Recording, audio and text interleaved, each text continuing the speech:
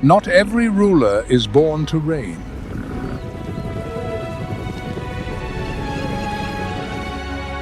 Many must fight simply to be recognized.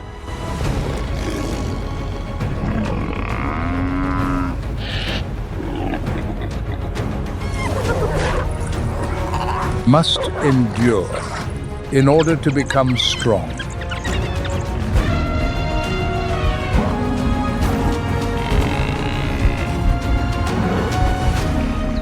And must conquer the fear within themselves before they can conquer anything else.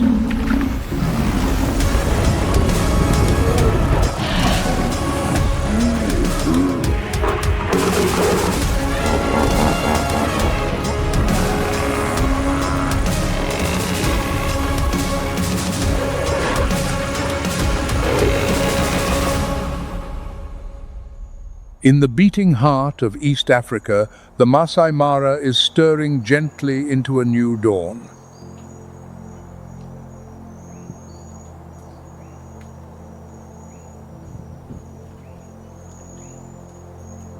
This is a land of horizons that stretch beyond imagination, where golden grasses bow to nothing but the wind.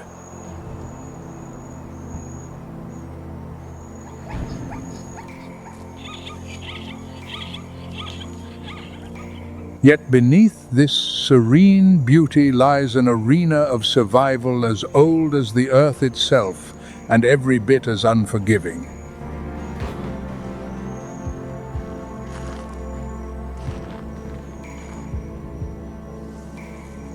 Here, there are only two roles to play: those who must hunt to live, and those who must run to survive.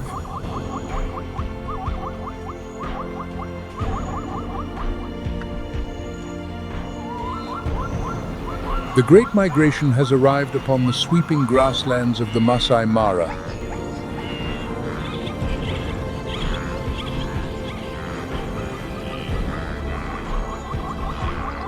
Hundreds of thousands of wildebeest and zebra now flood across this boundless plain. The thunder of their hooves rolls across the earth like a war drum that never falls silent.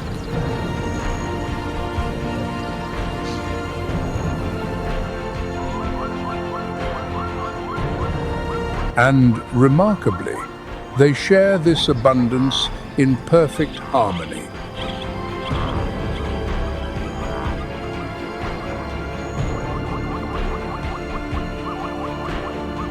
Zebra, with their powerful jaws, crop the tough, dry tops of the grass, clearing the way for wildebeest to feast on the tender young shoots beneath.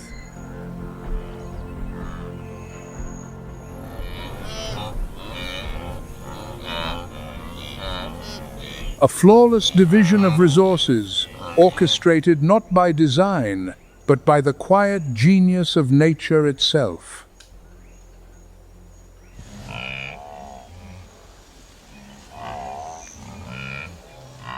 But such abundance never goes unnoticed.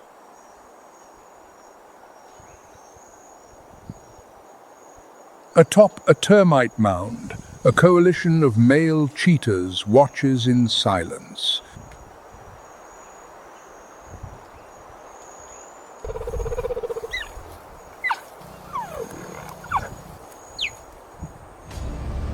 Their alliance grants them something a solitary cheetah could never attempt: the ambition to bring down a full-grown wildebeest.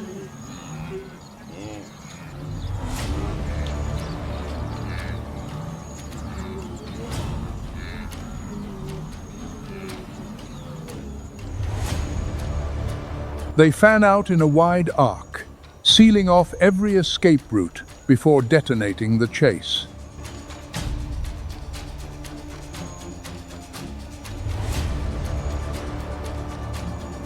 In the blink of an eye, these biological machines erupt to speeds exceeding 60 miles per hour.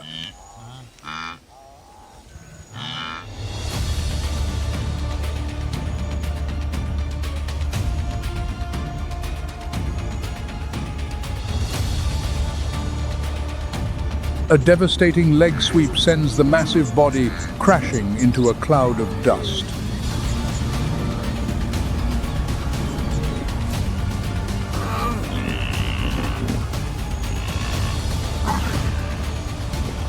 Instantly, the others converge, clamping down on the throat of their prey.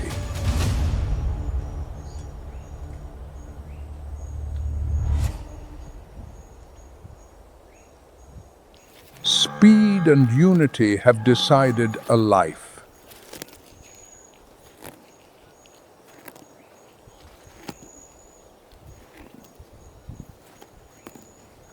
But on this savannah, the true masters of the art of war wear a different face entirely.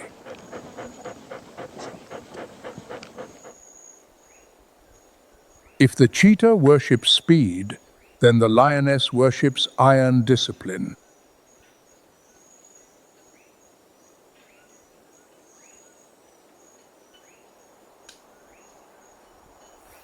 Amber shadows melt into the dry grass, utterly invisible.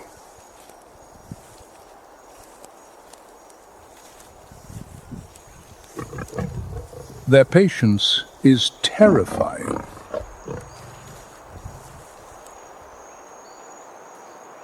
A flawless encirclement takes shape around a herd of zebra, angles measured, distances closed, positions locked.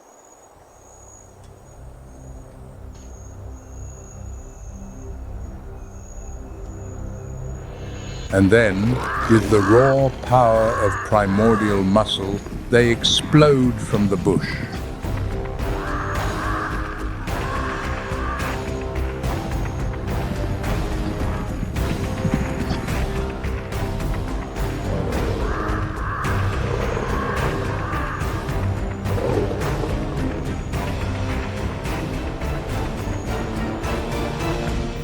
Tonight's meal is the product of a collective strategy that leaves no margin for error.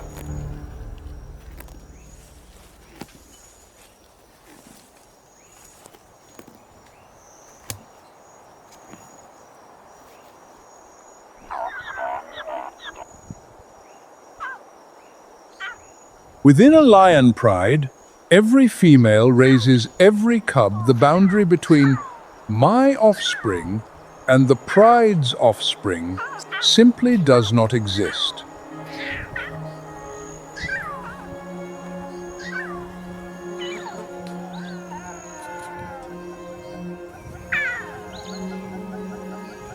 They press their noses together after each night's hunt, a ritual so gentle it seems almost impossible among apex predators of this caliber.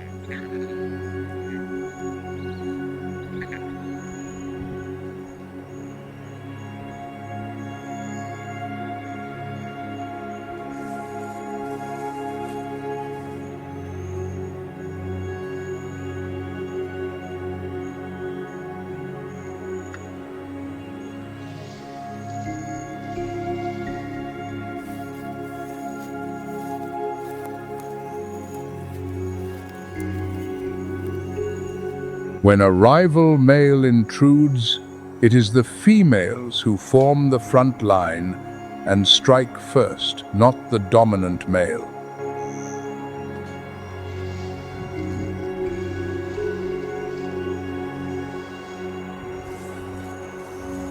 Each lioness knows her exact position in the formation, because on the savannah, discipline is not merely an advantage. It is survival itself.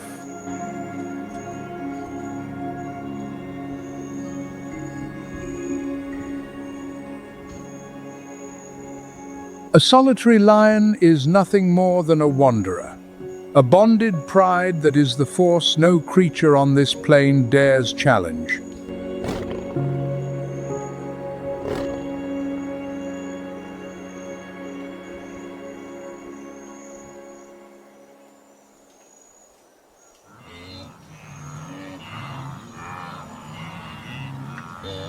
To reach fresh pastures, the wildebeest must now face the greatest trial of their lives.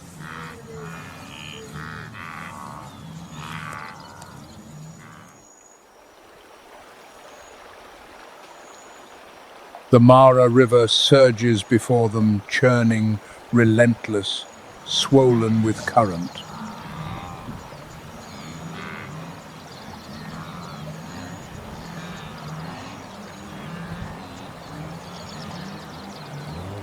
Tens of thousands crowd along the crumbling cliff edge.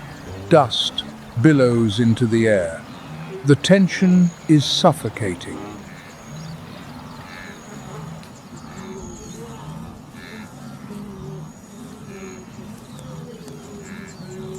Their desperate calls echo across the water, each one a plea for courage.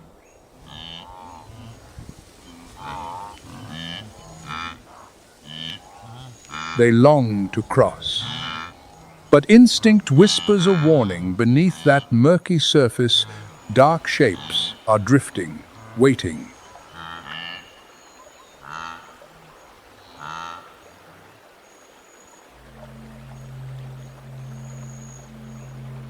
At a shallower bend nearby, a bloat of hippopotami lies submerged, cooling themselves beneath the searing African sun.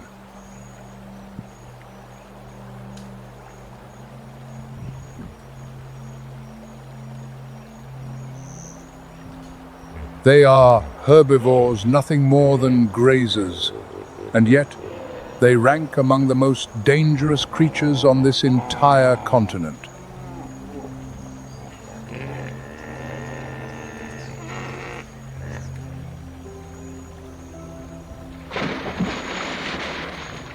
A colossal bull suddenly gapes wide, bearing a set of tusks that could crush bone like kindling.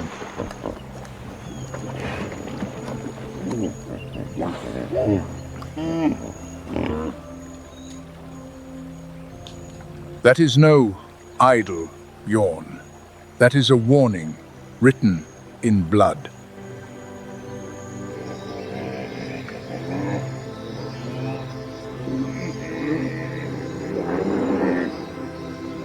He is making it unmistakably clear.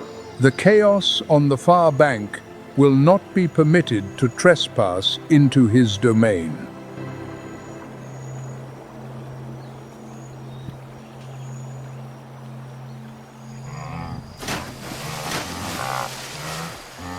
And then the breaking point arrives.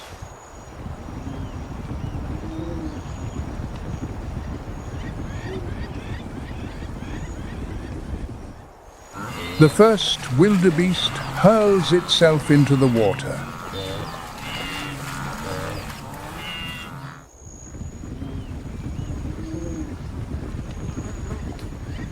Instantly, thousands follow in a desperate cascade, creating a spectacle of chaos on a scale that defies belief.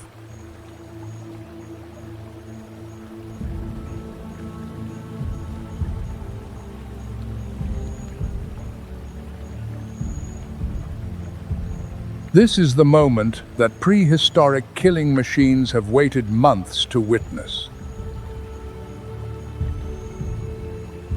Nile crocodiles, some measuring over 16 feet in length, glide silently toward the thrashing crowd.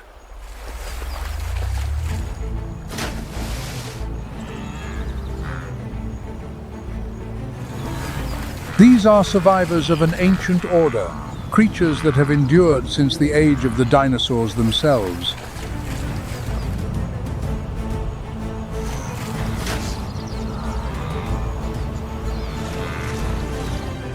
Their ambush technique is without flaw.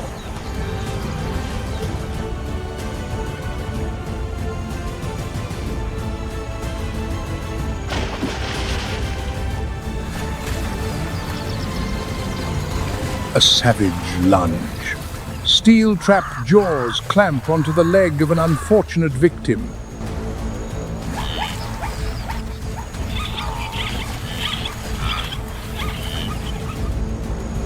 The crocodile drags the full weight of its massive body downward, pulling the wildebeest beneath the surface.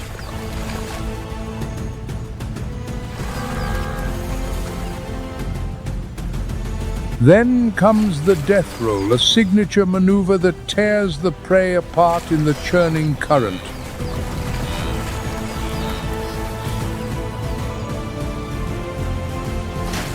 The Mara River runs thick now with mud, with dust, with blood.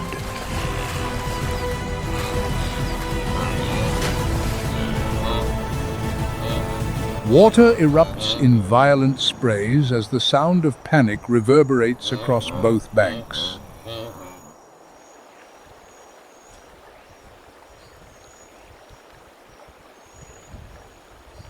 This is the cruelest crescendo of life itself, where the death of one creature is the continuation of another.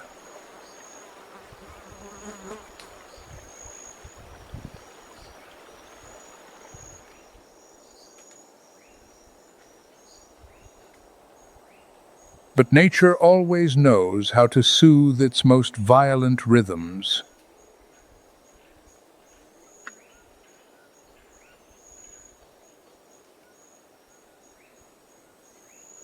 Following the waters that flow from the Mara into the distant lowlands, we can leave this turmoil behind.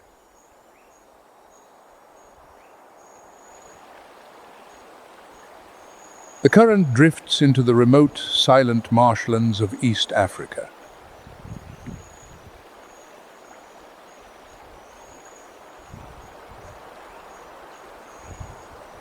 In this waterlogged kingdom, the pulse of life slows almost to a standstill.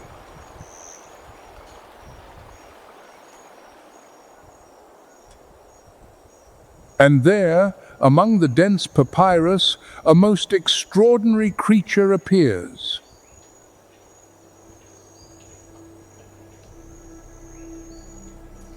The shoebill bearing the unmistakable silhouette of its dinosaur ancestors.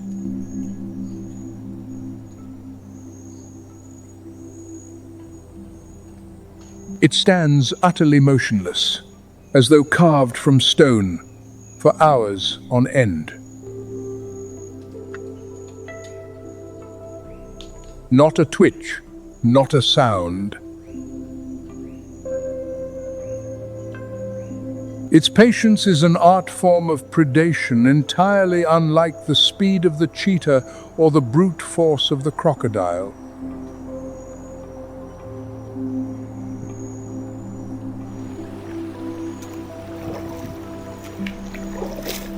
Beneath the opaque water, a small fish drifts unwittingly into range.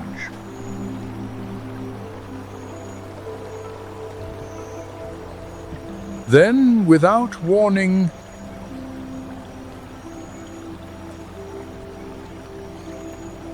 that enormous shoe-shaped bill strikes the surface like a thunderbolt.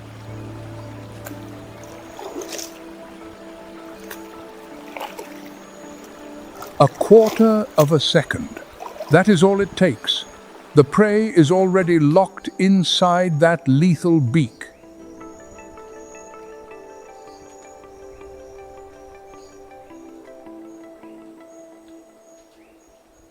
Back on the banks of the Mara, the chaos is subsiding.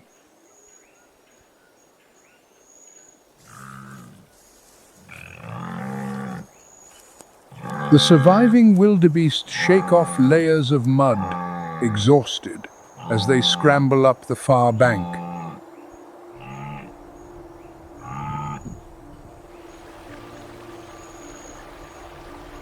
Crocodiles and lionesses alike lie sated now, basking in the brilliant African sun.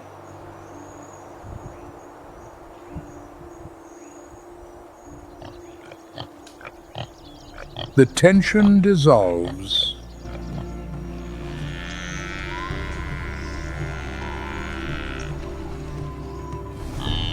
The losses have been left behind on the other side of the river, yielding to a will to survive that nothing can extinguish.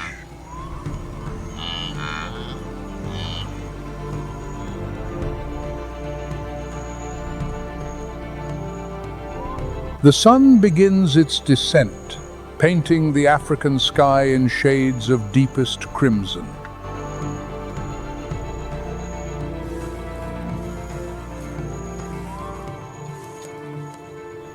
The cycle of life and death on the Maasai Mara may be savage, but it is always warmed by the radiant light of the sun.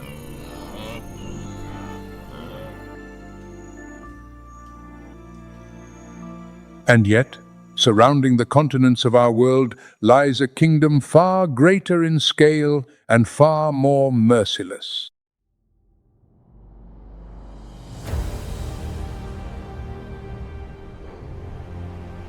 A realm where the raw, elemental power of water dictates every boundary of existence.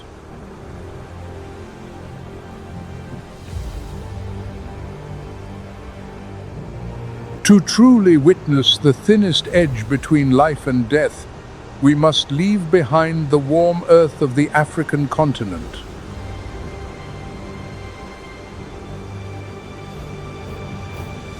Come with us now into the cold, the dark, and the utterly unforgiving depths of the brutal Pacific.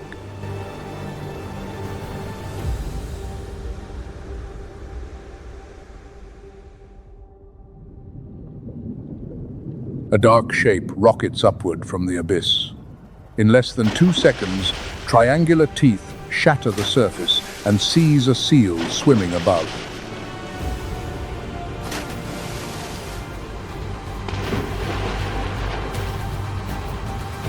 The breach of a great white shark, violent, precise, merciless. This is not an action sequence from a film. This is breakfast.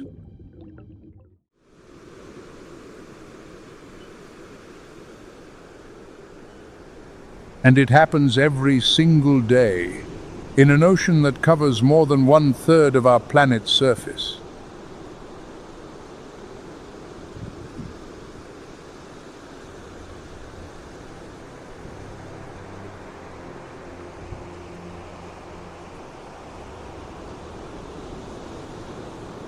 The Pacific Ocean. 64 million square miles of water stretching from the Arctic to the Antarctic, from Asia to the Americas, larger than the total landmass of the entire globe combined.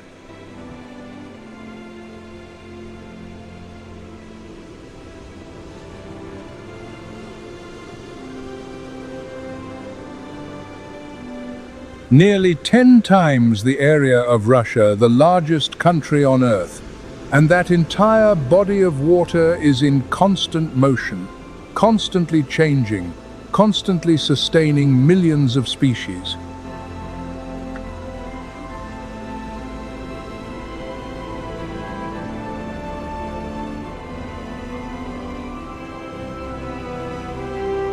Ferdinand Magellan named it Pacific, peaceful, when he crossed it in 1520. But the name is a grand deception.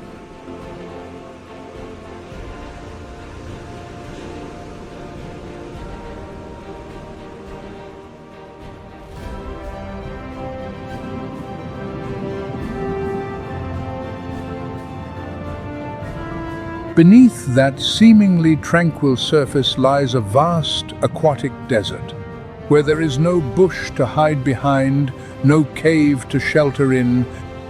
Every creature must move without ceasing, hunt without rest, flee without pause.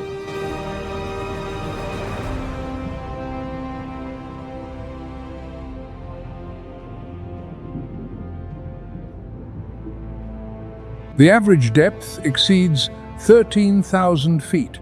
The deepest point, the Mariana Trench, plunges to nearly 36,000 feet, a place sunlight has never reached.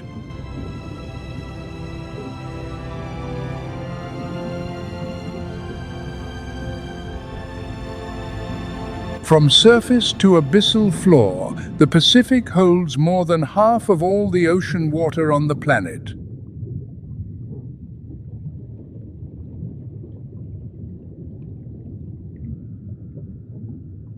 A three-dimensional world with no walls, no fences, and nowhere that is truly safe. Every species is simultaneously predator and prey.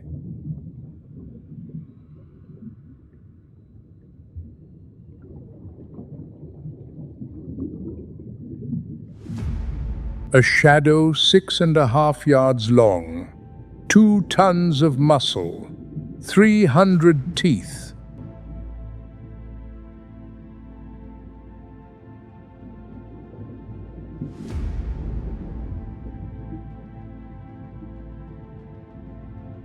The great white shark.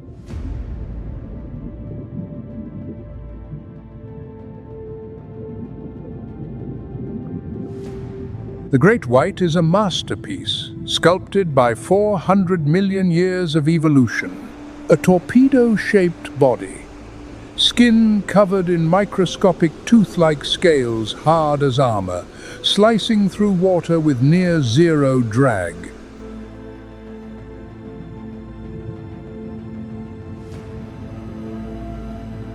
Dark grey above, pure white below, a flawless camouflage system known as counter-shading.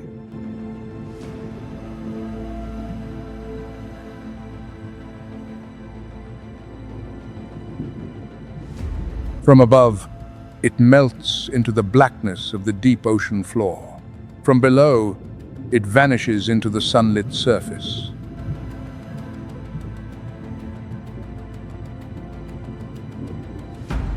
The prey never sees it coming.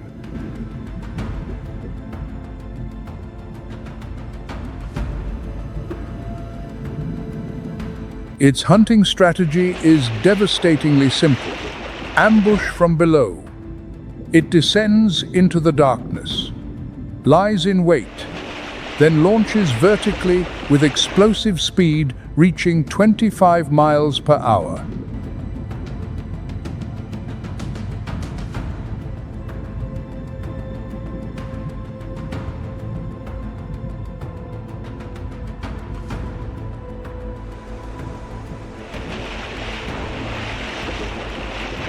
The force of the breach is so immense that the entire 2-ton body clears the surface, a terrifying aerial assault that leaves a seal with virtually no time to react. That moment, from the instant the shark leaves the deep to the instant the jaws snap shut, unfolds in less than 1 second, faster than the prey's own reflexes.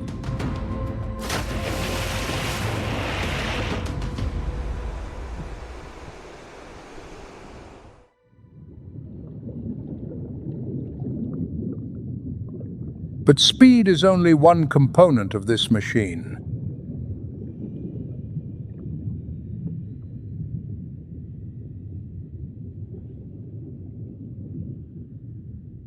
Along the snout of the great white, thousands of tiny pores house sensory organs called the ampullae of Lorenzini, capable of detecting electrical impulses as faint as 1/1000th of a volt, generated by the muscles of nearby prey.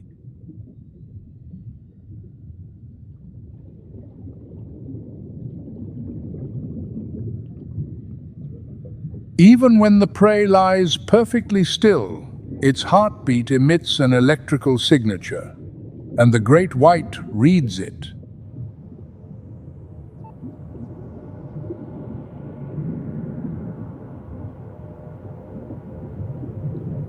Vision, hearing, electroreception, touch. The great white shark is a complete early warning system honed by 400 million years of evolution.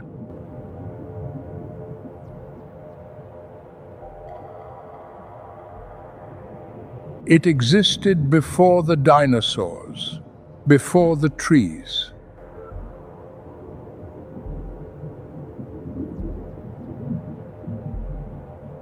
Its auditory system detects low-frequency vibrations from over a mile away.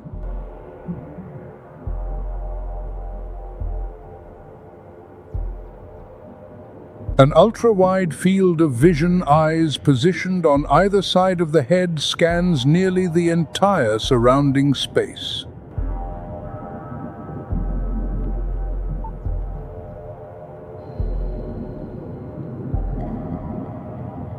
Its teeth, roughly 300 active at any given time, arranged in 5 to 7 rows, are serrated triangular blades.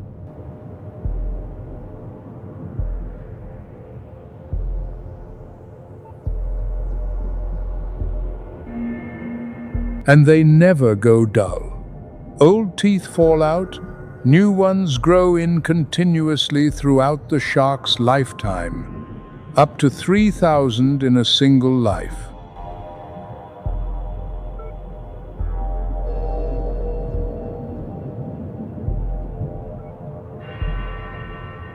With large prey such as elephant seals or sea turtles, the great white does not bite to kill immediately.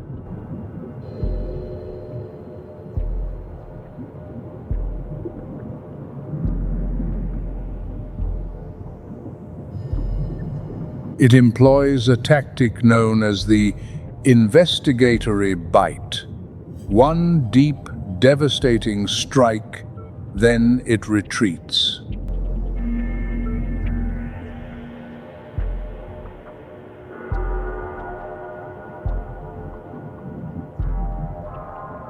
It waits for the victim to bleed, to weaken.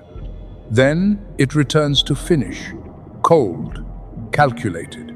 No energy wasted.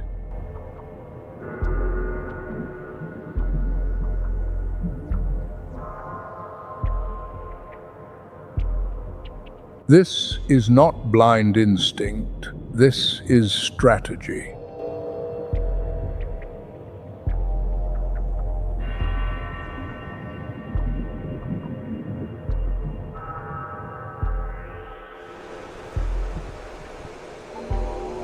Off the coast of Guadalupe Island, Mexico, researchers have observed great whites returning to the same hunting grounds year after year, evidence of a remarkable spatial memory.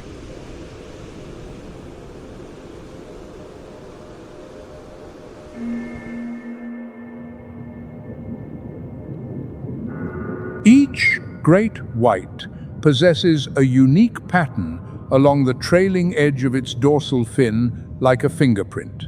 This allows scientists to identify and track individual sharks across decades.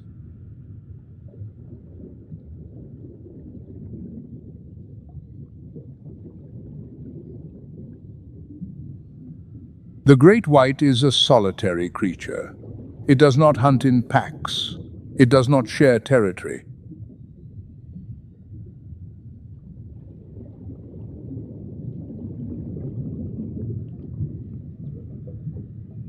The world of the great white is one of calculated solitude. No allies, no family, only itself and the sea.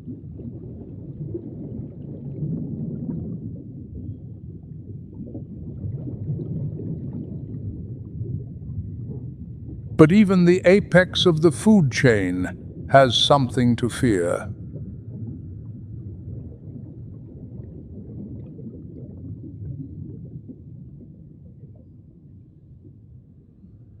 The orca, the killer whale, when orcas appear, great whites vanish. Not a tactical retreat, a flight.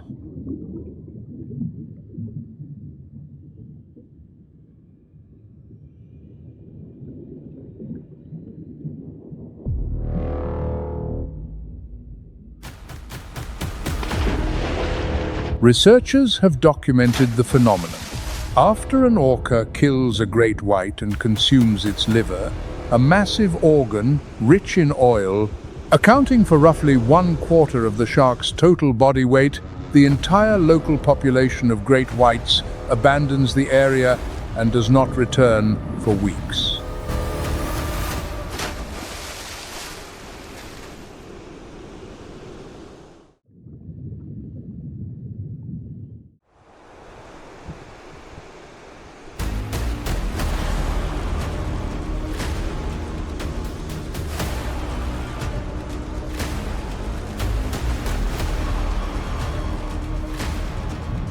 The creature that sows terror, it turns out, knows terror itself.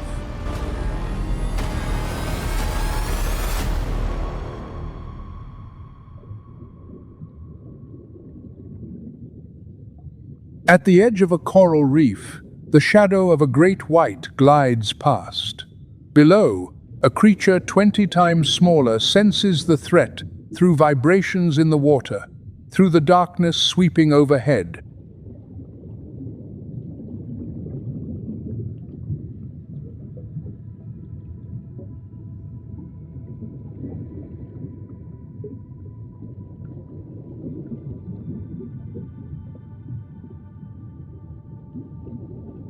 A hawksbill turtle stops feeding and begins to flee.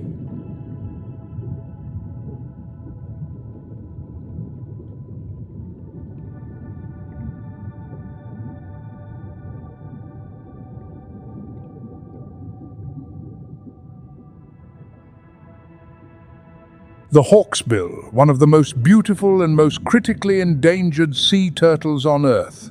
IUCN classification: critically endangered.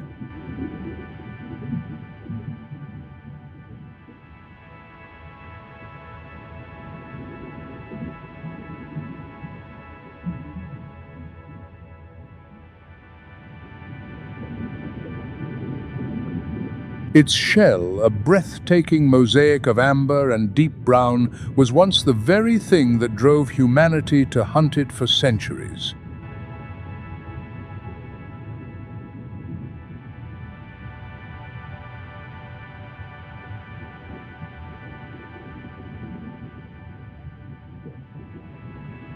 A mature adult weighs roughly 175 pounds, with a shell measuring 26 to 37 inches in length.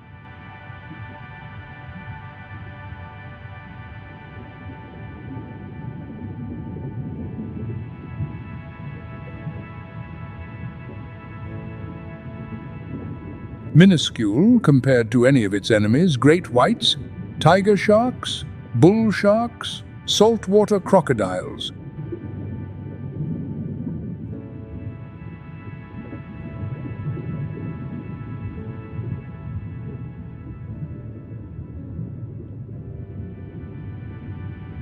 But it possesses something its predators do not: the ability to thread through crevices in the reef that no large creature can follow.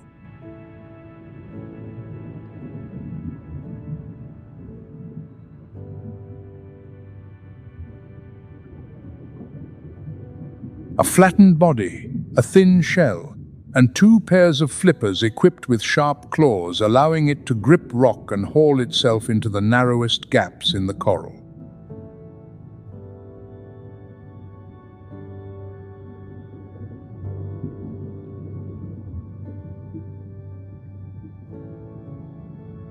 The hawksbill also plays a vital ecological role.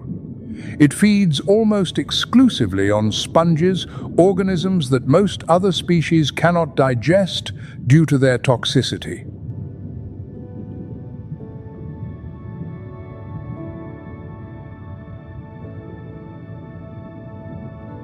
By controlling sponge populations, the hawksbill helps maintain the health of the coral reef. If sponges proliferate unchecked, they smother the coral, killing the entire ecosystem.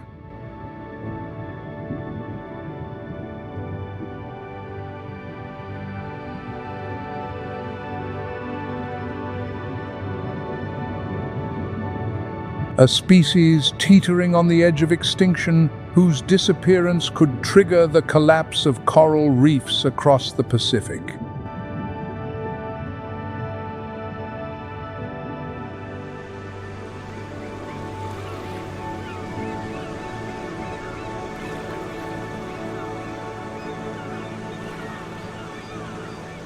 And there is one particularly extraordinary detail. The sex of hatchlings is determined entirely by the temperature of the sand in which the eggs incubate.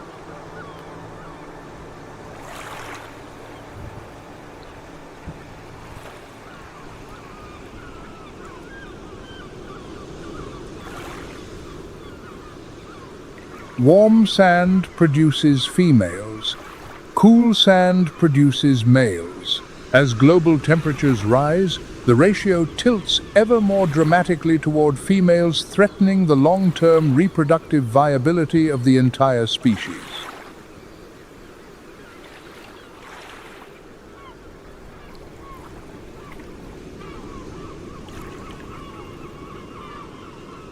When nesting season arrives, the gauntlet becomes longer than ever.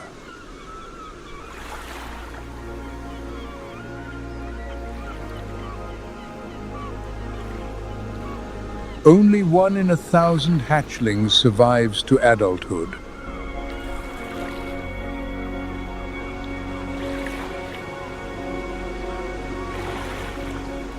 One in 1,000.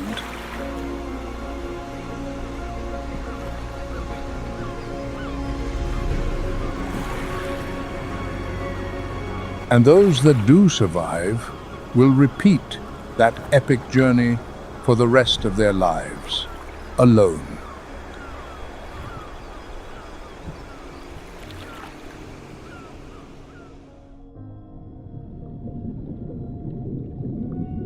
But not every species in the Pacific fights alone.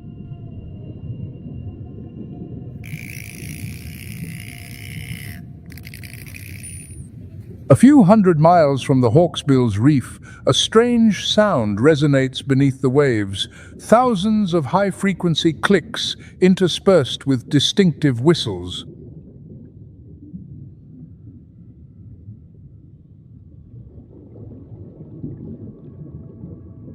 A pod of bottlenose dolphins is assembling, and they are not fleeing, they are preparing for battle.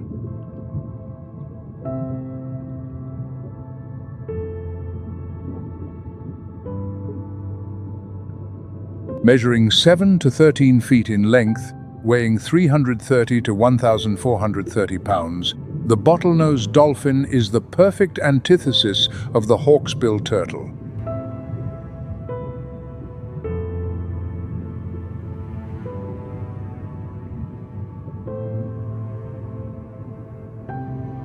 Where the hawksbill is solitary, dolphins live in groups from a few dozen to several thousand individuals. Where the hawksbill flees, the dolphin stands and fights.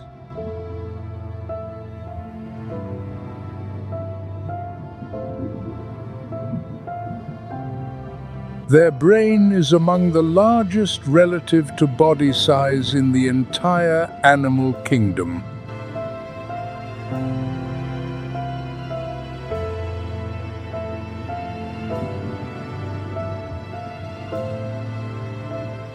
And that brain is equipped with echolocation from the melon on the forehead. The dolphin emits high-frequency clicks. Sound waves fire outward, bounce off objects, return through the lower jaw, and assemble into a three-dimensional acoustic map.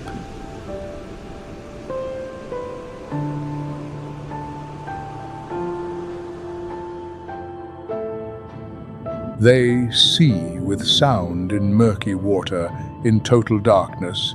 Echolocation never fails.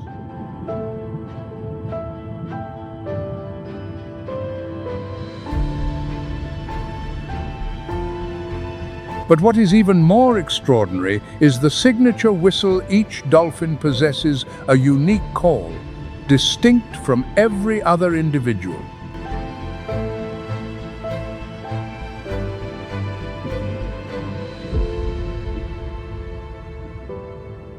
It is their name.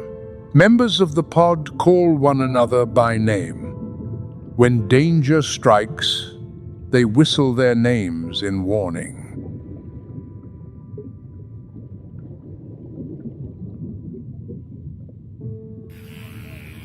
A society with language, with individual identity, with collective tactics.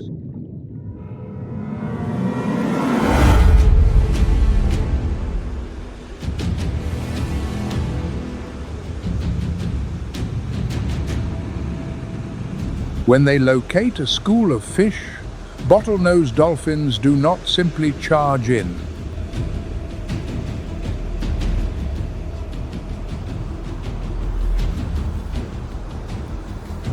They take turns, each dolphin surging forward, using its powerful tail fluke to stun the fish before swallowing them whole.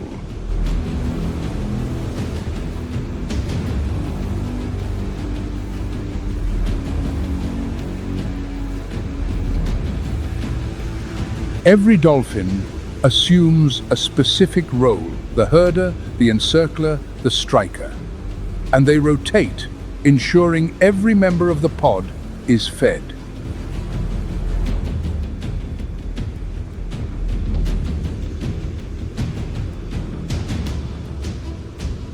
A complete military strategy executed by creatures with no hands, no weapons, only intelligence and mutual trust.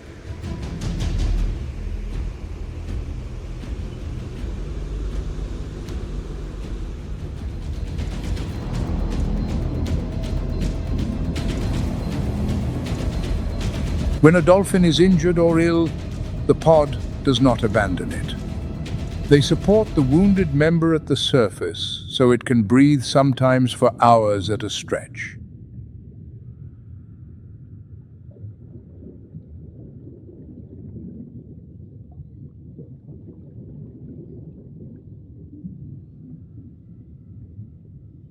In certain populations in Shark Bay, Australia, dolphins wrap their snouts in sea sponges when probing the sandy seabed for fish, a tool-use behavior passed down from mother to offspring across generations.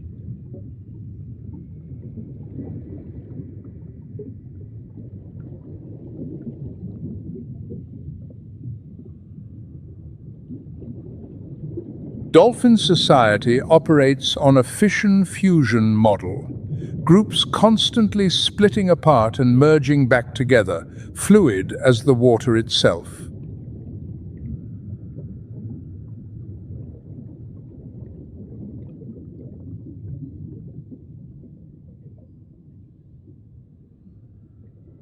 There is no fixed territory. When food is plentiful, groups merge into superpods. When food grows scarce, they break into smaller units to reduce competition.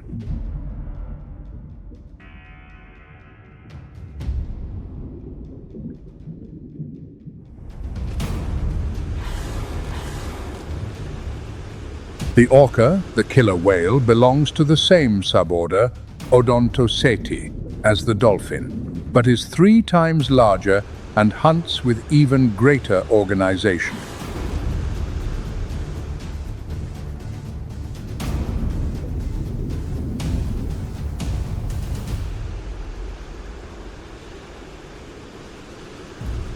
When orcas appear, bottlenose dolphins close ranks, form a defensive formation, and if possible, flee.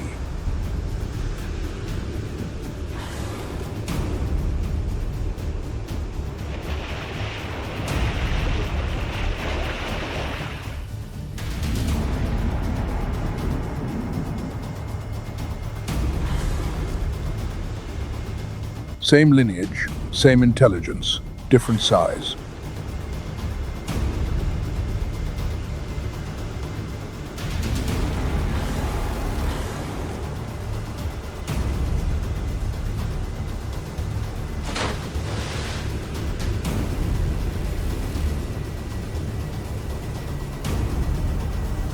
And in the ocean, size is still the ultimate currency.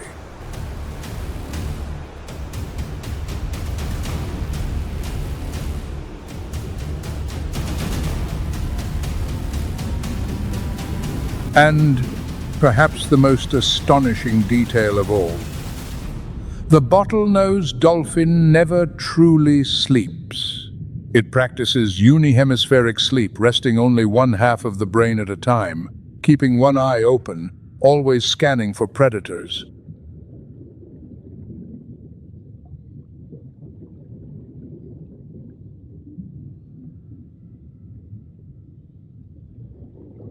A creature that is never fully off guard, because in this ocean, closing both eyes may be the last thing you ever do.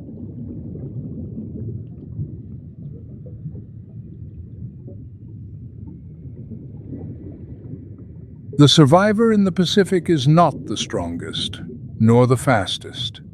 It is the one that cooperates best.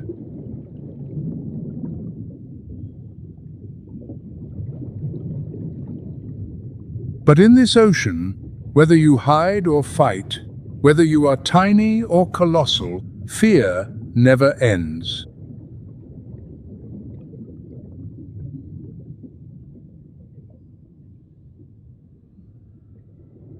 Because even the giant creatures weighing tons, stretching yards upon yards, must be afraid.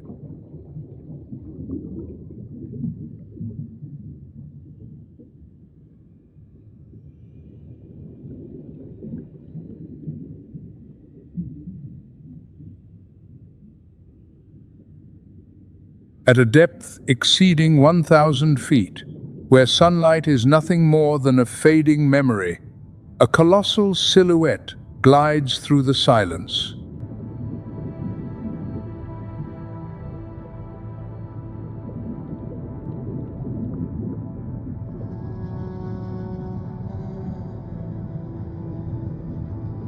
Two wings spanning 23 to 30 feet wider than the wingspan of any bird alive.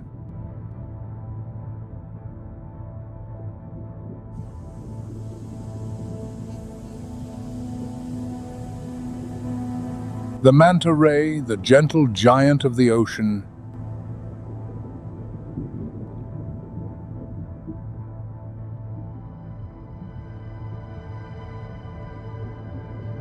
weighing over 2 tons, it is one of the largest fish on the planet.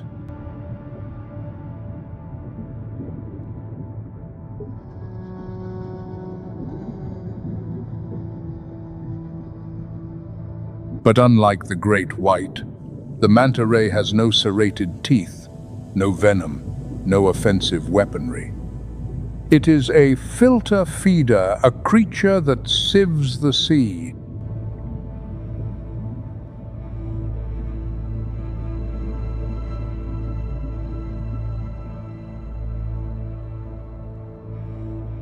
It possesses the largest brain of any cold-blooded fish, a brain-to-body ratio that dwarfs those of all sharks, tuna, and swordfish.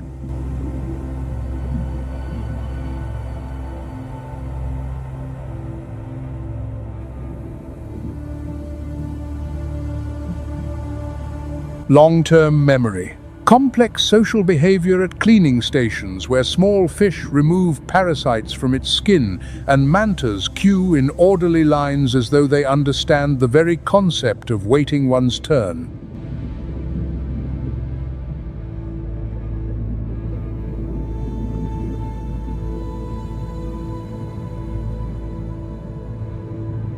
Some studies suggest that the manta ray may recognize its own reflection, a cognitive feat so rare it is shared only by great apes, dolphins, and elephants.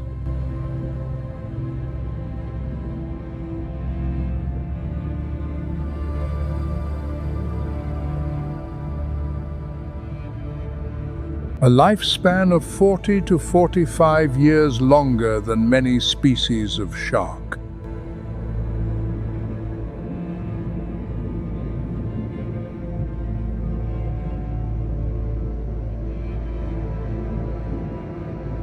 When feeding, the manta performs a barrel roll, spinning continuously through the water column to maximize the volume of plankton filtered through its gaping mouth.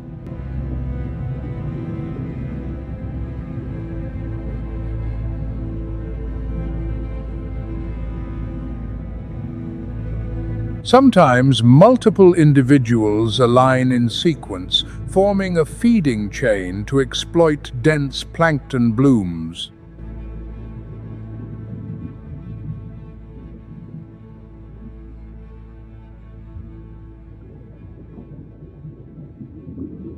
The currents generated by those enormous wings are powerful enough to sweep along small fish, shrimp, and even divers who venture too close.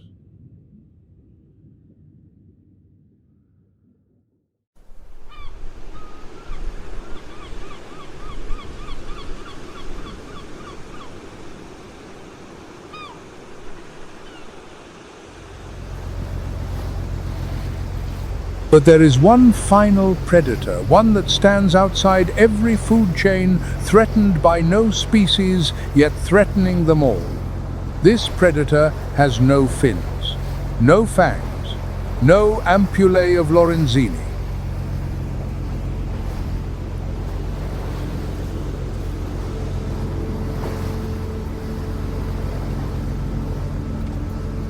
The ultimate predator is us.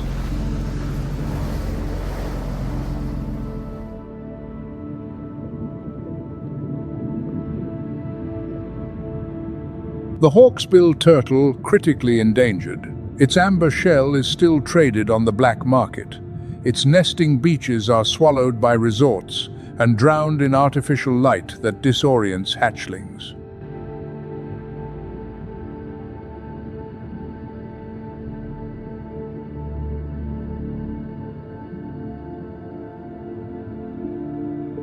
The bottlenose dolphin, thousands perish each year as bycatch, entangled in trawling nets, accidental deaths that no species has evolved quickly enough to avoid.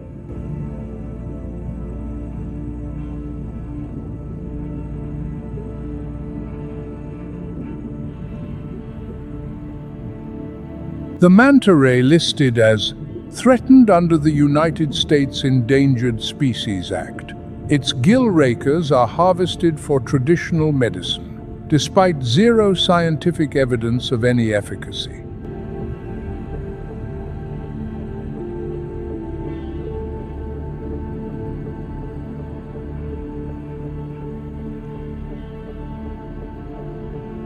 The great white shark, tens of millions killed every year, the vast majority for their fins alone. A single bowl of shark fin soup is erasing the apex predator of the ocean.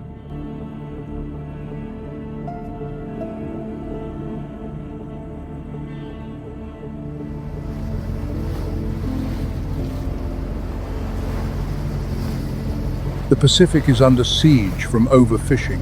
Fish stocks depleted faster than they can replenish. Millions of tons of plastic drift across the surface and sink to the seabed, infiltrating the food chain from plankton to whale.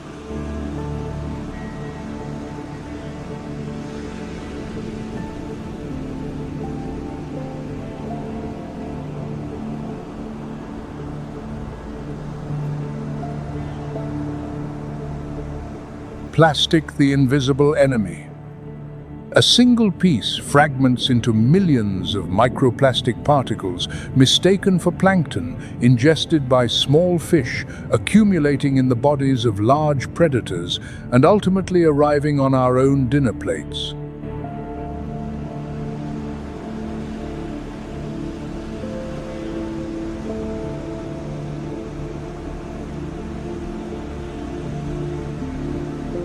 Climate change is not merely altering temperature, it is redirecting ocean currents, shifting where plankton congregates, redrawing the entire map of migration.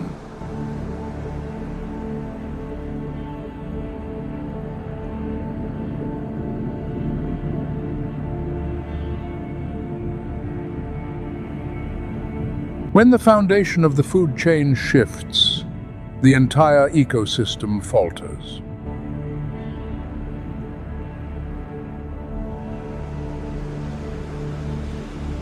Oil spills, ocean acidification.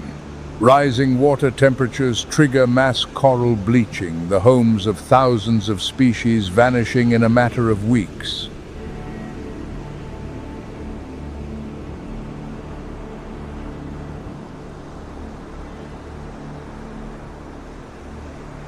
The ultimate predator has no fins, no teeth, yet its destructive power surpasses anything the ocean has witnessed in 300 million years.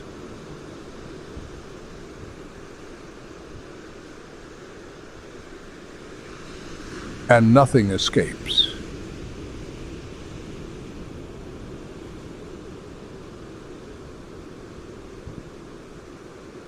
But the Pacific is also telling another story, one of recovery.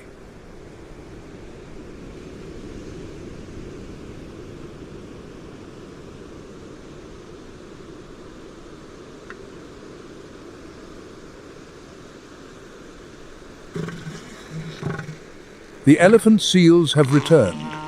Marine protected areas are expanding. In Raja Ampat, Indonesia, the beating heart of Pacific biodiversity, indigenous communities have established no fishing zones.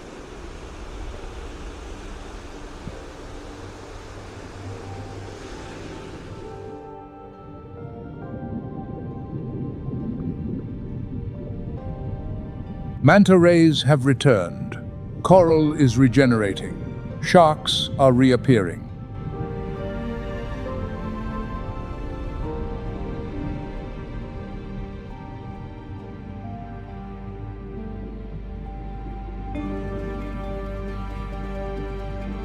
Living proof that when humanity becomes a guardian instead of a hunter, the ocean answers.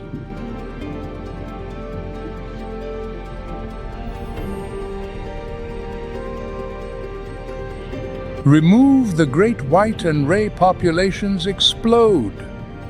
Rays devour the scallops. Fishermen lose their livelihoods. Every link removed from the chain triggers consequences no one can foresee.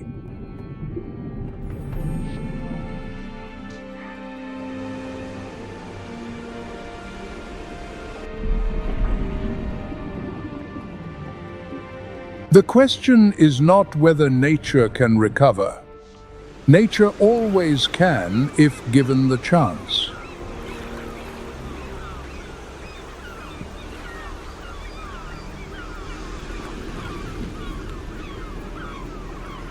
The question is whether we will give it that chance.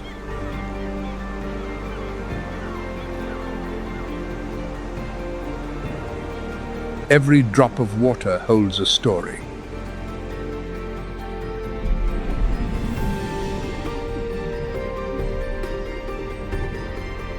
Every creature is a link, and the chain is only as strong as its weakest one.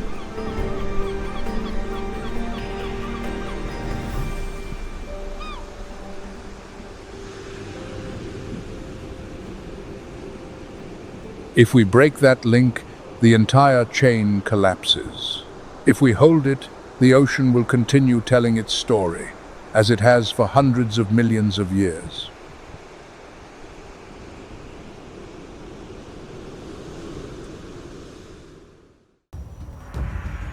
The Great Migration of the Serengeti is the largest overland march on Earth.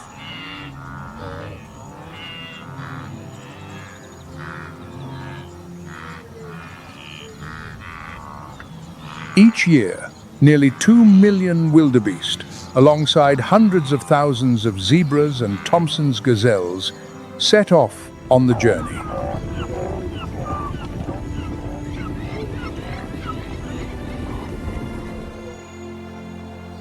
And roughly 250,000 of them will never return.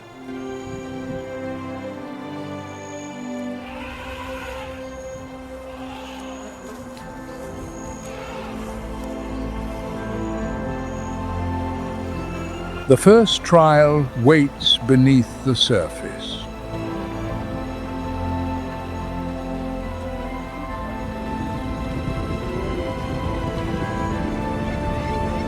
The Mara River. Its murky waters churn between sheer earthen banks, carving through the Savannah like a scar that never heals.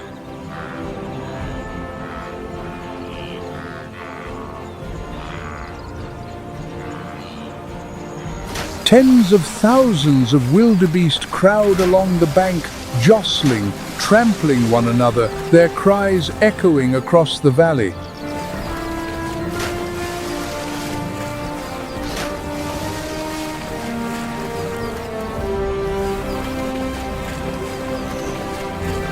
They know they must cross. They also know something is waiting below.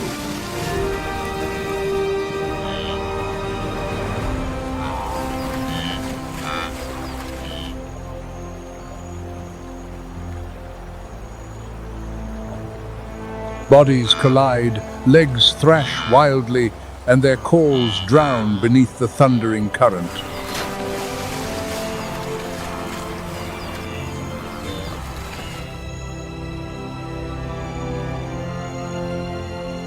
The weakest are pushed under, swallowed before they can swim a single stroke.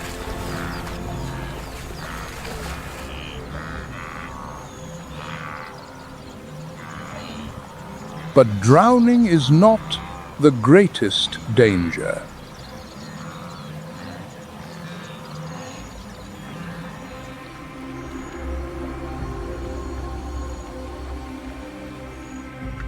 Beneath the surface, amber eyes have been open for a long time.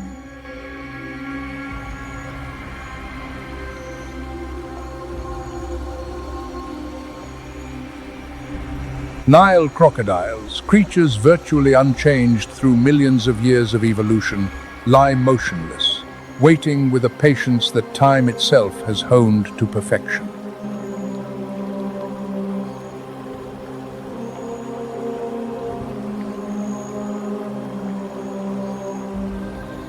A heart rate of just 2 to 3 beats per minute, energy expenditure close to zero.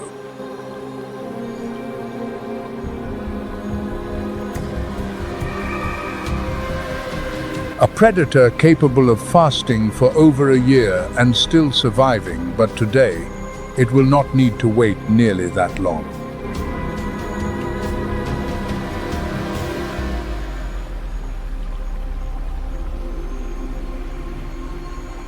A specialized palatal valve allows the crocodile to open its jaws underwater without inhaling a single drop, an evolutionary design that modern engineering still marvels at.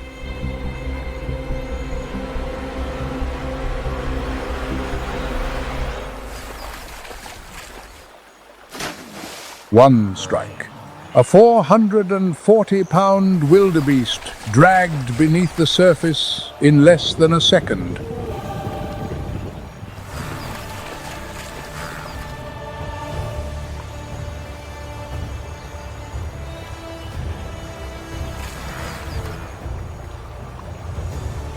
No cry, only bubbles.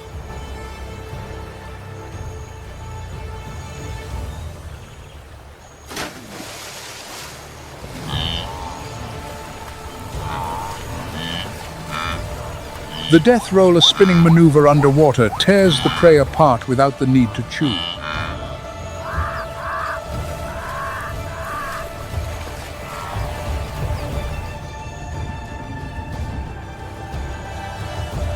A lethal instrument forged by hundreds of millions of years of natural selection.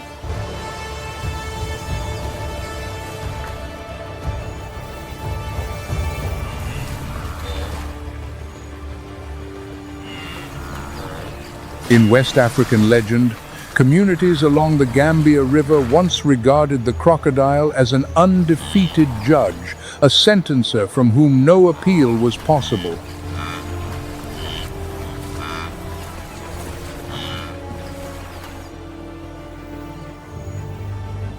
Watching the scene before us, it is not hard to understand why that story was born.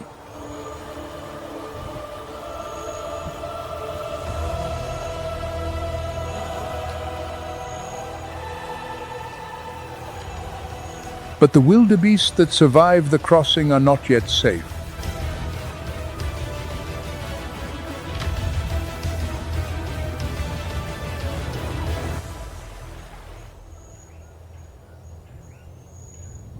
On the opposite bank, another threat is waiting, quieter, more patient, and terrifying in an entirely different way.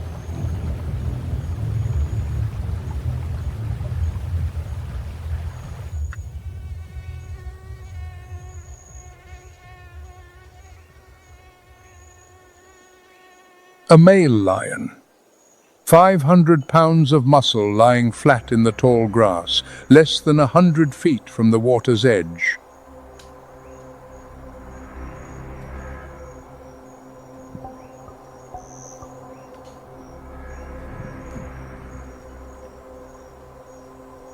His dark mane is nearly invisible in the lengthening shadows. Only those amber eyes, unblinking, track each wildebeest climbing up from the river.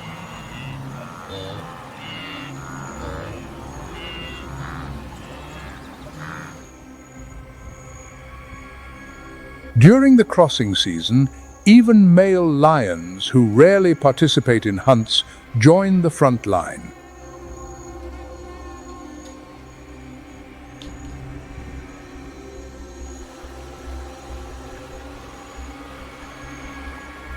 A massive supply of protein is walking directly into their territory, exhausted, drenched, and slow.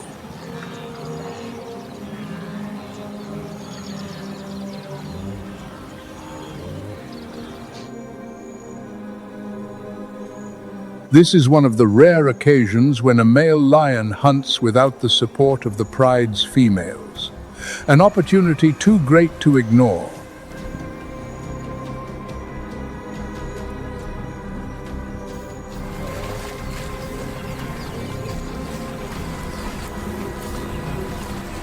The wildebeest haul themselves onto the bank, legs trembling, bodies soaked through. Cortisol levels in their blood have spiked. After the shock of the crossing, reflexes dulled, awareness fading.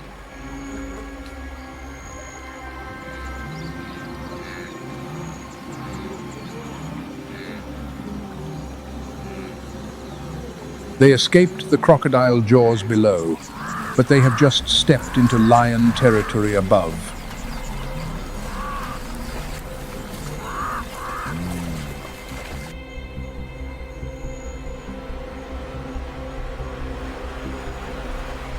This is the death triangle of the Mara River, waterbank grassland. 3 consecutive kill zones, and in each one, an apex predator stands ready.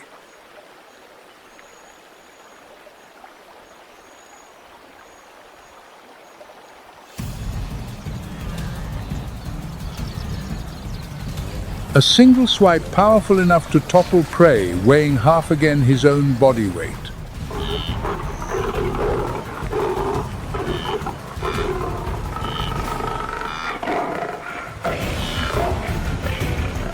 The wildebeest falls.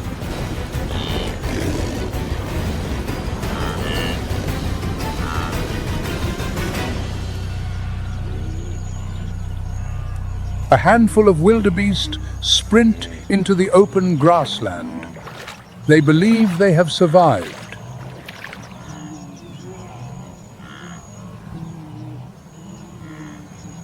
They are wrong.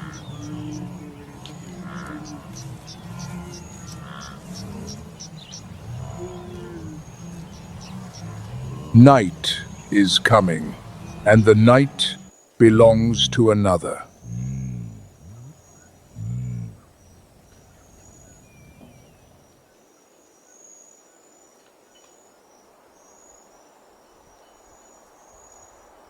As the last light fades over the Serengeti, a savage cackling rises from the distance.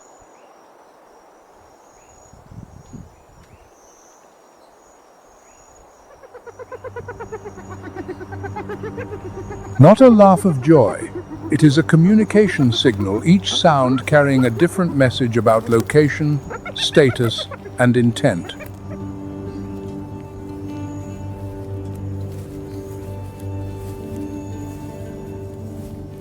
The spotted hyena, the most misunderstood creature in the wild, begins its shift.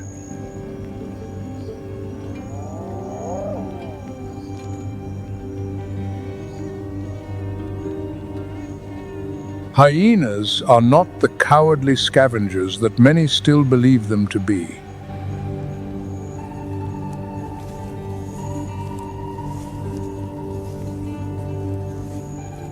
They are endurance hunters, capable of sustaining speeds of nearly 40 miles per hour through prolonged chases.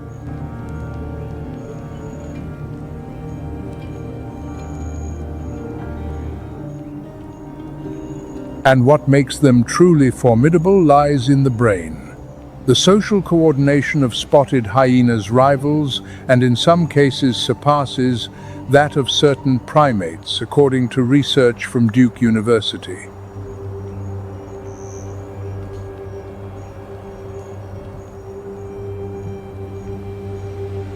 Hyena clans operate under female dominance.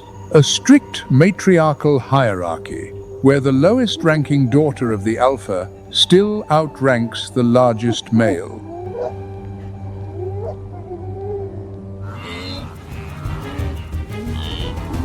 They encircle a group of wildebeest already spent from the day's river crossing.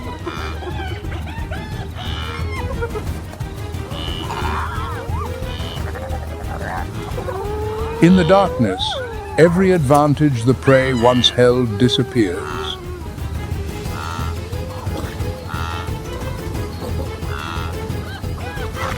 The hunt begins with a rallying whoop, the signal to coordinate.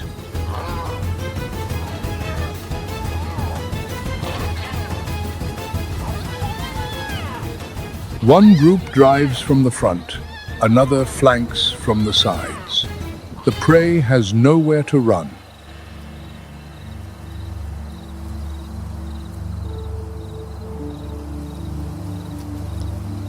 And when the meal is over, the hyena's stomach reveals a capability no other mammal can match.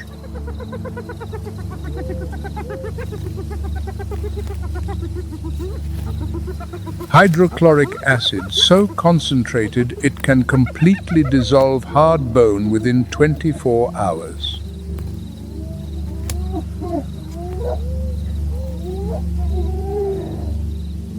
Horns, hooves, skulls, everything vanishes inside the hyena's gut. Nothing is wasted, nothing remains.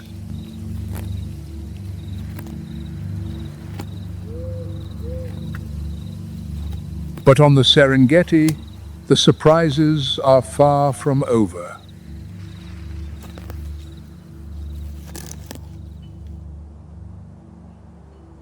As dawn breaks, along the fringe of the wildebeest herd, a low silhouette glides through the tall grass.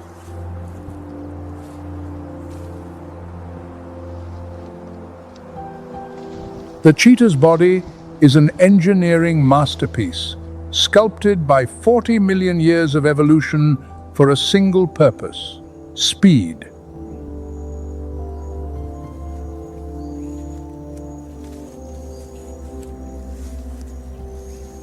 A flexible spine compresses and extends like a coiled spring, producing strides up to 23 feet in length.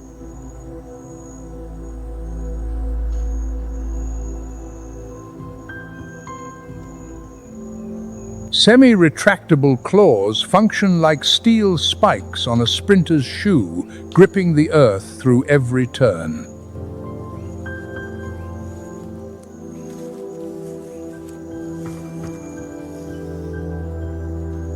And the long tail, a perfect aerodynamic counterbalance, stabilizes the entire body.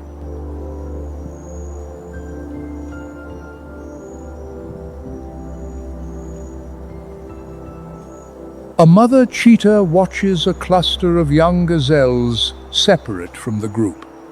Her 3 cubs wait in the brush, stomachs empty.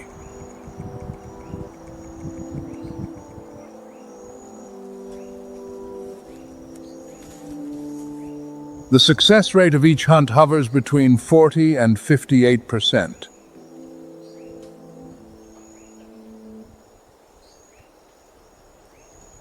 She must succeed, or her family will go hungry for another day.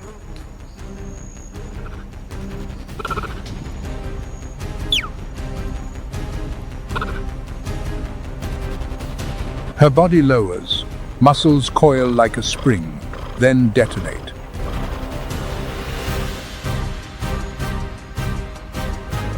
Three seconds. The chase begins and ends before the dust has time to settle.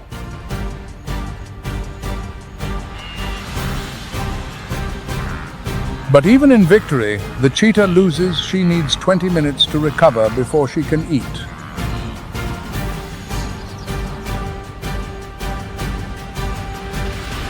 Core body temperature spikes to a dangerous threshold, and during those minutes of gasping breath, Any larger predator lion, hyena can steal the prize.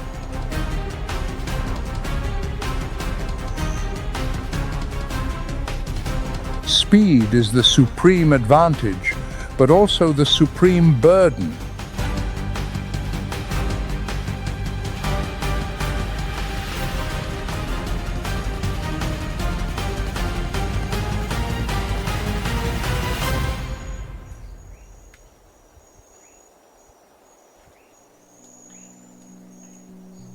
And so, along the Mara River, a single wildebeest must face 4 apex predators in the span of a single day.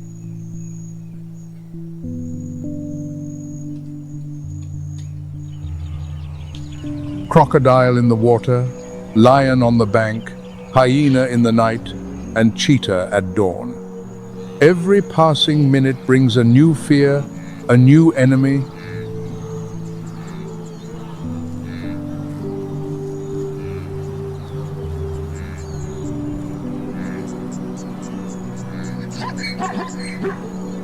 That is the nature of migration. The hooves must never stop, for to stop is to die.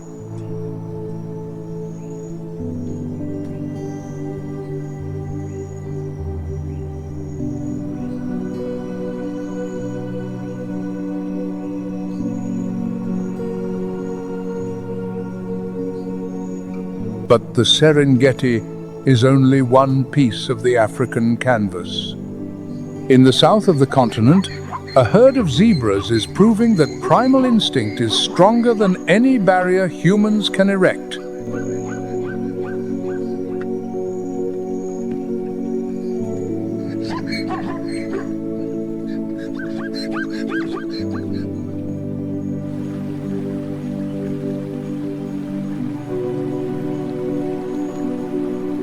In 2012, GPS tracking devices fitted to zebras confirmed what scientists had long suspected.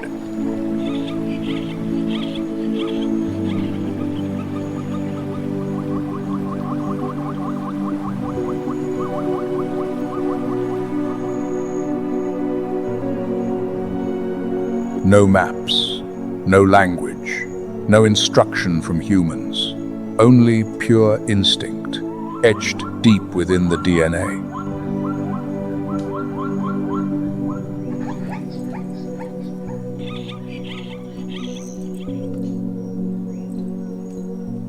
But veterinary fences erected by humans blocked this migration for decades.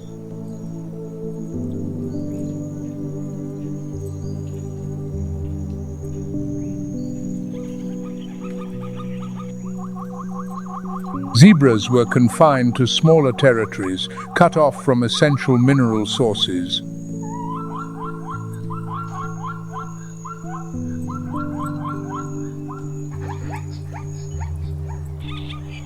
Thousands of zebras perished from malnutrition during drought years, not from predators, but from barbed wire.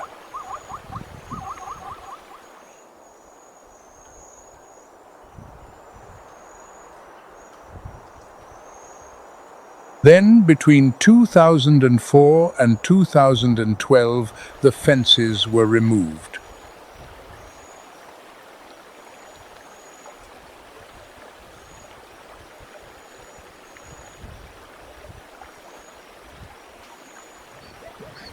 And something astonishing happened. Zebras resumed migrating in the very first season. An instinct dormant for decades awakened instantly, no learning, no guidance, no previous generation to lead the way.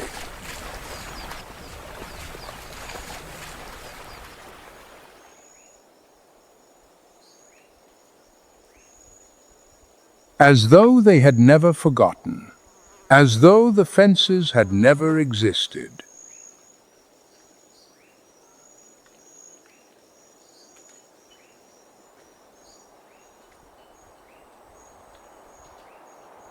But along this migration route, danger still lurks.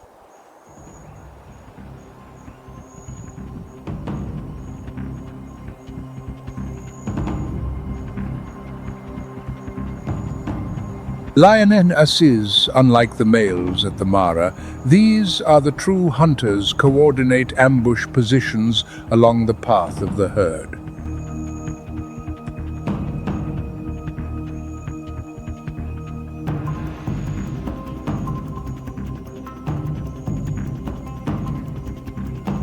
They know the routes. They know the water sources. They ambush at the very places where zebras are forced to stop.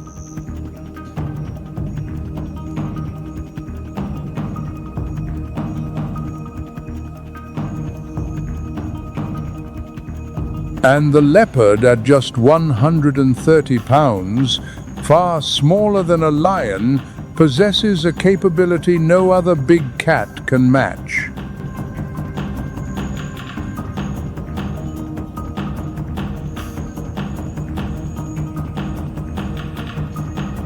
It can haul prey weighing 2 to 3 times its own body weight up into a tree.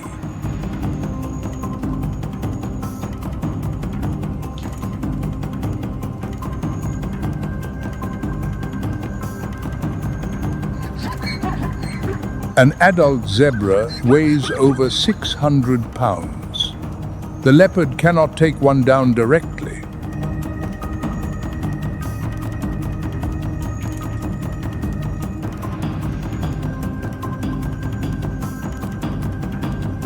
But young foals, injured stragglers, those separated from the herd, those are the targets.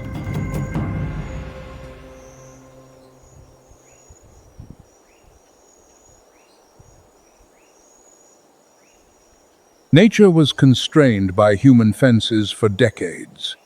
But the deepest biological code, the migratory instinct inscribed into every cell, remained intact.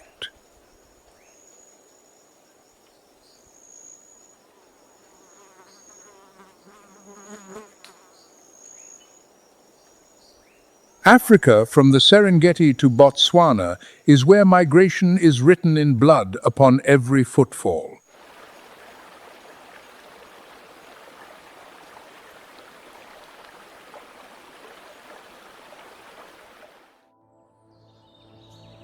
From the tropical forests of Central America to the wetlands of the Pantanal, one predator dominates every ecological tier on land, in water, and even on the beach.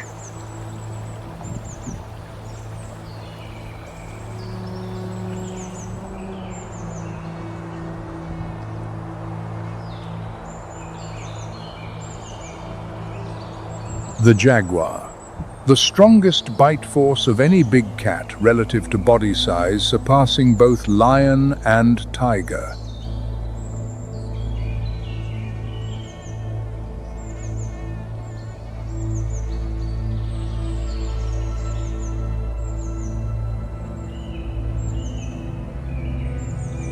Its lower jaw does not tear flesh in the conventional way. It crushes, driving straight through the skull of its prey.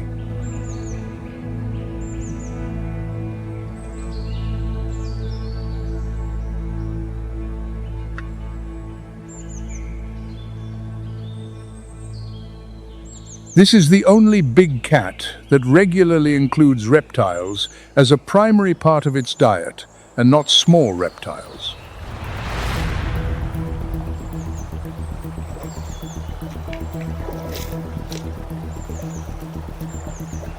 The wetland assassin.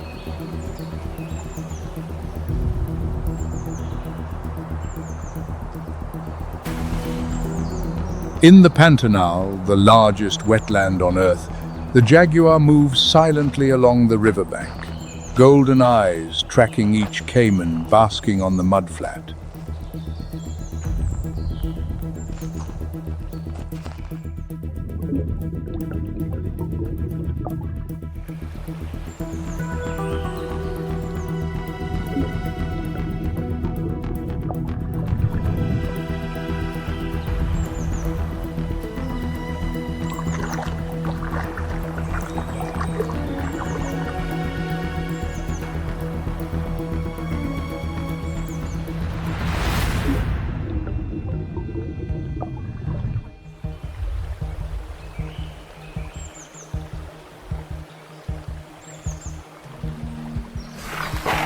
Then, in a single instant, one precise leap, jaws crushing through the caiman's skull before the prey can react.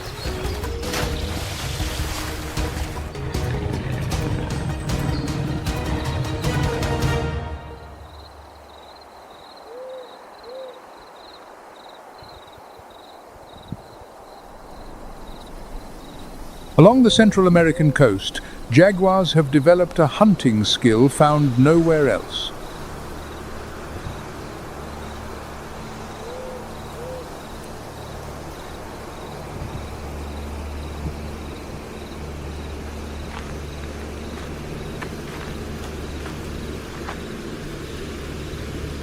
Harnessing the most powerful bite in the cat family, they can puncture through sea turtle shells right at the nesting beach.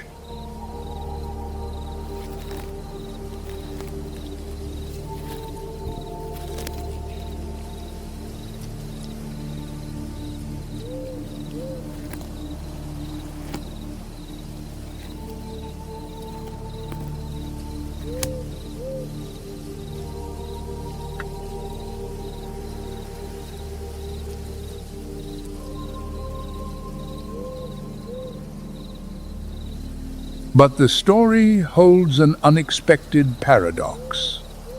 The presence of this killer, paradoxically, saves the turtles.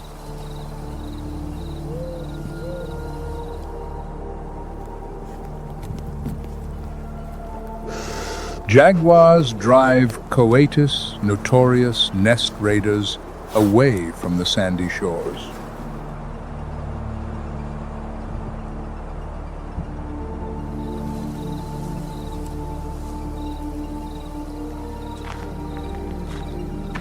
Fewer coatis means more nests survive.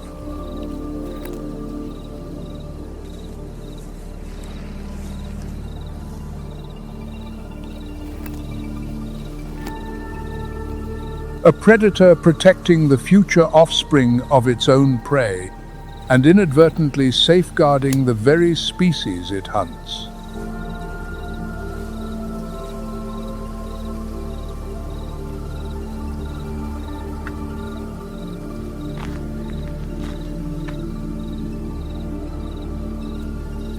This indirect equilibrium is something nature achieves far better than any conservation plan designed by humans.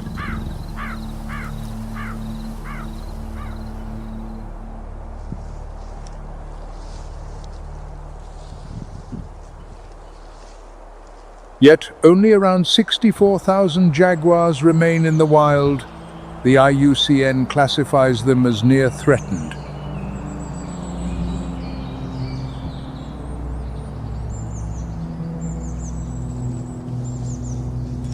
Habitat loss, vanishing wildlife corridors, dwindling prey. Every jaguar that disappears is an ecological link severed.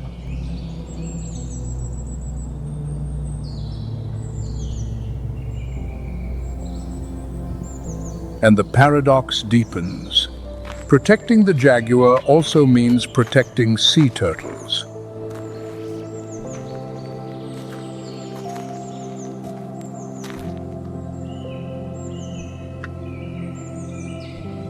Two species that seem like opposites are in fact bound together in an ecological dance that humans have only just begun to understand.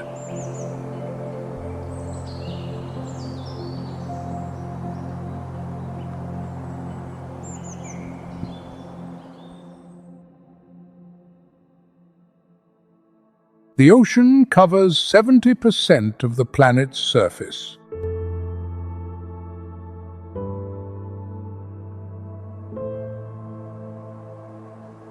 And within those deep blue waters, migration follows an entirely different set of rules.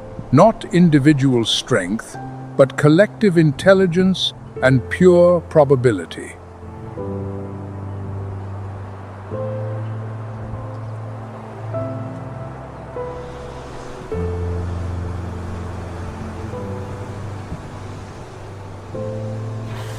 Killer whales, orcas, are not whales at all. They are the largest dolphins on Earth, and perhaps the most intelligent ocean predator the seas have ever witnessed.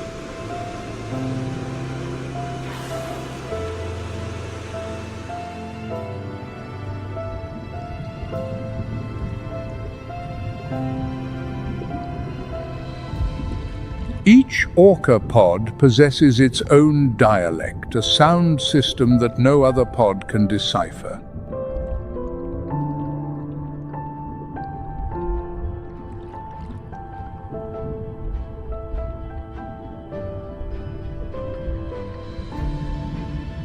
They pass hunting techniques down through generations, creating what scientists call culture, a concept once reserved solely for humans.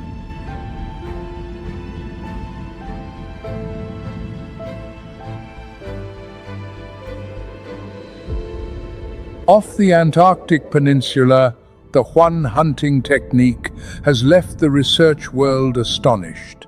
Wave washing.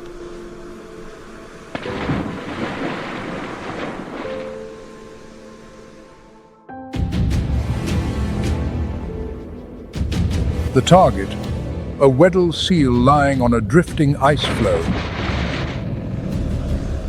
believing itself safe.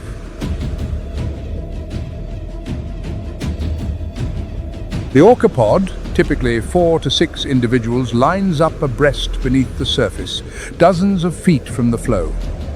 Then, in unison, they charge at full speed.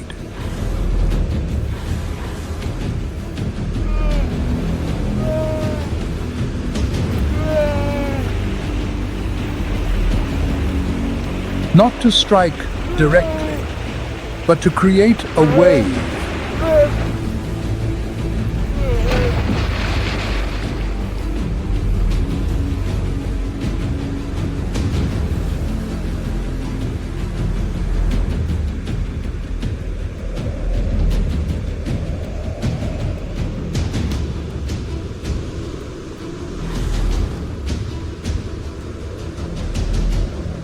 A massive wall of water crashes over the ice floe, tilting it, fracturing it, and sweeping the prey into the sea.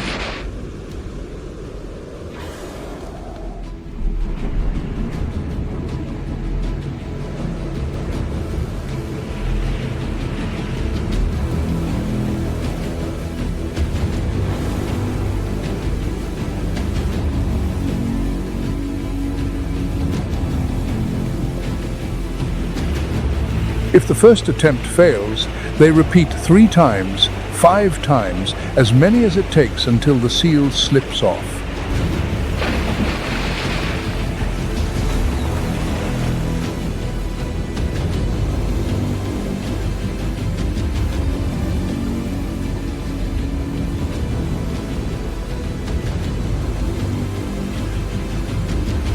This is not blind instinct.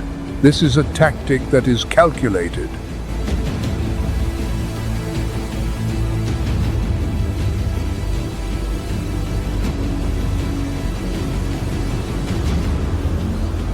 Young orcas follow their mothers and aunts within the pod, observing hundreds of attempts before executing one themselves, a learning process that spans years.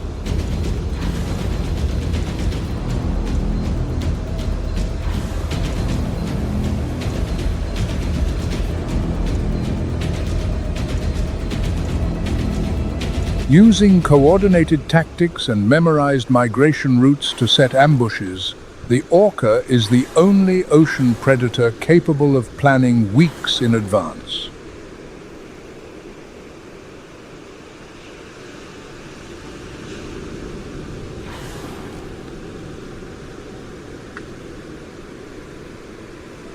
But wave washing is just one weapon in the orca's tactical arsenal.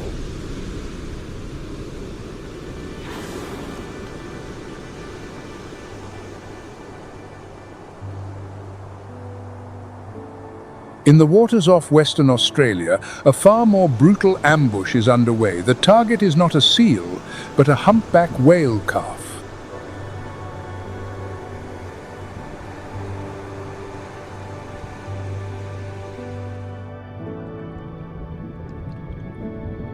During migration season, humpback mothers guide their newborns from warm tropical waters back toward the southern feeding grounds.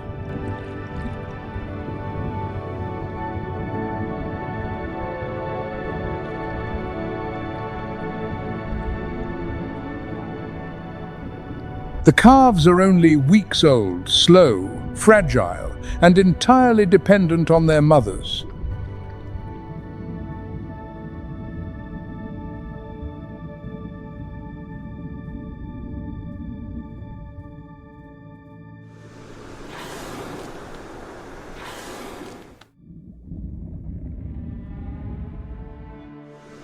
The orca pod knows this. They memorize migration routes and stage ambushes at the very points where whale mothers are forced to pass.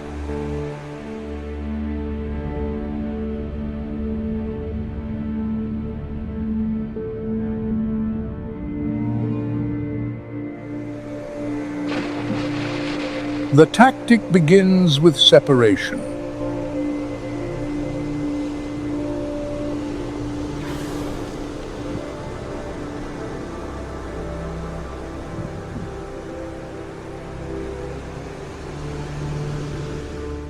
One group of orcas uses their bodies to block the humpback mother, while the remaining group surrounds the calf and takes turns pressing down on its blowhole.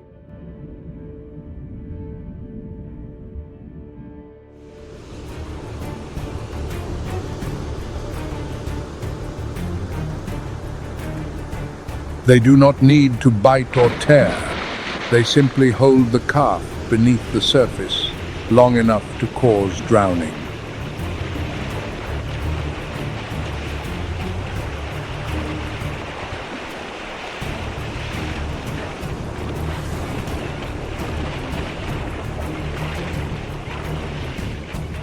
Though the humpback mother fights with desperate fury, and sometimes even unrelated humpback adults intervene, these battles lasting hours typically tilt in favor of the orca pod.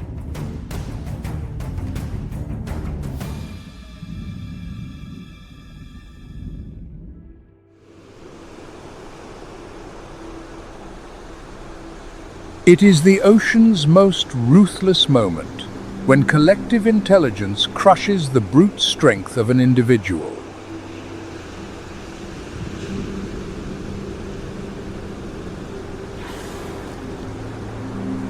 If you find these stories of migration and survival as gripping as we do, share your thoughts in the comments below.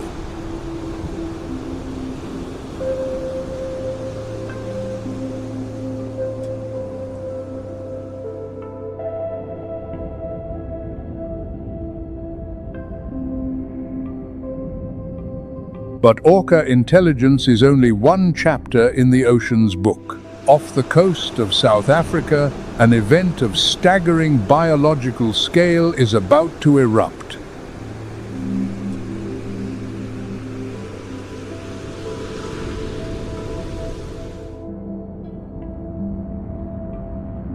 The sardine dance, the sardine run.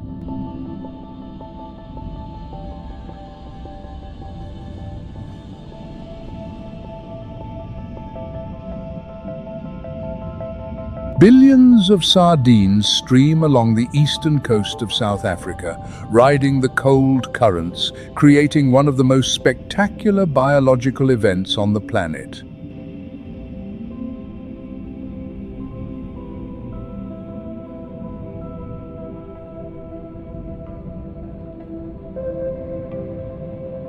Cold water sweeping up from Cape Agulhas pushes the sardines northward, and as they move, an army of enemies assembles behind, above, and below.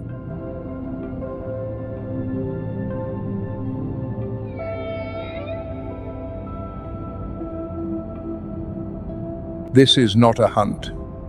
This is a symphony. Each predator species plays a different instrument, and the prey is the melody.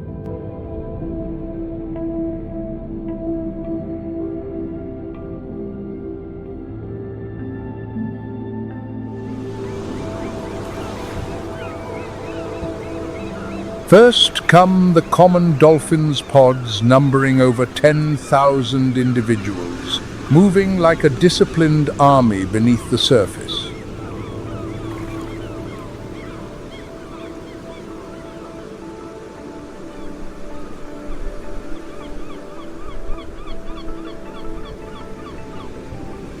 Their echolocation system allows dolphins to see through murky water, each click bouncing back, to paint a precise three-dimensional map of the sardine shoal ahead.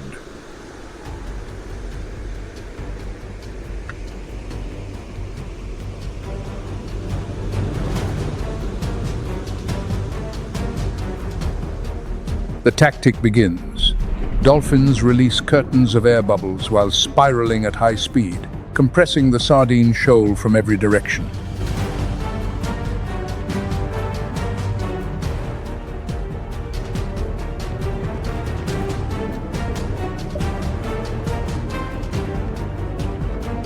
Billions of sardines are squeezed into a single enormous spinning sphere, a bait ball, the final defensive structure when there is nowhere left to flee.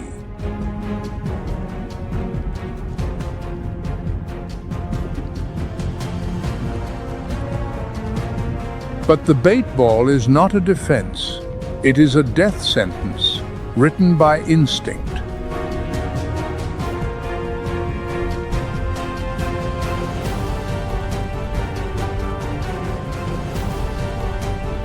The dolphins do not charge in recklessly. Each one approaches the bait ball, plucks exactly one sardine, withdraws, then returns to position.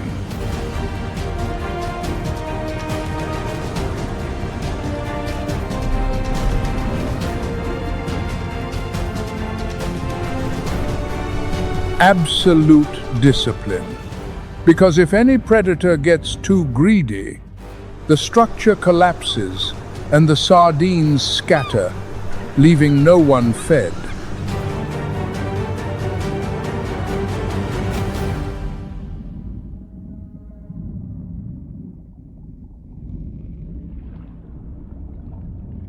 This is the paradox of the sardine run.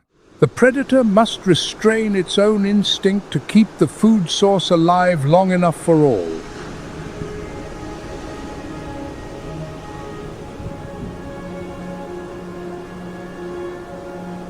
But the dolphin's measured precision is about to be shattered.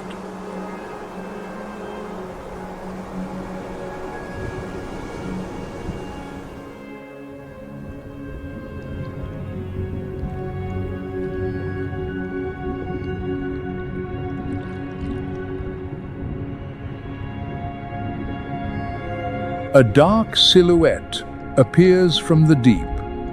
The thresher shark, whose tail accounts for nearly half its total body length.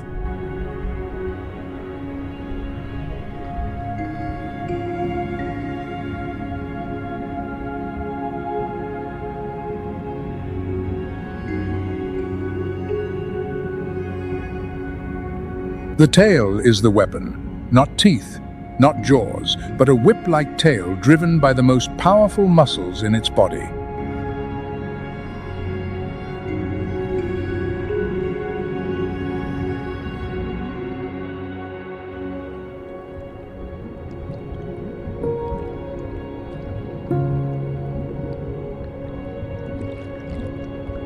The ocean erupts into white chaos.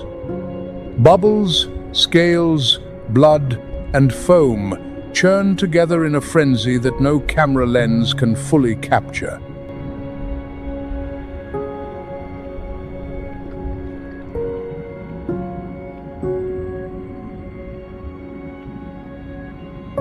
But the final blow has not yet landed.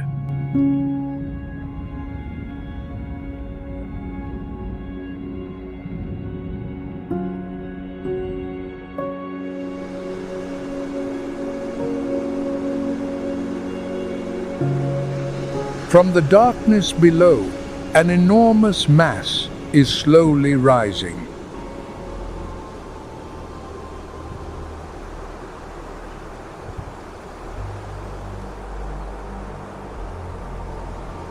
A bride's whale, 46 feet long, dozens of tons in weight, has been waiting all this time.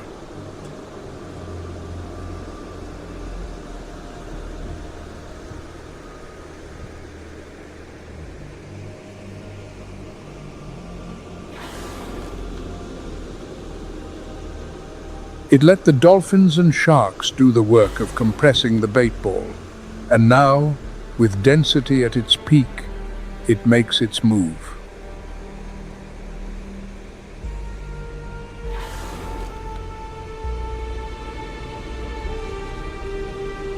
The bride's whale is in no rush. It waits until the bait ball reaches maximum compression, when sardines are packed so tightly they cannot possibly compress further.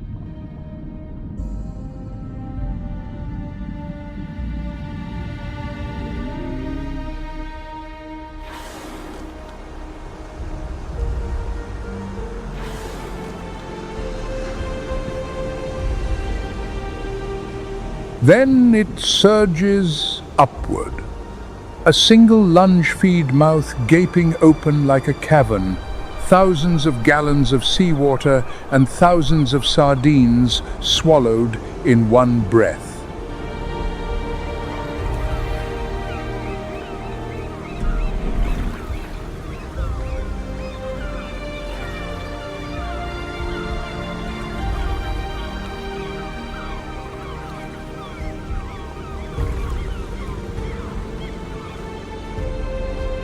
One strike, thousands of lives vanish.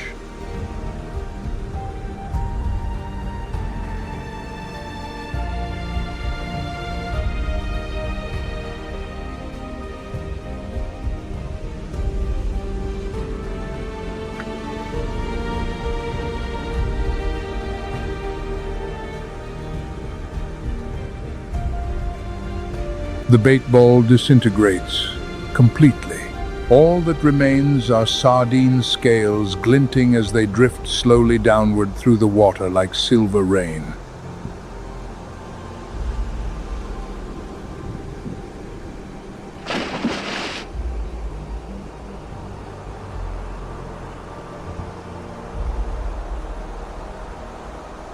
And then silence returns.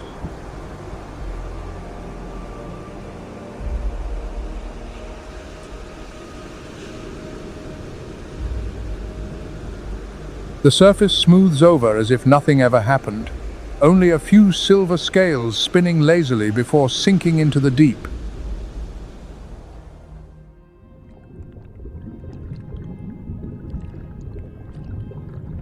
The surviving sardines regroup, restructure their shoal, and continue moving northward. Instinct does not permit a halt, not even after catastrophe.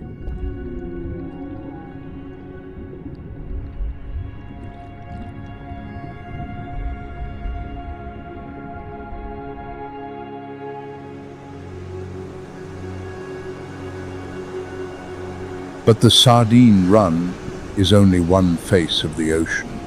In tropical waters, a lonelier, quieter, yet no less epic migration is unfolding.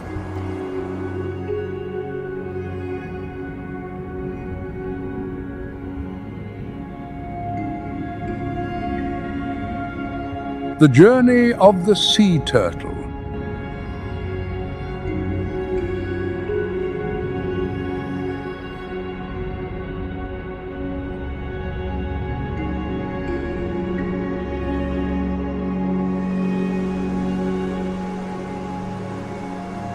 On a Central American beach, beneath a full moon, a massive dark shape crawls slowly up from the surf.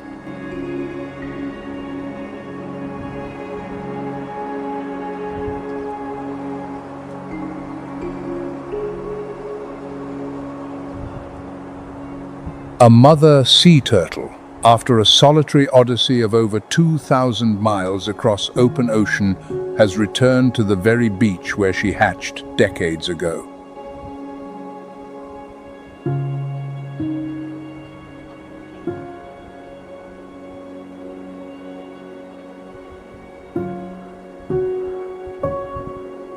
She navigates by Earth's magnetic field, an invisible compass etched into her brain from the moment she emerged from the egg.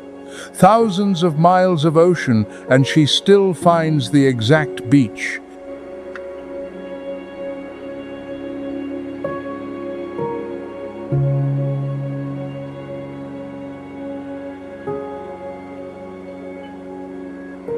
She digs her nest with her rear flippers, lays nearly 100 eggs, covers them with sand, and returns to the sea before dawn. That is all she can do.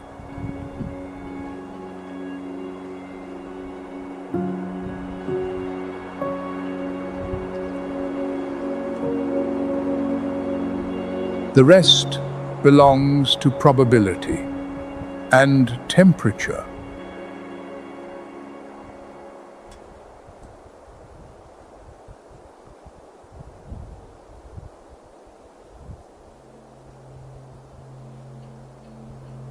Sand temperature determines embryo sex.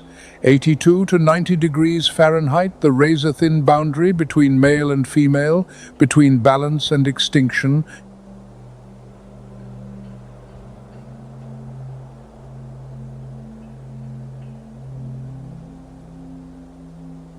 As the climate warms, the ratio of females climbs to dangerous levels.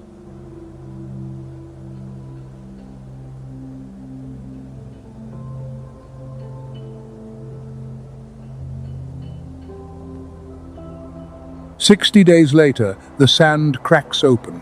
Hundreds of hatchlings, each no larger than a fist, begin clawing their way to the surface, and instinct immediately pulls them toward the moonlight reflected on the sea.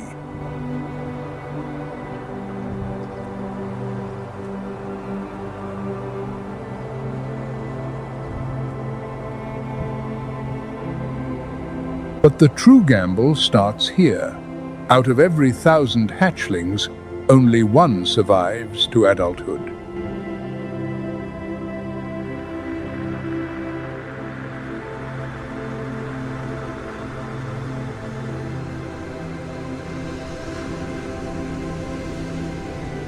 One in 1,000. That is not a probability, that is nearly a miracle.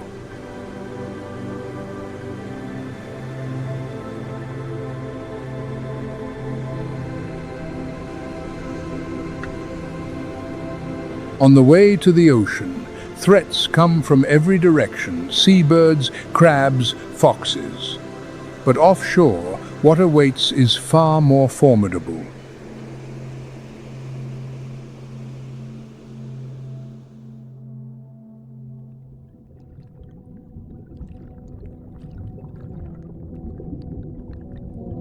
The tiger shark, up to 16 feet long, with serrated teeth engineered to shred anything from turtle shell to clam.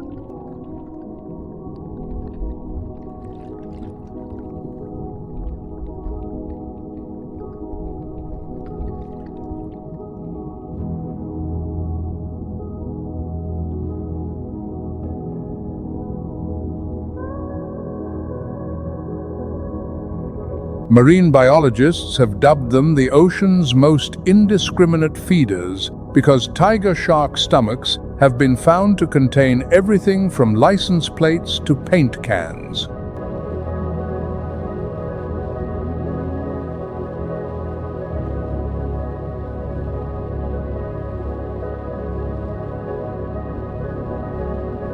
Tiger shark density along sea turtle migration routes continues to rise as warming currents shift, with the climate pushing predator ever closer to prey.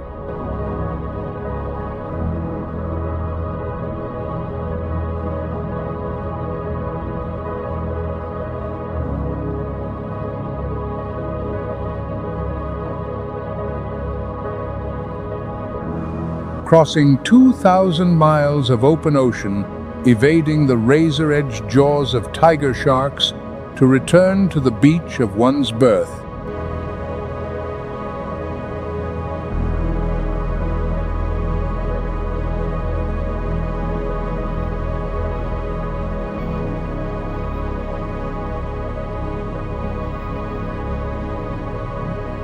That is the journey every sea turtle must complete, not once, but dozens of times in a lifetime.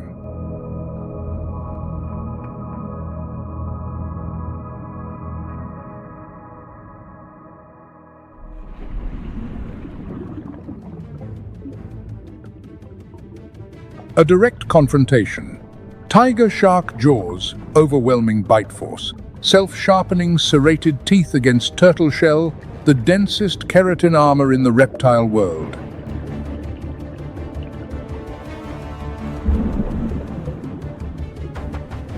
The shell does not always lose, but it does not always win either.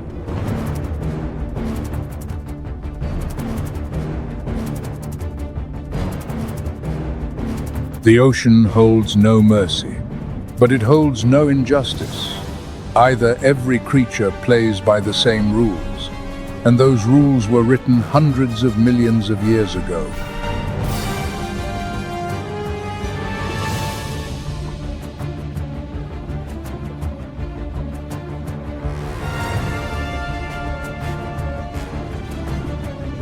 For that is the law.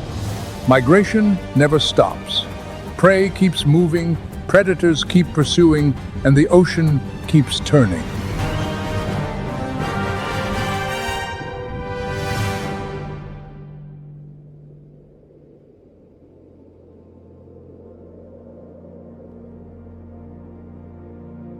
And as we leave the vast ocean and turn toward the frozen north, the migration there stretches longer, colder, harsher, and is being reshaped by the invisible hand of climate.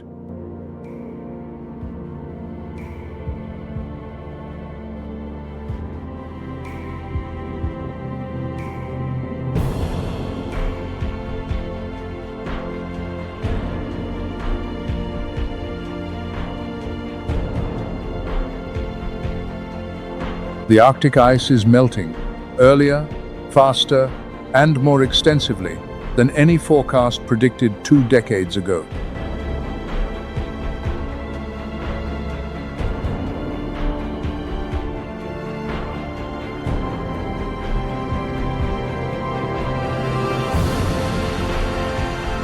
The seal hunting season on the ice grows shorter every year.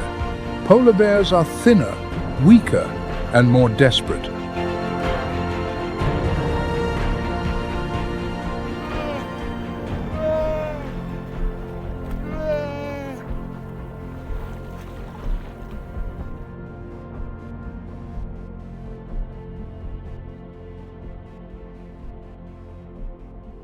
And as the ice vanishes, polar bears lose their primary food source.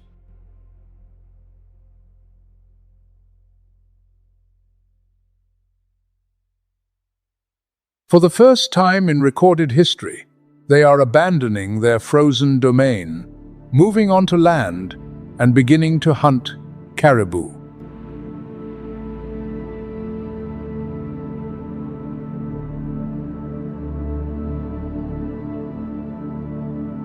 Broad paws, originally designed to distribute weight across thin ice, now tread on grassland.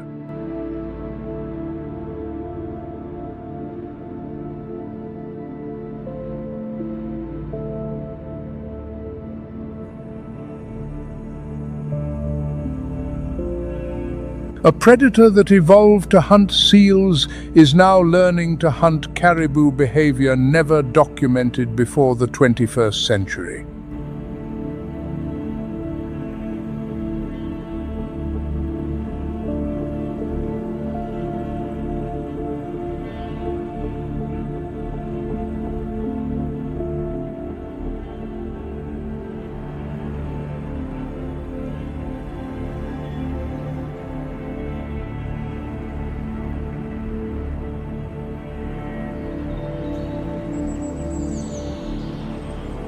The life cycle of the Alaskan salmon.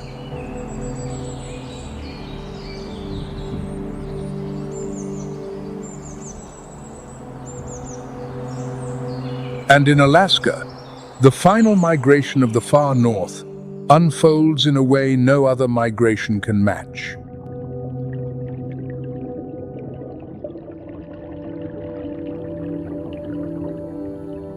A migration with no return.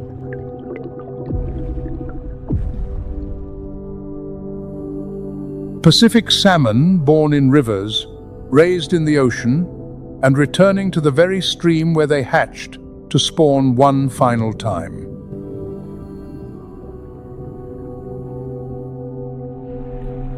There is no return trip. There is no second journey. Every salmon knows this is the only time.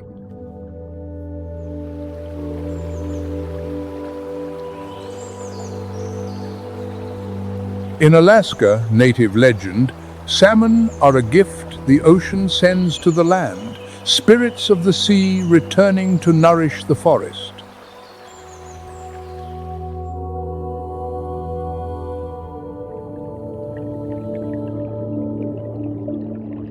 Modern science affirms the legend is not wrong.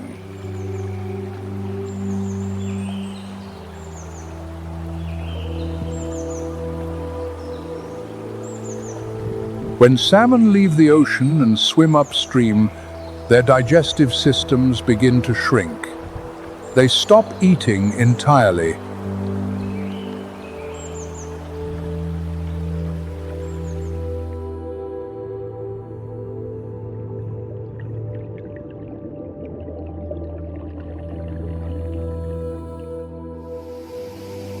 The body cannibalizes itself. From within, skin turns blood red, flesh softens, bones grow brittle even as they continue swimming, continue fighting the raging current.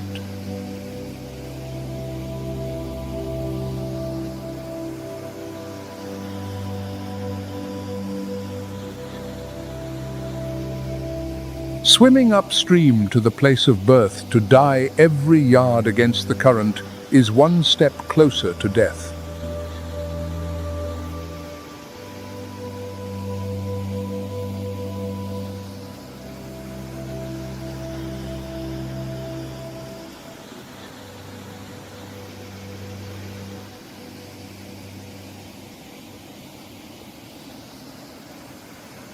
But also one step closer to the only purpose that remains, to spawn.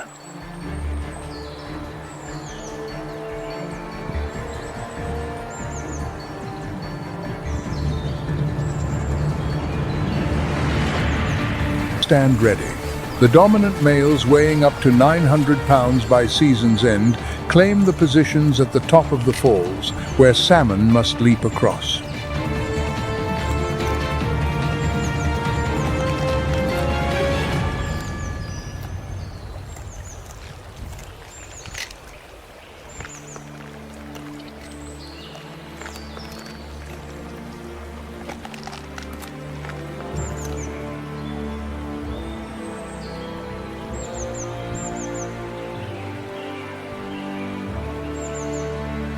They practice what biologists call high grading, selecting only the choicest parts, eating only the brain, skin, and subcutaneous fat, the most calorie-dense portions, then discarding the rest into the river.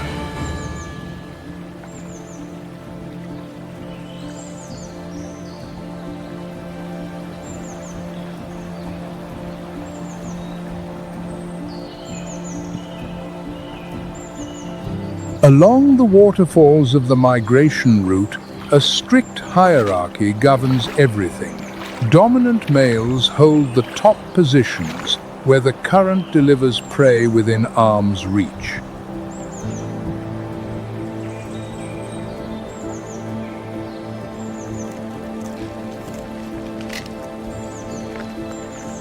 Mothers with cubs must wait below, scavenging whatever remains.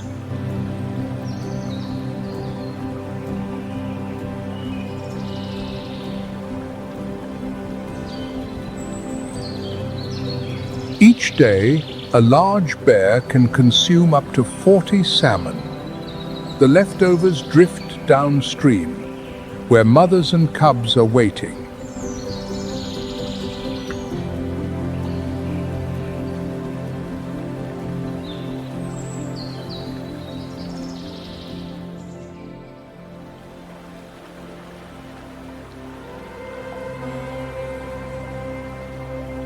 Each autumn, wolves shift from hunting deer to catching salmon.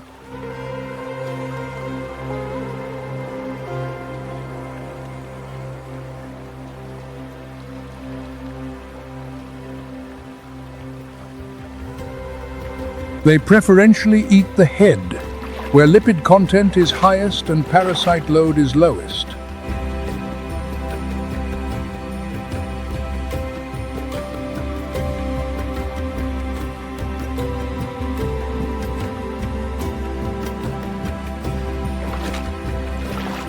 Carbon and nitrogen isotope analysis of wolf tissue confirms nutrients from the ocean persist within the wolf's body, proof that the sea feeds the forest, through salmon, through predators.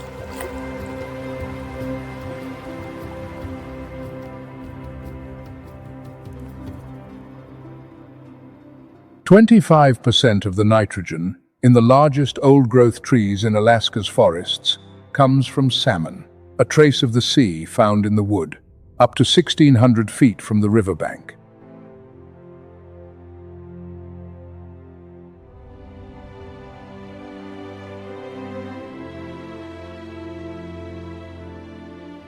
The sea sustains the river nourishes the forest. The forest holds the water that flows back to the sea.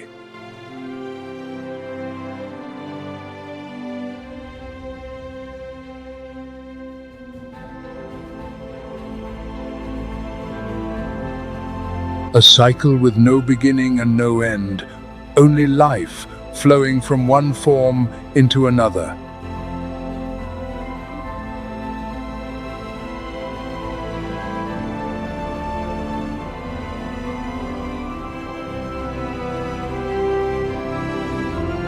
When the last salmon stops swimming, its life is over.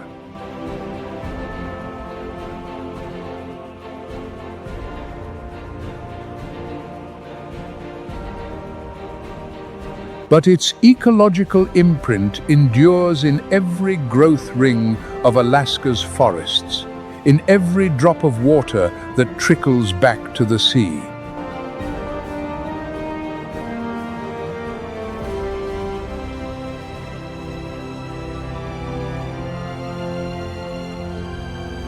Death is not the finale. Death is the beginning of a new cycle.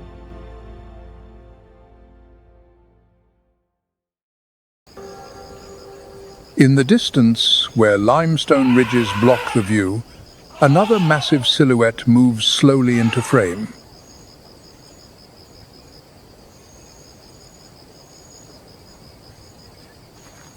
Lions rule through fear, but other giants rule through memory and ancient wisdom.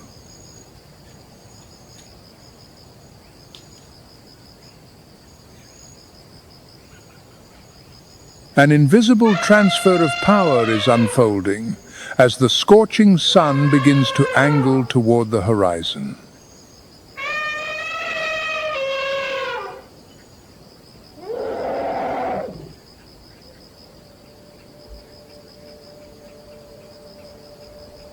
As the heat retreats, another force emerges from the haze of memory.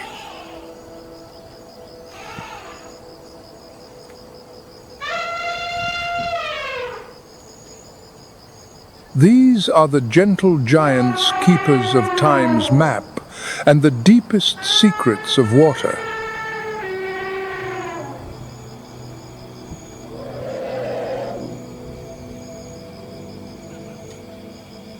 Leading this clan is a wise matriarch, a living library of survival at the heart of the dark continent.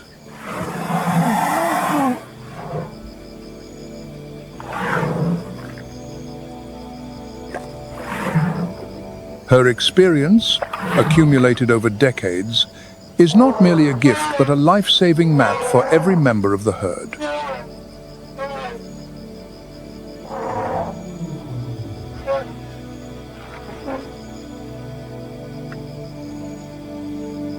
Their footsteps, though weighing several tons, fall with an almost supernatural lightness, as if treading gently upon fragile earth.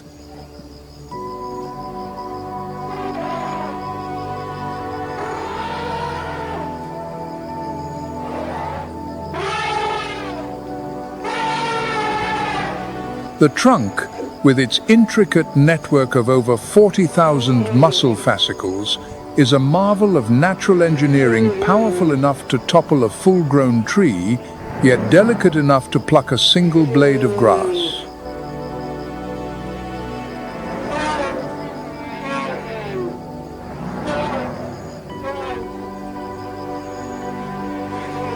Imagine an arm without bones or joints that can lift 700 pounds and pick up a single peanut that is the elephant's trunk.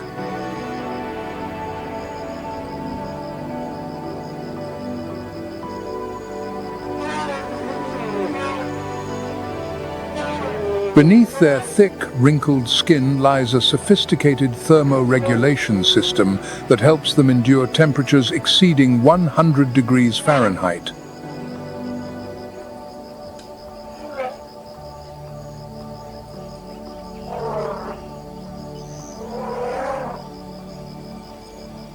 Those wrinkles are not signs of age. They are cooling channels that retain moisture and dissipate heat 10 times more efficiently than smooth skin.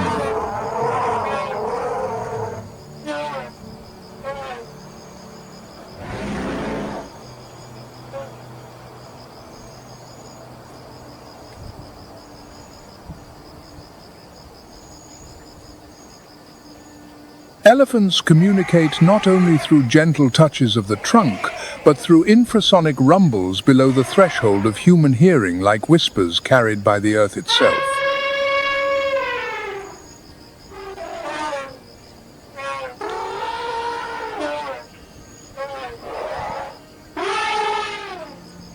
These deep, resonant calls travel up to 6 miles across the ground, creating a vast, invisible social network.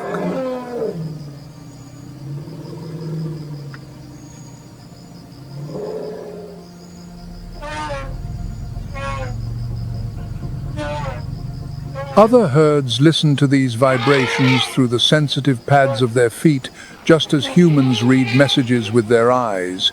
Elephants read signals through bone.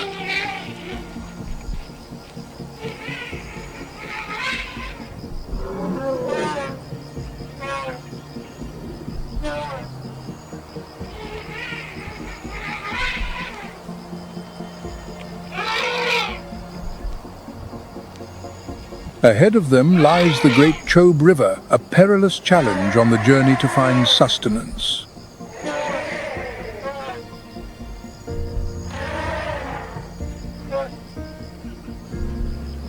The matriarch pauses at the water's edge, using her sensitive trunk to probe the currents and gauge the depth.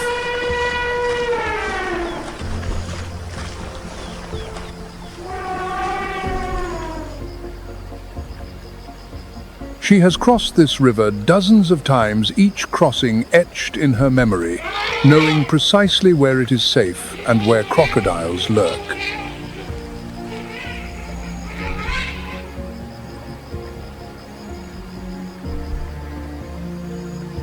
The safety of the calves is the absolute priority as the herd slowly wades into the churning current.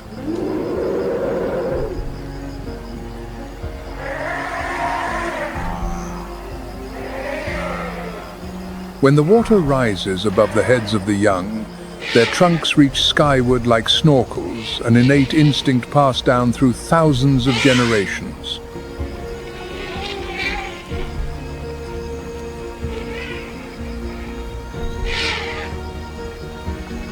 A full-grown elephant needs up to 50 gallons of water each day. The reason: the search for water is always a matter of life and death.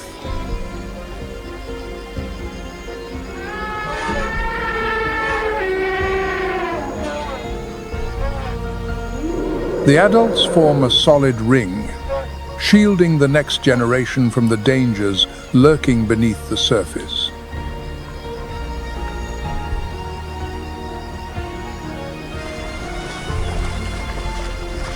The unity of this clan is its supreme weapon, an invisible force that carries them through every hardship.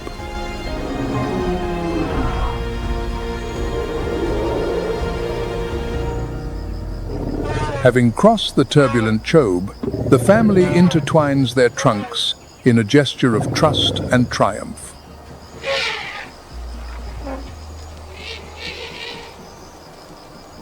It is a declaration that unity is an unbreakable bond among these magnificent beings.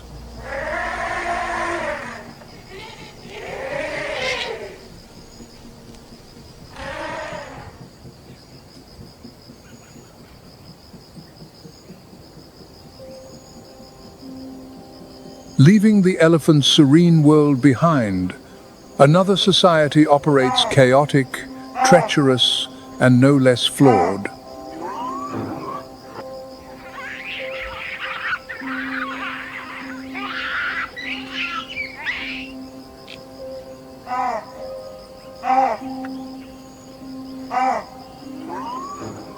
Baboons, the shrewd inhabitants of the cliff faces, possess the most complex and ruthless political system on the plains.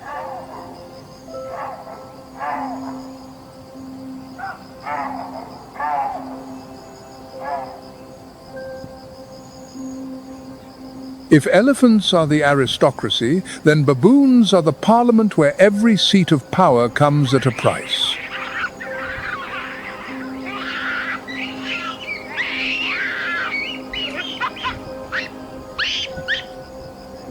Here, status is never permanent. It must be seized and defended with strength and daring.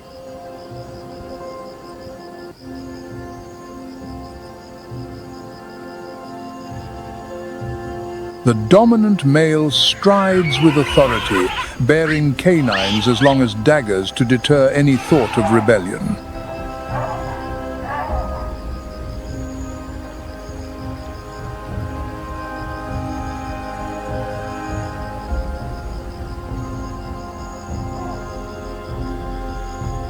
With dozens of distinct vocalizations, they have built a sophisticated language, every shriek, every bark carrying a specific message.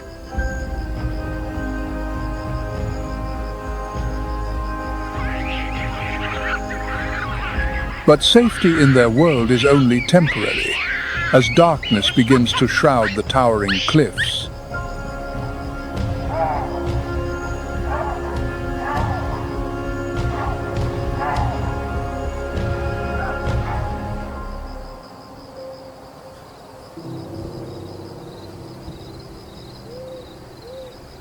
In the silent chaos of the dark night, an exhausted young elephant has inadvertently fallen behind the clan.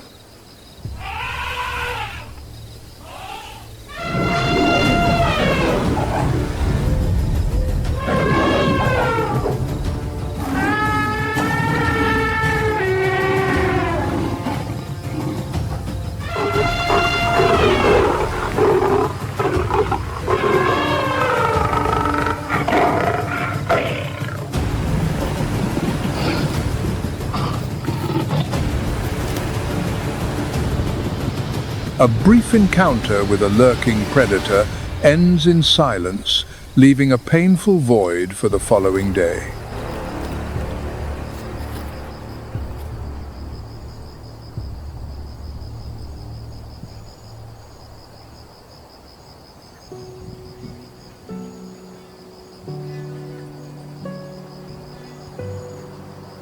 Dawn carries with it a haunting mourning ritual.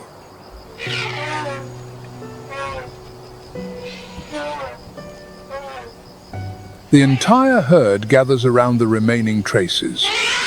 No one hurries, no one leaves.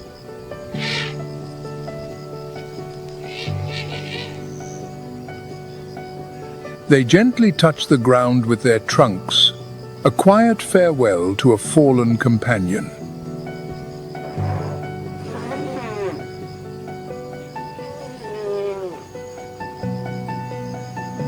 The matriarch stands beside the remains, longer than any other her aged eyes, gazing down at a place where only traces remain.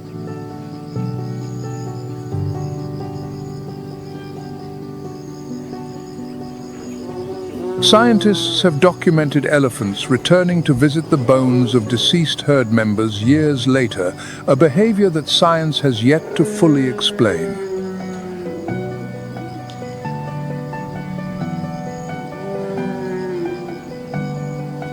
This loss will eventually be eased by the arrival of new life, a joy shared by the entire clan.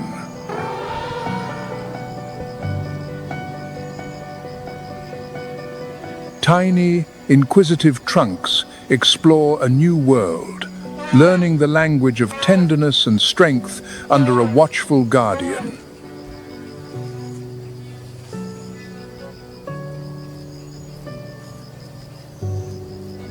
Every touch is a lesson. Every vibration is a memory.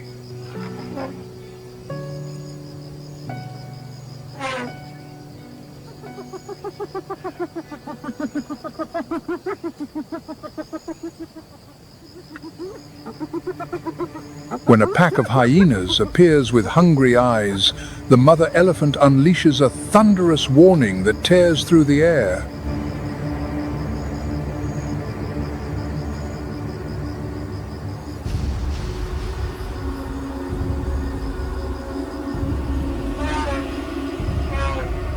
The herd swiftly forms a living fortress, an impenetrable wall shielding the smallest member.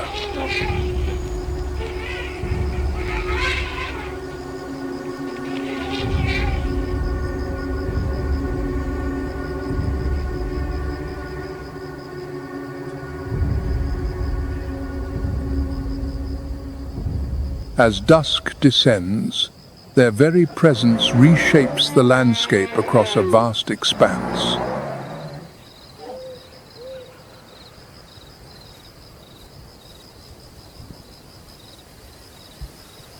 By toppling trees and opening clearings for new grass to grow, they are the ecosystem's engineers maintaining the heartbeat of the entire land.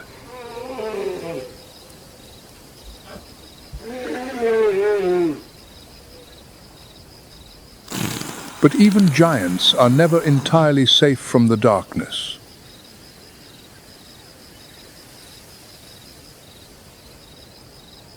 A strange scent drifts on the wind, a signal to move, not a signal of safety.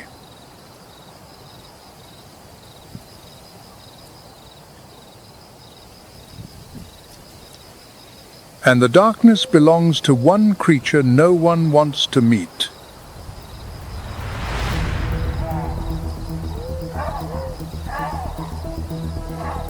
High above the sheer cliff faces, the baboon society faces its own brutal trial in the night.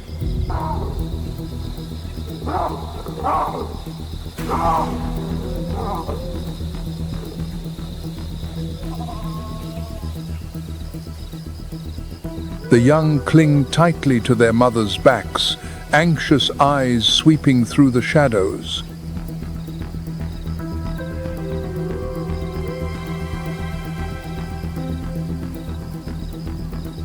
A leopard conceals itself among the foliage, its golden eyes glowing like two burning amber stones locked onto an exposed target.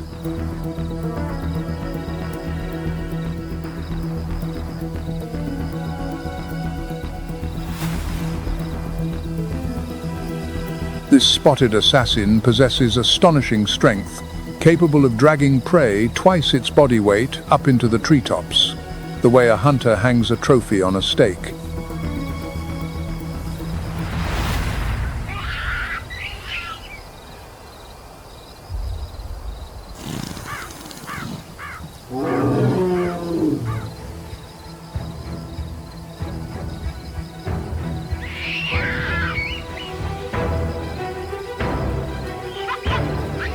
A strike,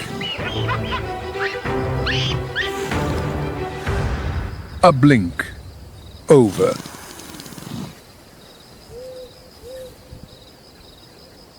Pandemonium erupts through the troop. Alarm calls tearing through the night forest.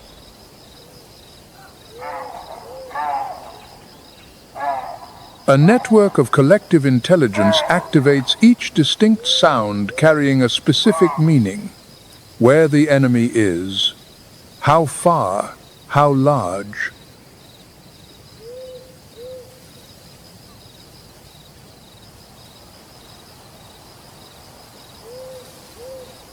The leopard carries its prize to the highest branch beyond the reach of any hyena, any lion.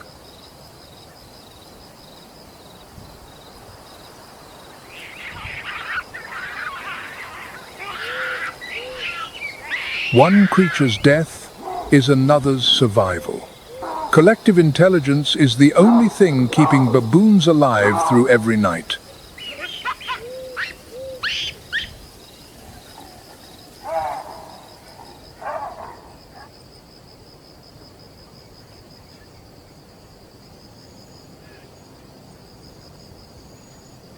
When the scorching sun returns, it brings another crisis. Water is vanishing.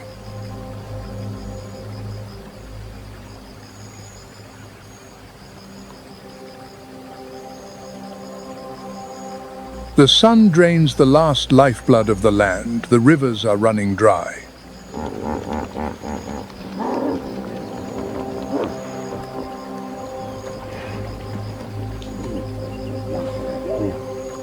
The pungent stench of cracking mud spreads wide, the scent of desperation.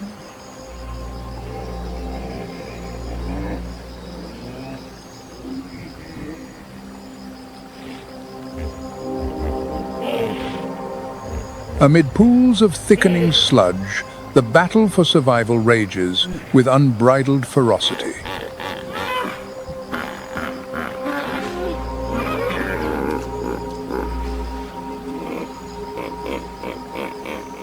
Hippopotamuses, those ill-tempered giants, are the undisputed lords of this amphibious realm.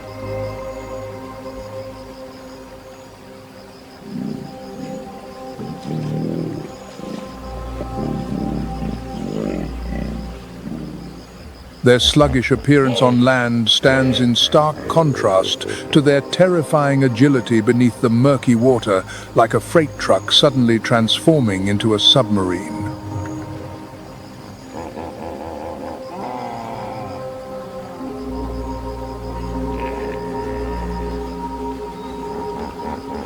When territory is violated, they attack without hesitation, unleashing the full fury of a zealous guardian.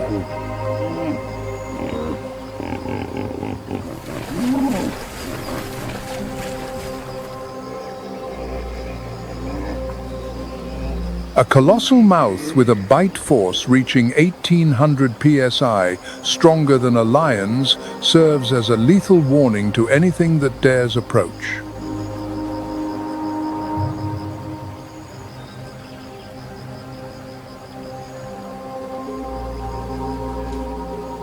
Weighing up to 4,000 pounds, the hippo is the third heaviest land mammal on the planet, surpassed only by elephants and rhinoceroses.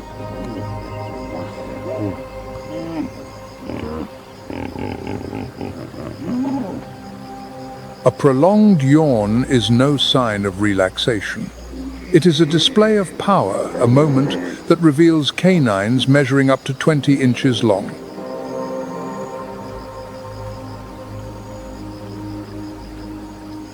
Yet the merciless thirst of the dry season grants other species no choice of safety.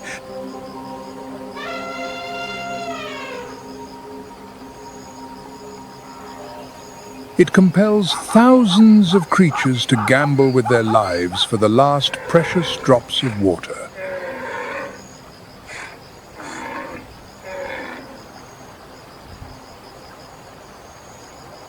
And when the water runs dry, whoever drinks first may die first.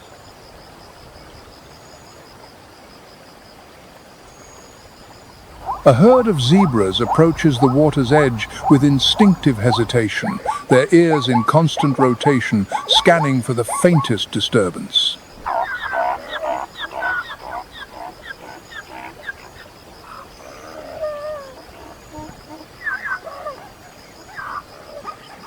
Nature has bestowed upon them a unique defense mechanism, a coat of contrasting black and white stripes, each pattern as unique as a human fingerprint.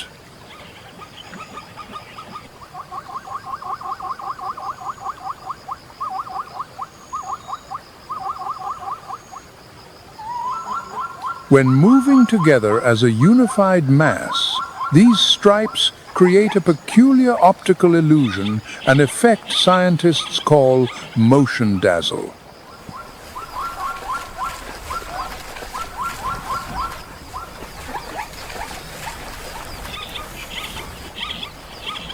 A living labyrinth that bewilders predators, making it extraordinarily difficult to single out one target.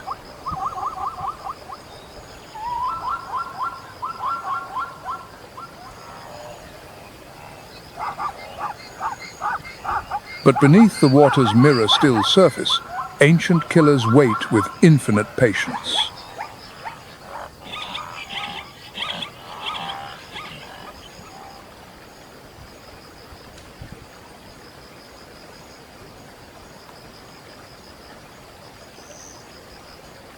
The Nile crocodile, master of ambush, can lie motionless for hours, blending seamlessly into the current.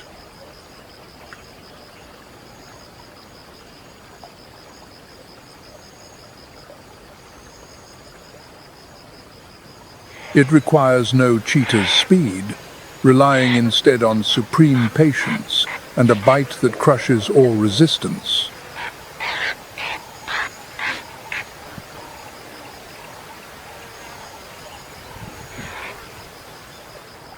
A bite force reaching 3,700 psi, the strongest in the animal kingdom, turns the crocodile's jaws into steel vises from which nothing escapes.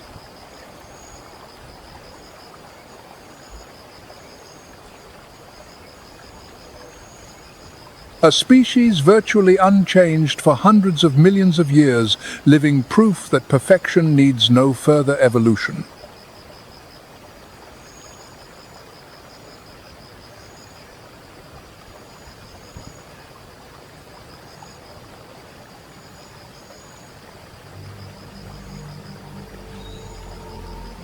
But water does not bring only savage confrontation. Elsewhere, it creates nature's most exquisite spectacle.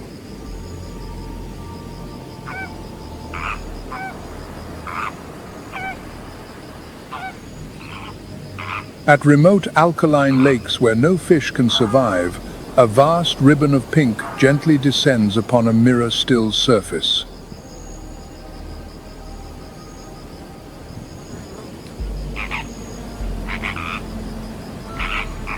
Flamingos, dancers of the sky, gather by the millions, transforming a dead lake bed into a living stage.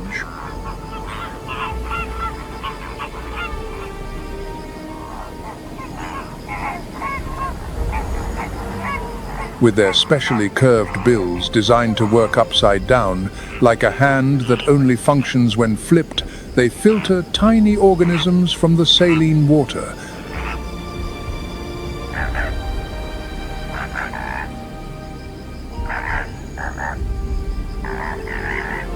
That vibrant pink plumage is not innate. It comes from carotenoid pigments in the algae and crustaceans they consume each day. You become what you eat, quite literally.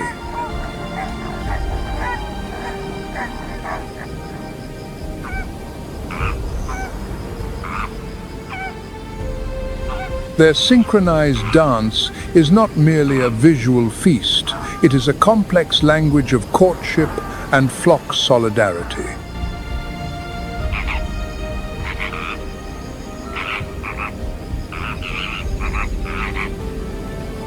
When tens of thousands of wings beat softly in unison, the air itself vibrates in a symphony of color and sound.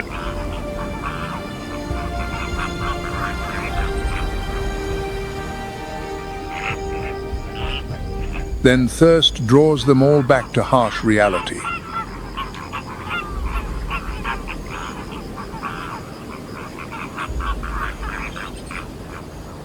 From the pink hues beneath the water, our lens rises gradually upward to the domain of Africa's most iconic living monuments.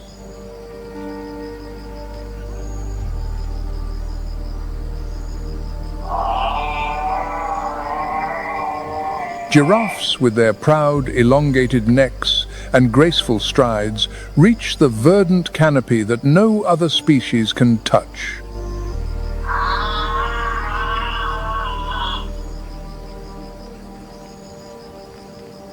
Calm, gentle in appearance, but never mistake elegance for weakness.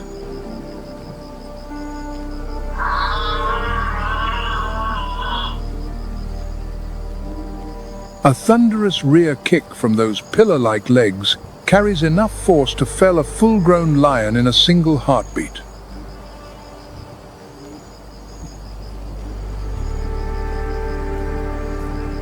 They can run at speeds of 35 miles per hour, fast enough to outpace most pursuers.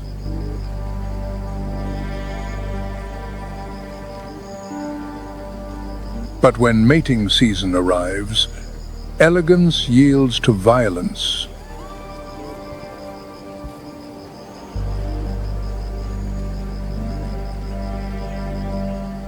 Those long necks become weapons, and what follows is one of the most dramatic contests on the grassland.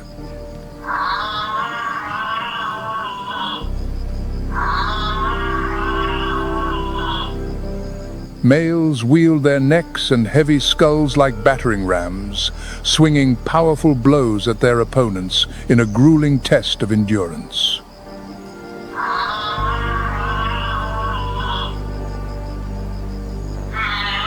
The dull thud of impact echoes like war drums. The victor claims the future of the bloodline.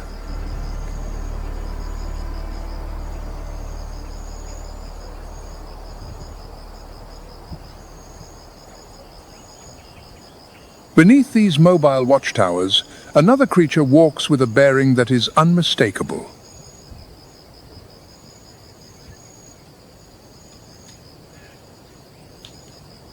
The Kori bustard, the heaviest flying bird on Earth, is the embodiment of poise and majesty amid the windswept grass.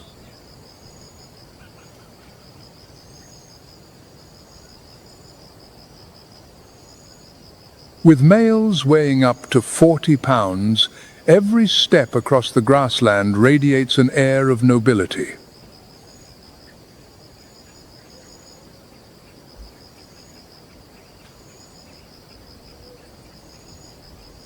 During courtship, the male performs a spectacular display, inflating his throat to 4 times its normal size, forming a billowing white balloon.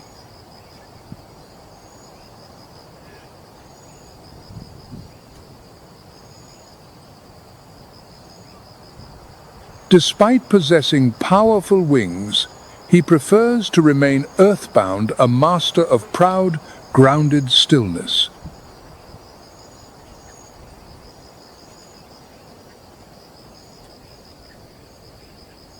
As the eagle's shadow still glides across the sky, another urgent rhythm rises from below.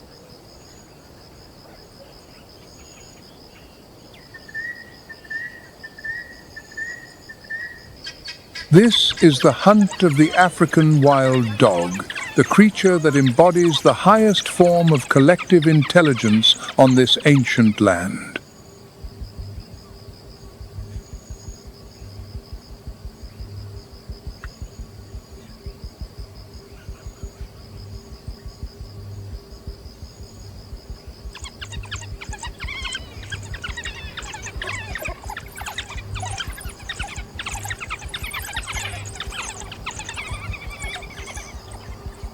Without the brute force of a lion or the cold solitude of a leopard, their supreme weapon is teamwork.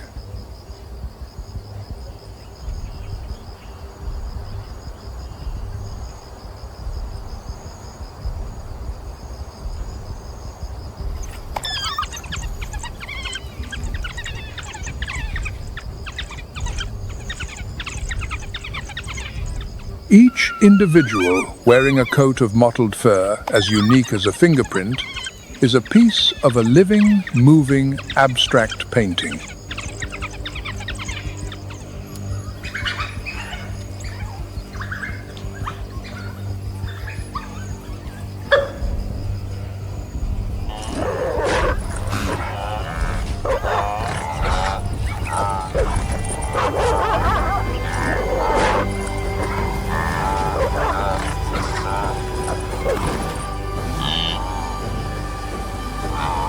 Their success rate reaches 60%, the highest of any large predator in Africa, double that of the lion.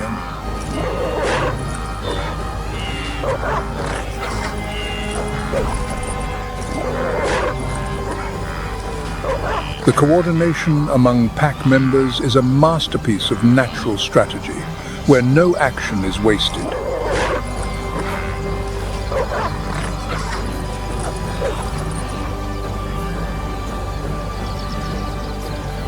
When one dog tires, another seamlessly takes the lead, a perfect relay system requiring no signal.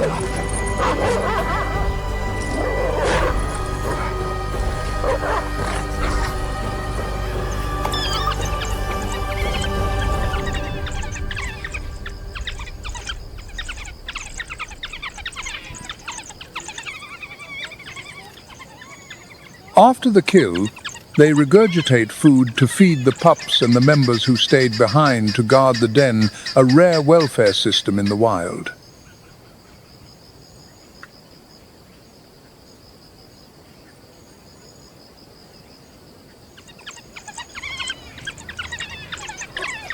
In the world of the wild dog, cohesion is the strongest foundation for facing hunger and enemies alike.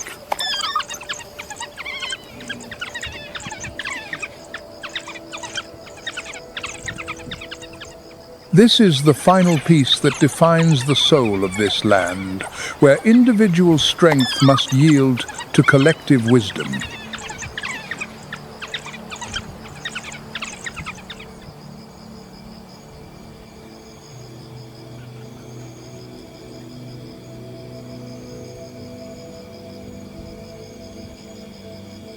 With each passing day, a new battle begins.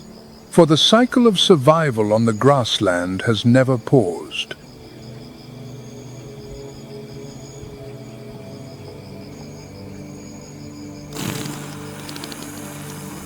Life and death are woven tightly together, crafting a poignant saga of resilience beneath the blazing sun.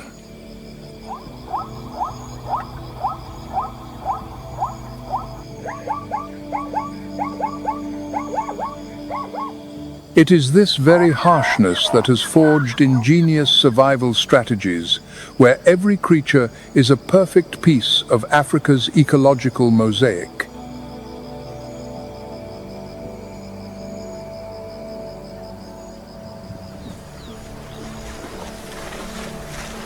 But this land is steadily shrinking. Climate change, human hands, and indifference.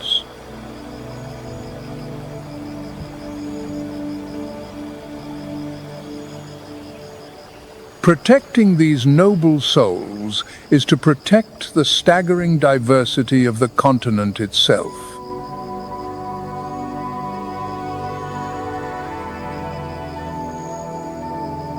Africa is home to more than 1,100 species of mammals, richer than any other continent on Earth.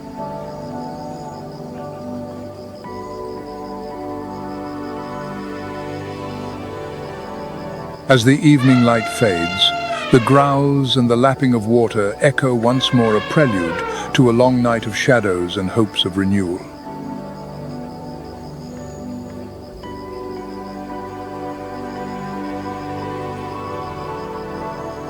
On this ancient land, every drop of water carries the breath of life, and every footstep engraves a memory of courage.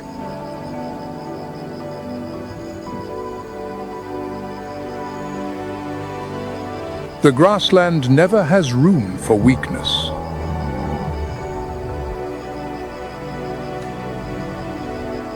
but it always opens its door to those who rise.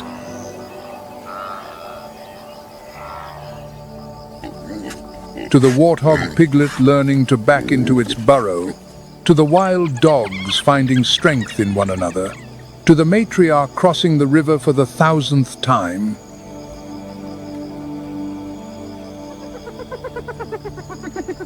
This is the legacy of the Dark Continent, where life never surrenders.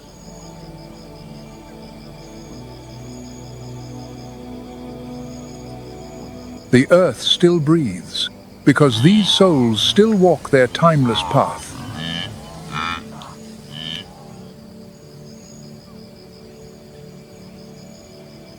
Thank you for joining Nature Moments. The natural world still holds countless stories waiting to be told. We will see you on the next journey. Dawn breaks over the African plains, draping a thin veil of mist across the golden grasses. At this hour, dappled shadows begin to stir.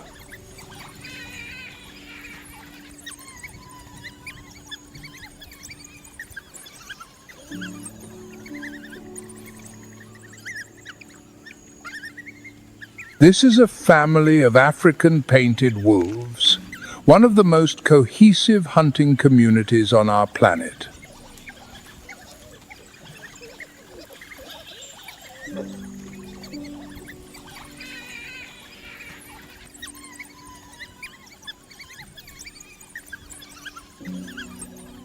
They move in silence, yet without a hint of chaos.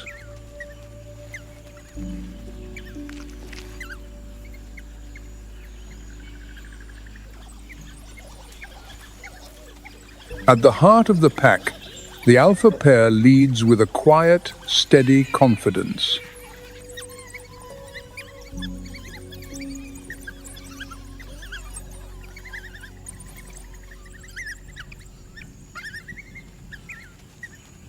They are the leaders, the parents, the nucleus that maintains the rhythm of the entire community.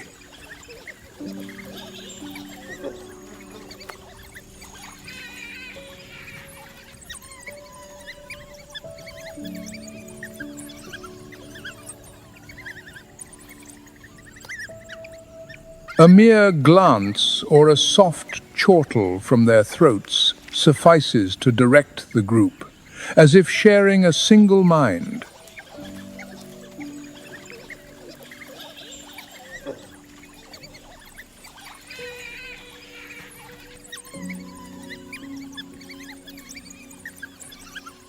In this fragile wilderness, consensus is found not in roars,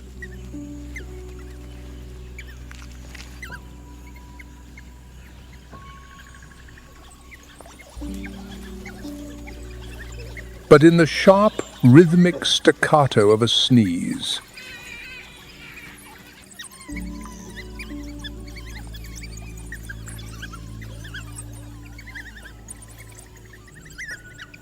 It is a primitive democracy. Only when enough voices join this audible choir does the pack move as one, driven by a collective will.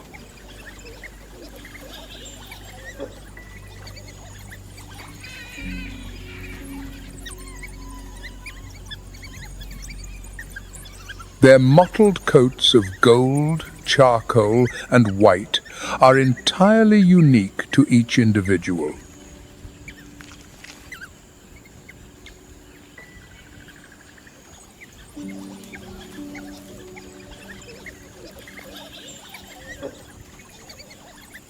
Each is a masterpiece of nature, painted with a purposeful yet spontaneous hand.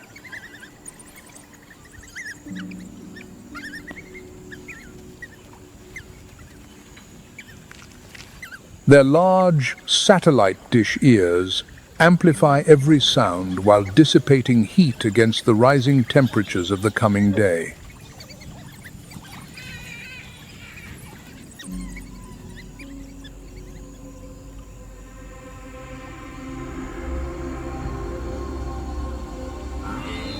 As the sun climbs, the alpha pair halts at the distant fringes of the plain.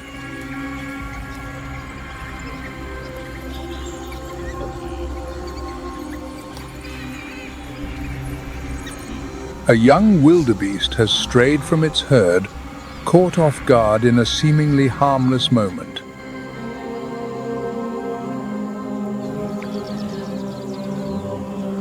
For a creature relying on an innate magnetic compass for navigation, isolation means losing both protection and direction.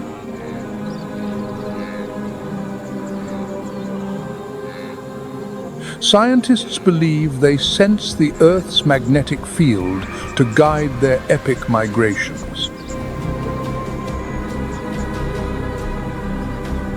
Isolated, the calf faces not just a predator, but the disorientation of a vast, overwhelming world.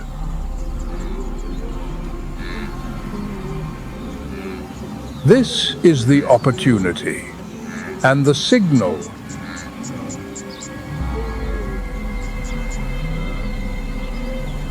Without a roar or a bark, the pack surges forward like a sudden, invisible gale.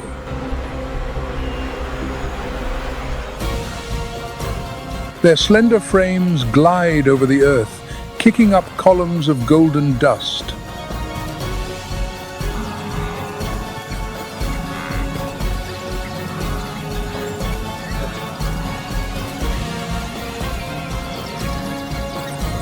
The group tightens the noose.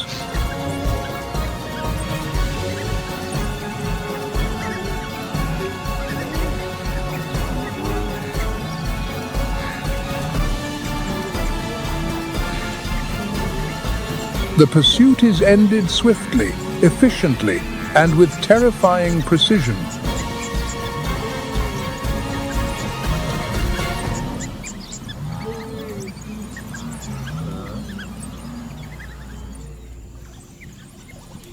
The entire pack gathers around the fallen prey. There is no quarreling, no jostling for position.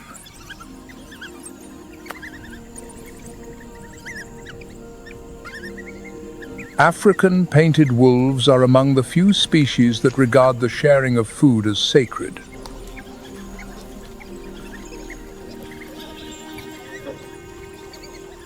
In a land where life balances precariously on the edge, such solidarity is the key to their endurance.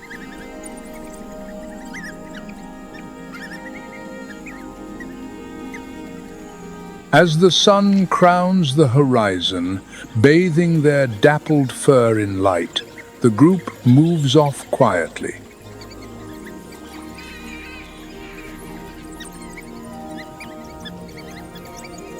A new day has begun, laden with risks, opportunities, and untold stories.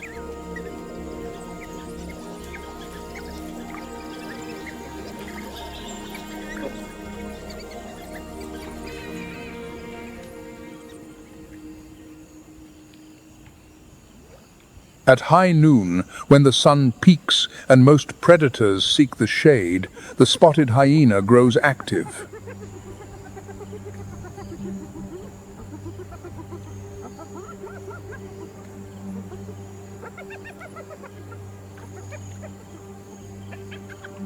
Spotted hyenas live in matriarchal clans, where the adult females hold absolute dominion.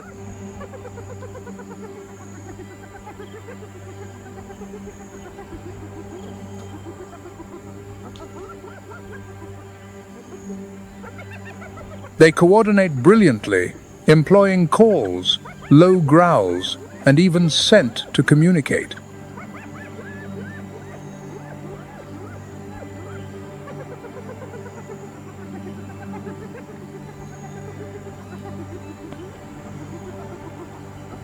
Their bite force is immense, allowing them to pulverize bones that many other species simply abandon.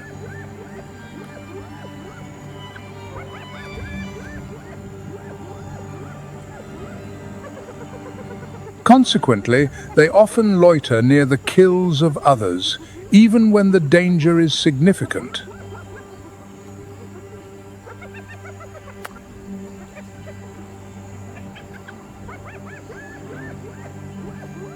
By day, they easily spot cheetahs with their kills, as cheetahs must rest after high-speed sprints.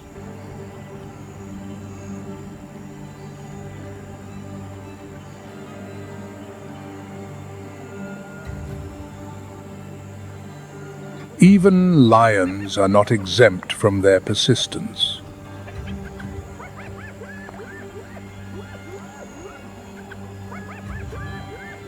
Lions are the hyena's greatest rivals. Yet by day, if a lion is weary or alone, hyenas may intrude.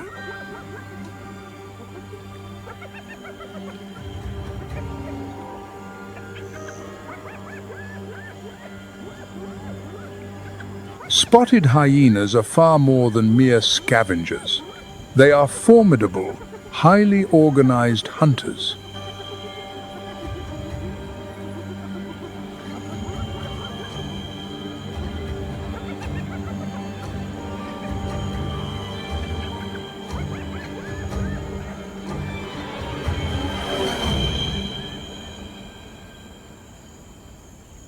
Not far from where the hyenas gather, a leopard emerges silently from the scattered trees.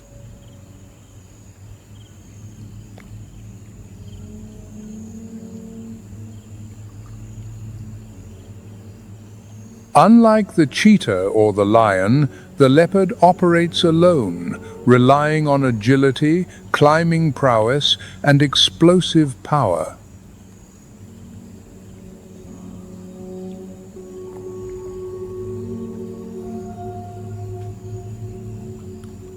Leopards favor areas of dense thicket, rocky outcrops, or large, sturdy boughs.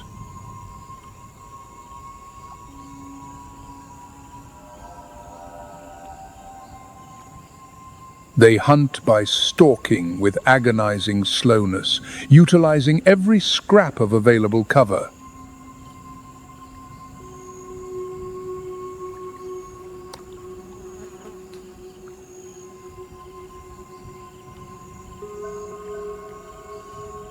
Today, its target is a troop of baboons foraging near a rocky escarpment.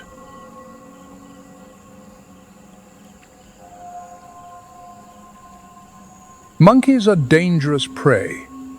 They possess long canines, live in groups, and react with lightning speed.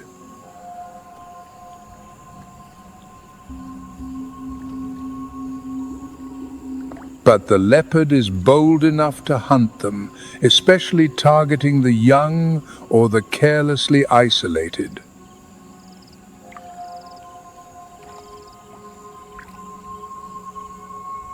The leopard lies low in the grass, observing every nuance of the baboon's behavior. A youngster sits just a few yards from its mother. A small gap, but a sufficient opening.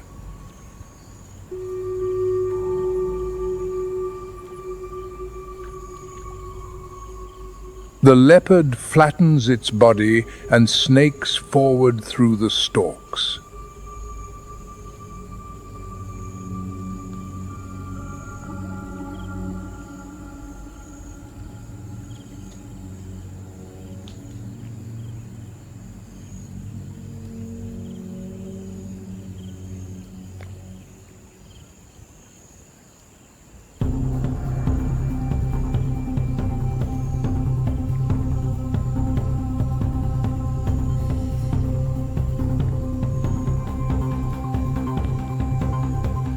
The small prey has no time to react before the cat's talons find their mark.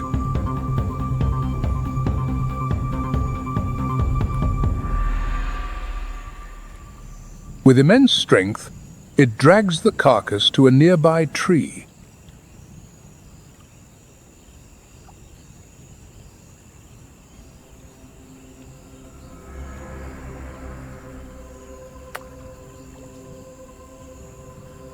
Nearby, the pack of painted wolves continues through the short grass, noses twitching for fresh scent.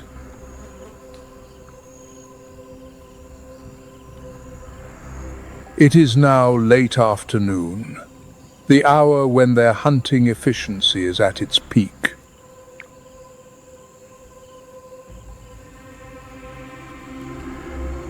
They encounter a herd of impala grazing near a thicket.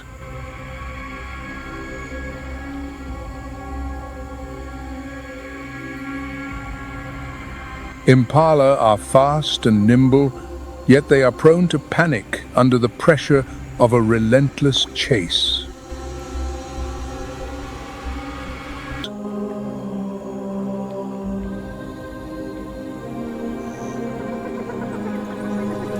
But the scent of blood does not remain a secret for long on the savannah.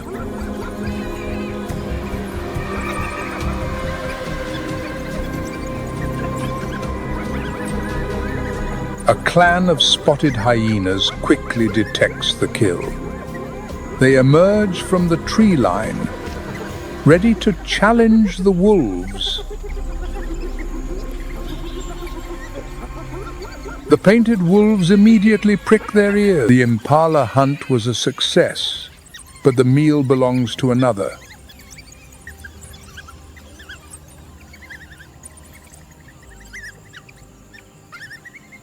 After a series of hunts, tension, and bitter losses, the pack enters its most vital season, breeding.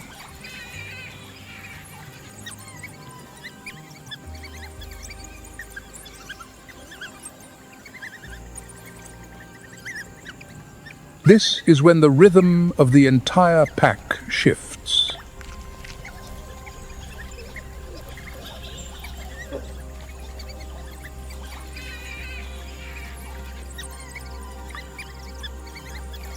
Only the alpha pair is permitted to breed, ensuring the pack does not have too many mouths to feed.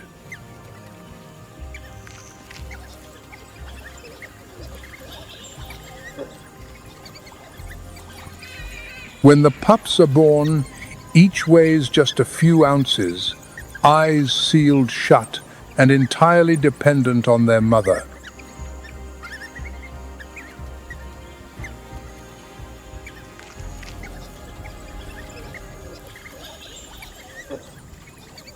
But what distinguishes this species is that the entire pack shares the burden of their care.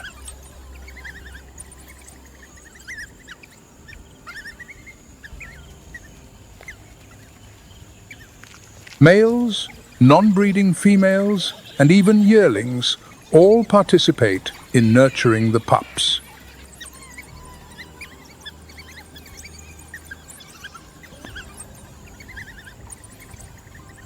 At around 3 weeks of age, they begin to crawl from the mouth of the den.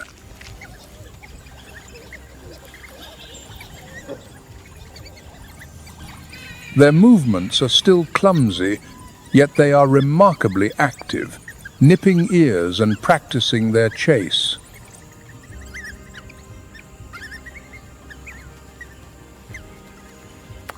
This is also their most vulnerable stage of life.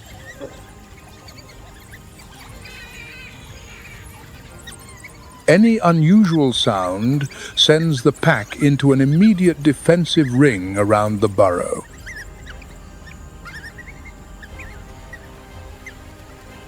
The breeding season cements the bonds between every member of the pack.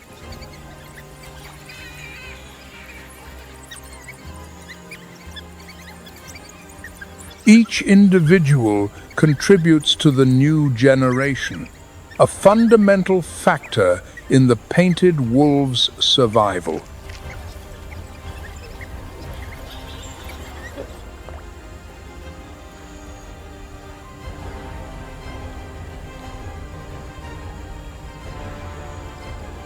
For a cheetah, raising young is a solitary journey, devoid of kin or a pack for protection.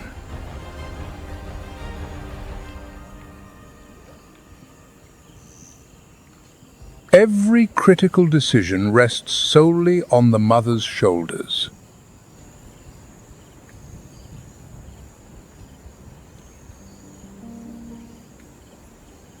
Cheetahs are renowned for their extraordinary, record-breaking speed.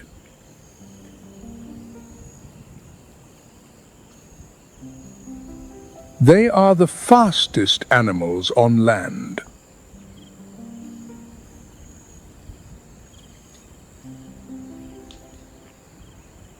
Yet, a body engineered for velocity leaves them physically weaker in direct confrontations.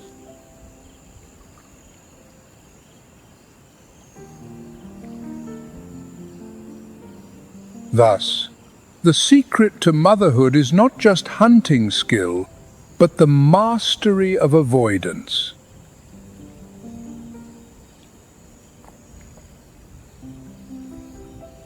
They often select low hills or the bases of scattered trees as their resting places.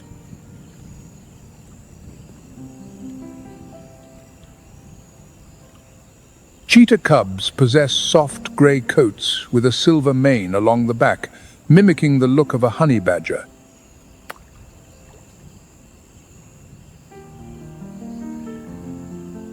These cubs are highly energetic, yet they are never permitted to roam freely.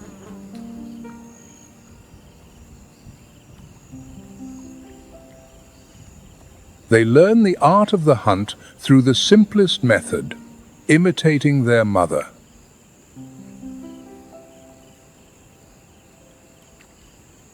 The mother cheetah leads her brood to a different thicket.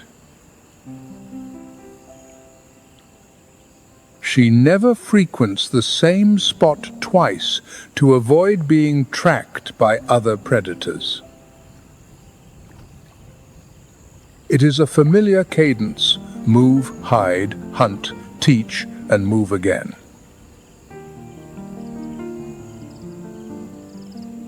There is never a moment of true safety, yet through this strict cycle, the cub's chances of survival improve daily.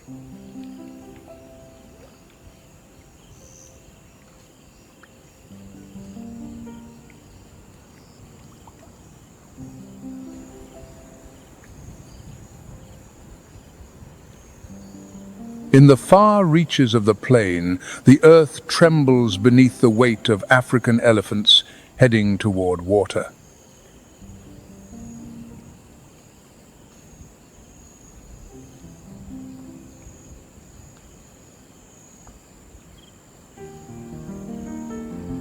Leadership falls to the matriarch, a living map of the wild. Her memory is a vast archive of ancient pathways and hidden springs, forged through decades of drought and abundance.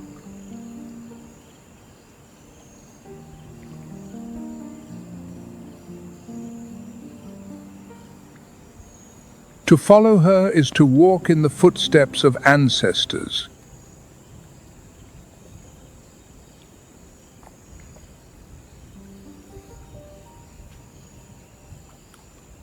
Elephants are distinguished by vast ears for cooling, long tusks for digging or defense, and a highly versatile trunk.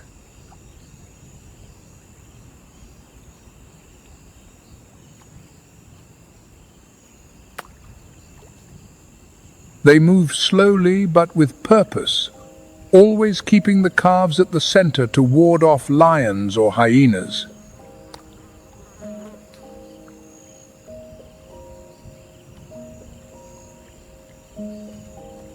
Elephants are rightly regarded as the engineers of the ecosystem.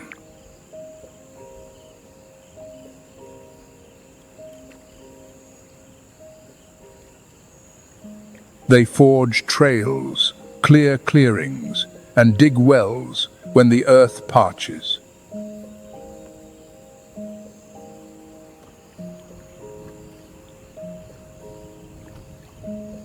Thanks to them, many other species find places to forage or seek shelter.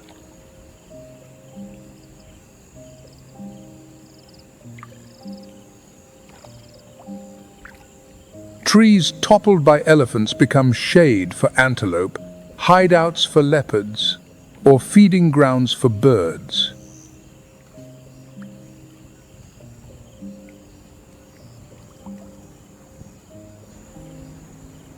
Elephants move with a quiet, unhurried grace, maintaining the natural equilibrium of the savannah.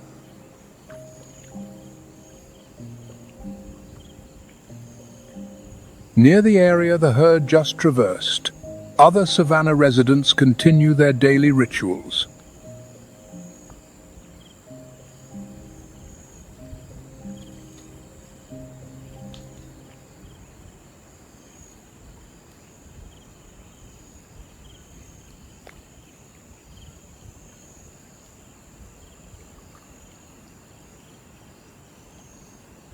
Zebras appear in small groups, grazing while remaining perpetually vigilant.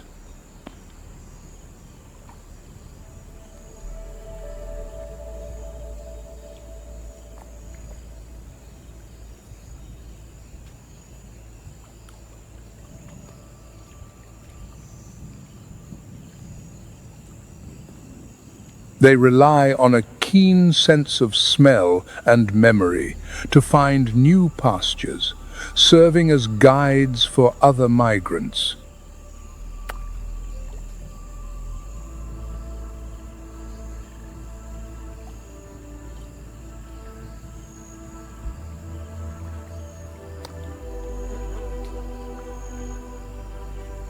Their black and white stripes serve to dazzle predators during a chase, creating an unreadable optical illusion.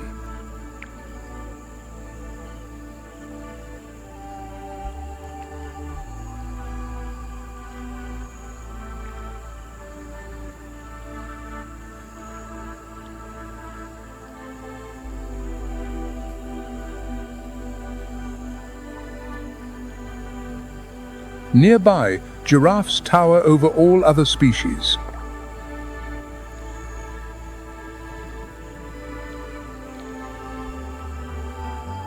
Giraffes browse on acacia leaves that few others can reach, preventing the overgrowth of tall trees.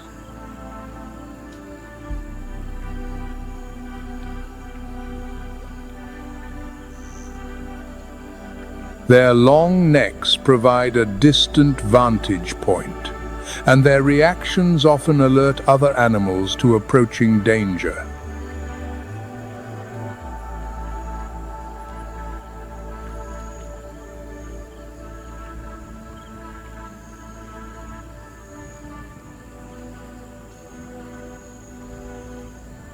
On the riverbanks, hippos wallow in the mud to escape the intense heat.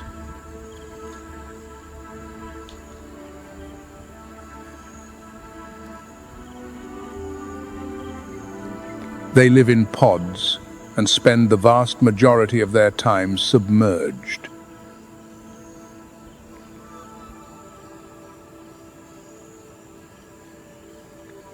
Though peaceful when quiet, the hippopotamus is among the most dangerous animals in Africa.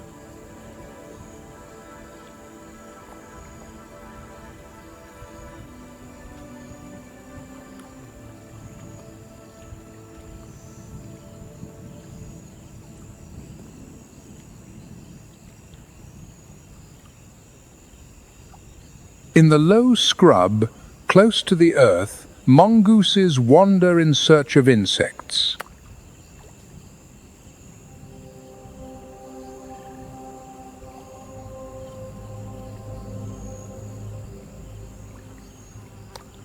Mongooses live in large, watchful groups, taking turns to stand sentry.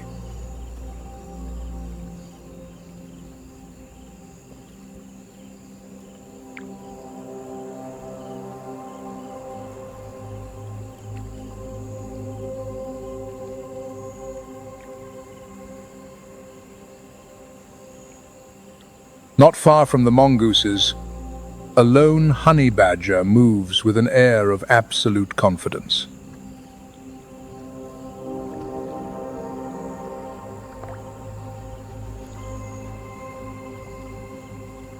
This species is legendary for its fearless and indomitable courage.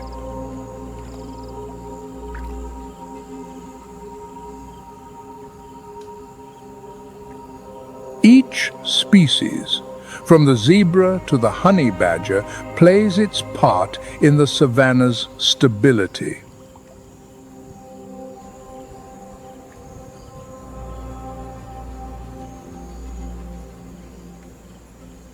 As the sun dips below the horizon, the savanna gradually falls into a hushed stillness.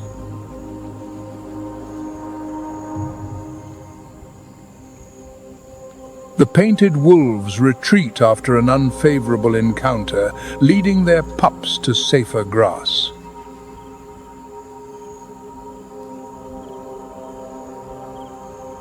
The cheetah mother settles beneath a low bush, watching over her 3 cubs after a long day of lessons.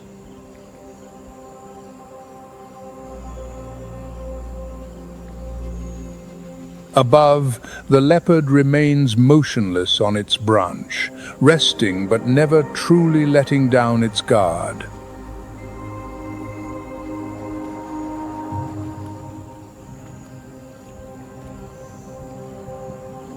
In the distance, the elephants trek on, leaving new trails and the familiar signs of nature's engineers.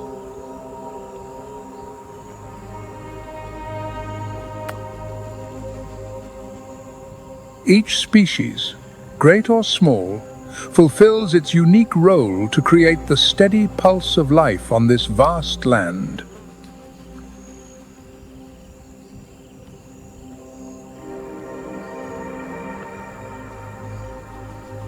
From all these movements, a clear lesson emerges. Nature thrives through profound connection.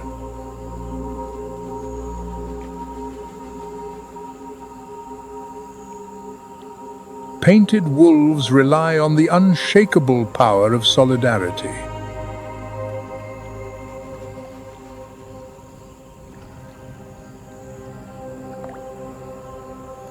Leopards depend on endurance and the mastery of concealment.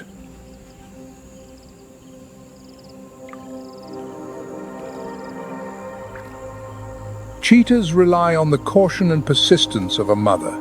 Elephants rely on memory and collective responsibility.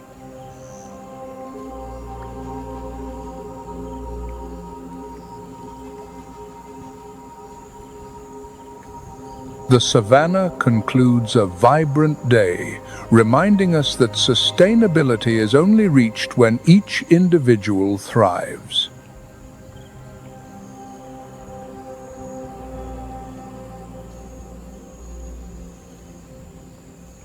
When every species understands its role and harmonizes with the greater tapestry.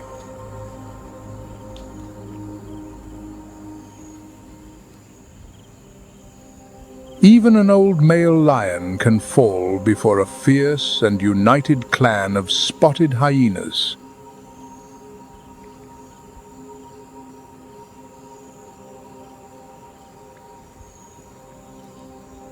Is this merely an instinct for survival, or an ambition to dominate the entire savanna?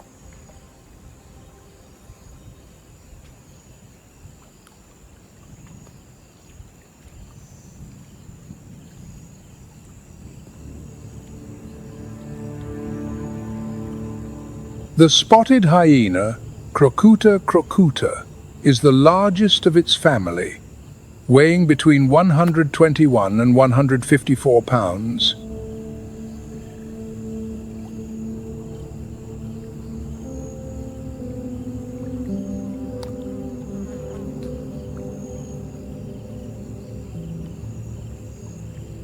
Unlike most predators, here, the females hold absolute dominion.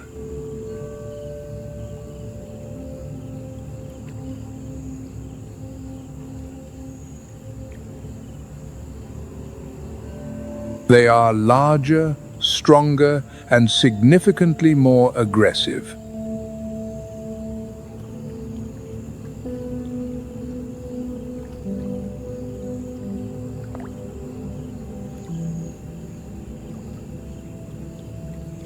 This stems, in part, from high testosterone levels while still in the womb.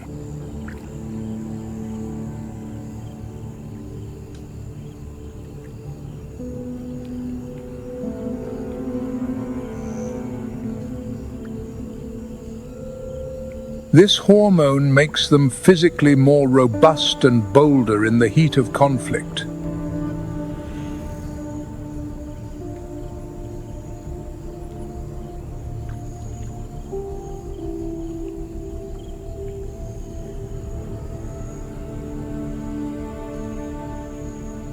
Shark bears the physical hallmarks of dominance, a biological masquerade that grants her absolute rule.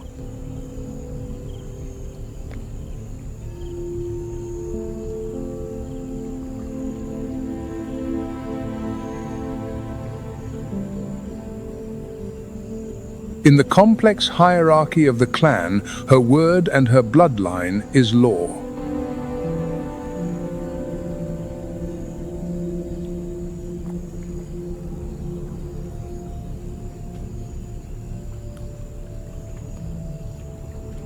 These animals live in complex social groups called clans, which can number over 80 individuals.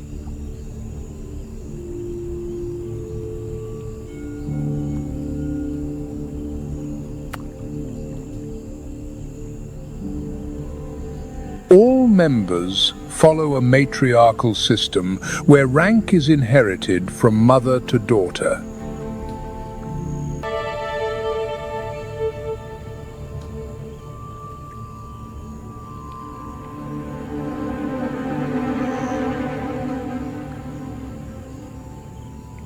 From afar, dust clouds rise under the heavy tread of Cape Buffalo, the giants of the plains, each weighing nearly 2,000 pounds.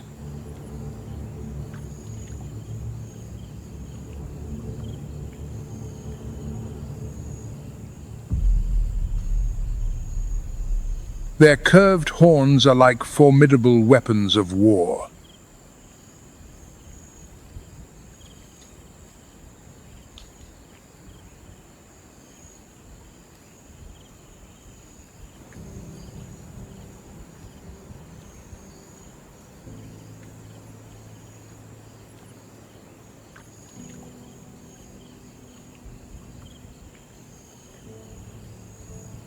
From the slopes, a lioness has spotted a herd of Cape buffalo moving slowly toward the marsh.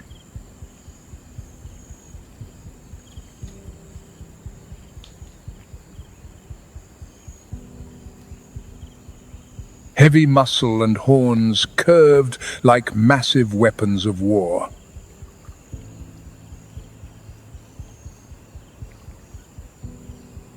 Even lions must exercise extreme caution around them.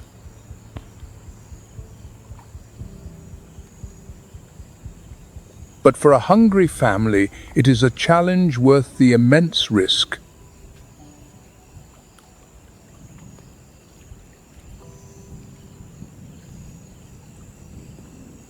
The entire pride lowers itself, snaking through the low acacia scrub. The wind is favorable, carrying their scent away from the herd.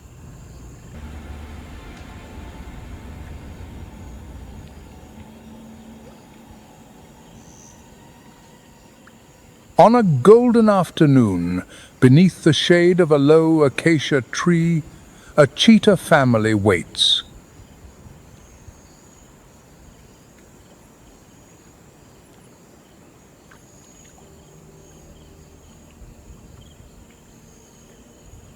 The cheetah, Acinonyx jubatus, is the fastest land animal on our planet.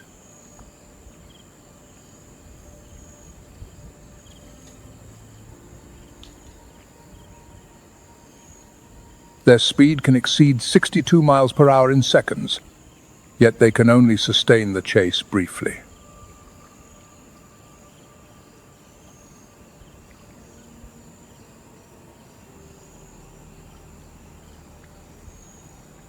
A slender frame, long legs, a flexible spine, and a tail acting as a rudder allow for instant turns.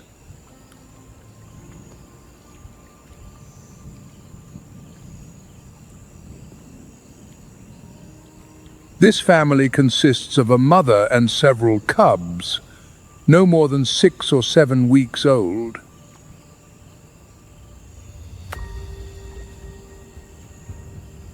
Their bodies are still small, their spots faint, and their backs covered in a silver-grey mantle of fur.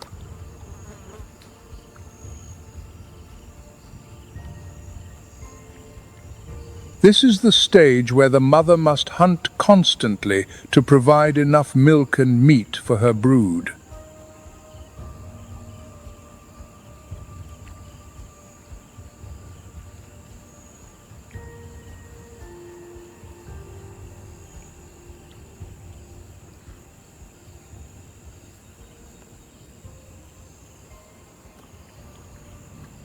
Ahead of them, a herd of impala grazes, occasionally lifting their heads in cautious unison.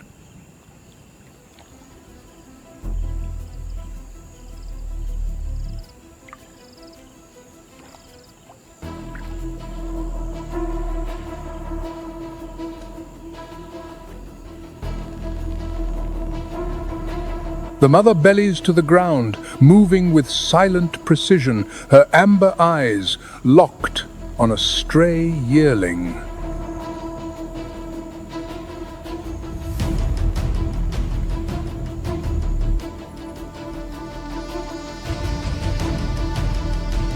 The cubs, far too small to participate, remain motionless in the scrub, observing their mother's every move.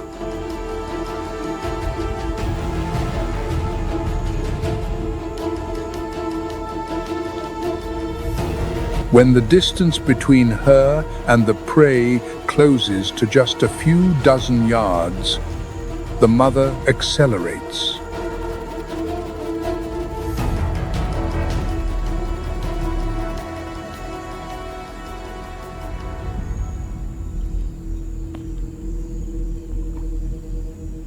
Her dash is like a bolt of lightning tearing through the stillness of the afternoon.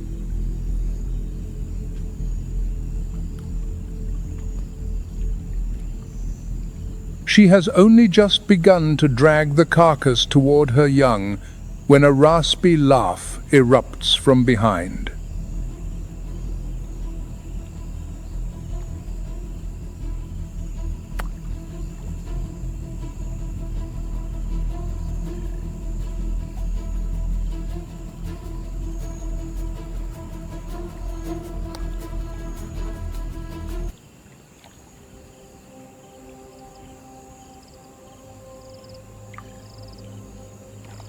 On the savannah, even the swiftest of hunters must often bow to the sheer persistence of the hyena.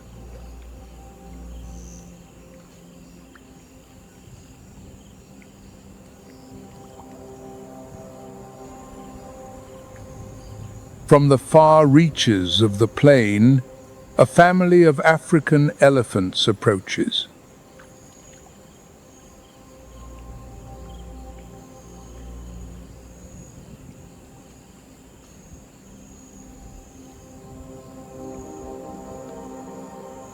They are led by the oldest and wisest matriarch, whose memory holds the locations of ancient waterholes.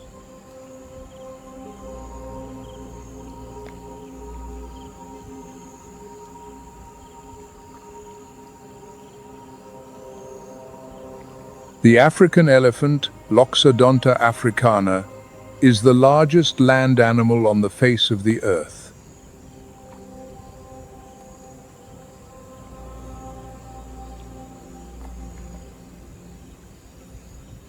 An adult can exceed 10 feet and weigh 13,227 pounds.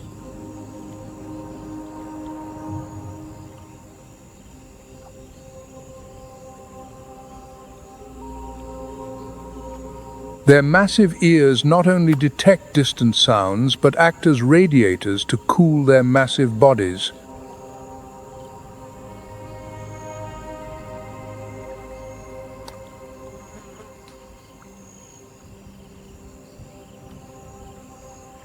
The trunk, containing over 40,000 bundles of muscle, is a versatile tool for drinking and greeting.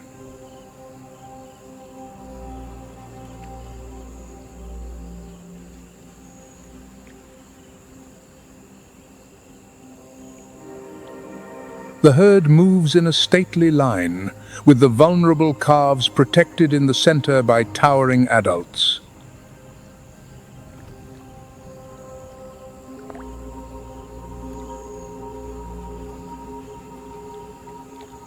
Occasionally, the matriarch halts, raising her trunk to test the wind for the scent of water.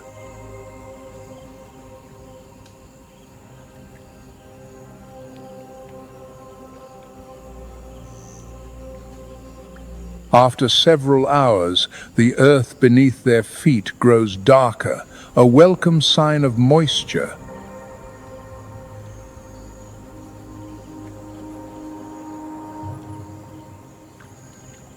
They quicken their pace. Reaching the pool, the herd plunges in, trunk siphoning up the cool, refreshing water.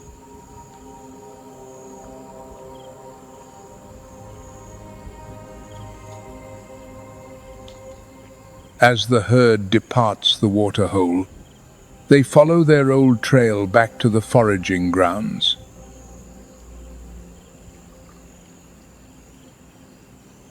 But behind the main group, a mother and her calf have fallen slightly behind.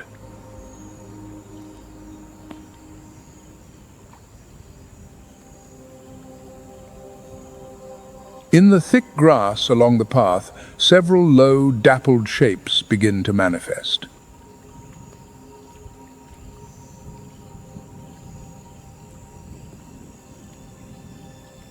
A clan of spotted hyenas, lured by the scent of the calf, moves in with chilling speed. It's a rare and extraordinary opportunity.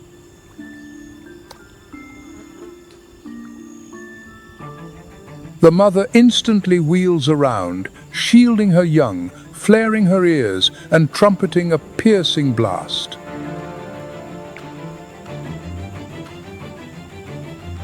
From the distance, deep rumbles and heavy footfalls answer the call.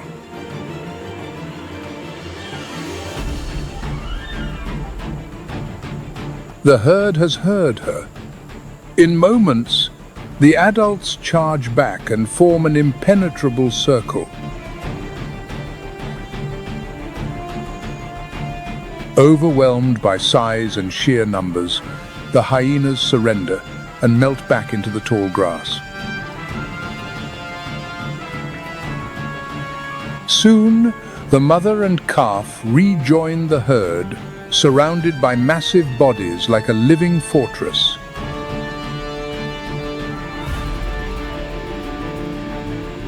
An elephant's strength lies not just in its size, but in a solidarity that has protected them for eons.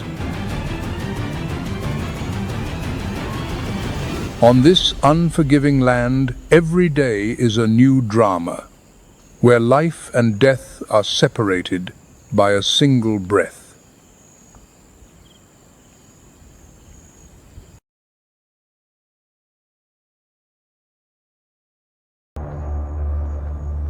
Under the fierce African midday sun, life itself seems to pause.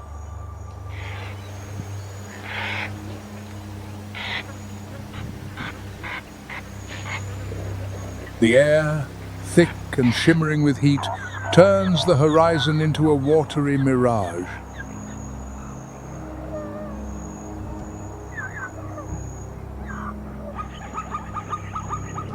The sun, a dominant orb of fire, scorches the earth, compelling most creatures to seek sanctuary.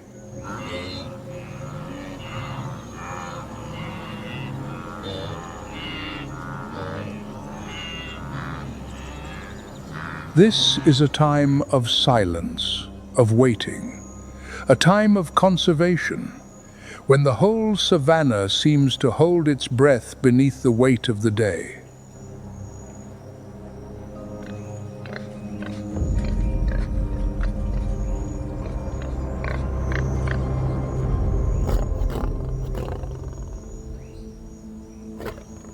A pride of lions is at rest.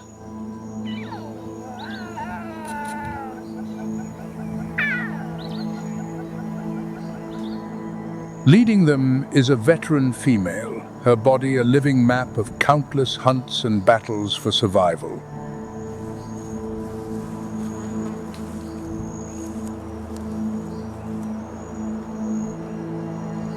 Each scar etched upon her weathered face tells a story of courage and of loss.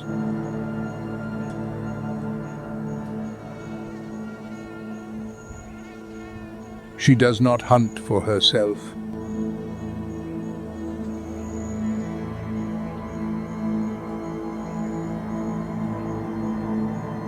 Behind her, sheltered by the dense thicket, lies the next generation.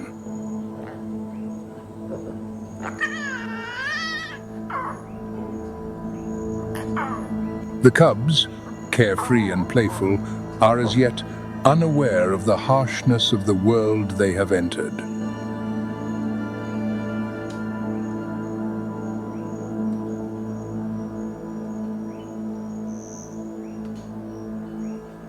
Their very existence depends entirely on their mother's skill, her experience, and her eventual success.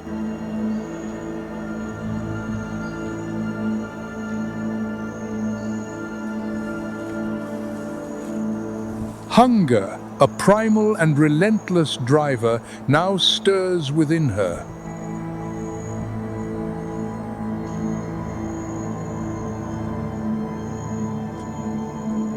The pride has not had a significant meal in nearly 3 days.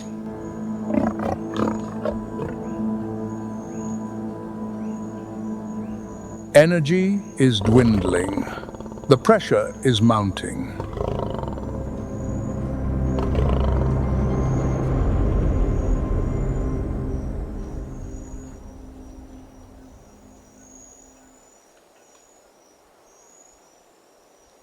As the sun begins its slow descent, a subtle change ripples across the plain.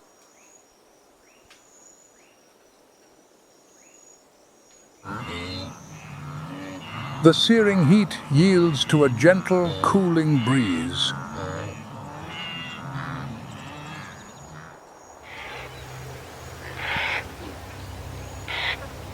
The transition is more than a change of light. It is a shift in power.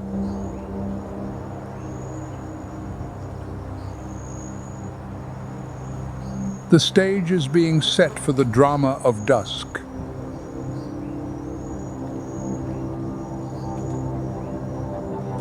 With a soft, almost inaudible grunt, the command is given.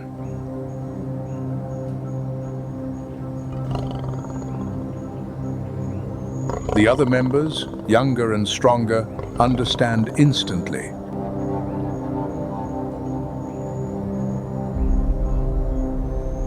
They rise and stretch, muscles rippling beneath tawny coats.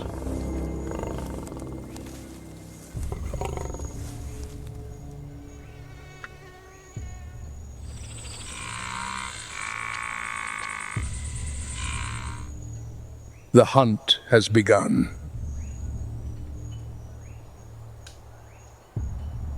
Their coordination is a symphony of instinct, honed over thousands of generations. Not a sound is uttered, yet each individual knows its precise role.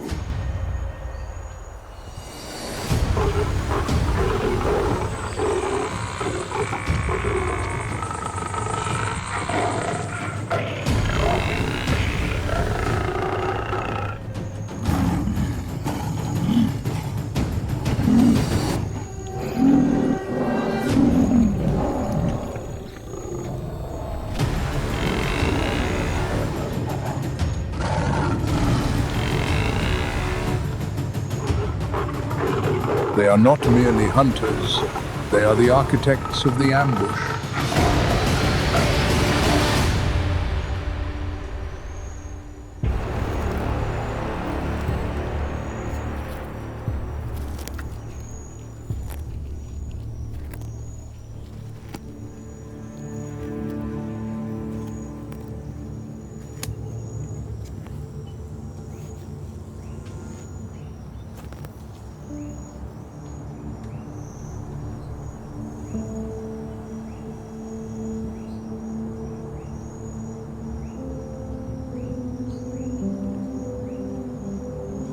A herd of plain zebra, their striped coats, one of nature's most curious displays of camouflage.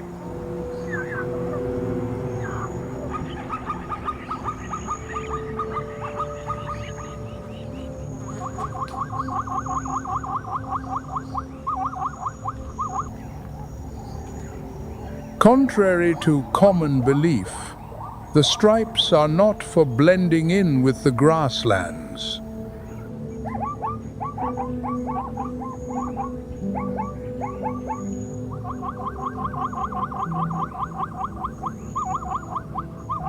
They create an optical illusion known as dazzle camouflage, making it difficult for a predator to single out an individual from the chaotic mass once they begin to move.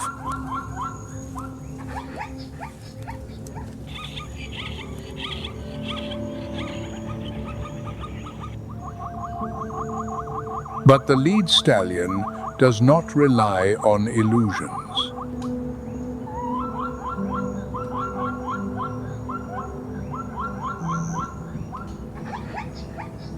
He relies on his acute senses.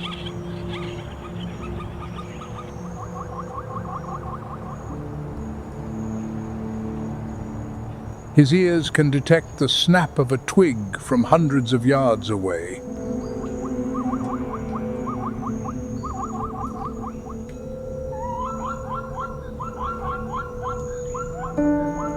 His sense of smell can detect the scent of a lion from a great distance, should the wind turn. He is the herd's early warning system.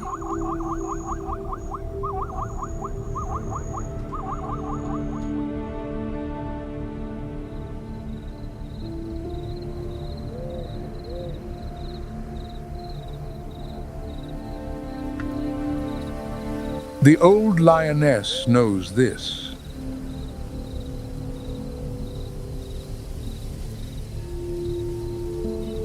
She has faced such sentinels countless times.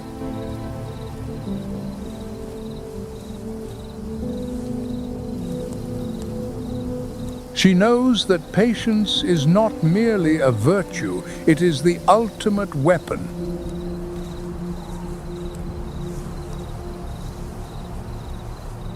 And then, the one thing every hunter fears, a sudden gust of wind.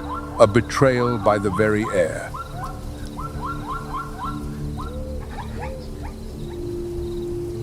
The scent of the predator, however faint, has been delivered.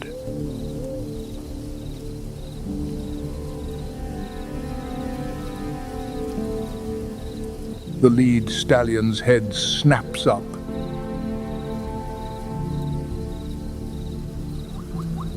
He sounds a piercing alarm snort.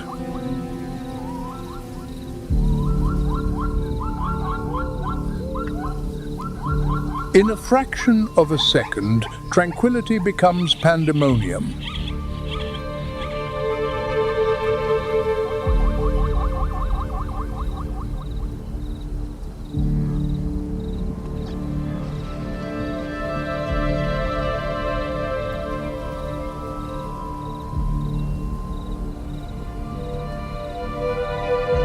The chase is over before it has truly begun.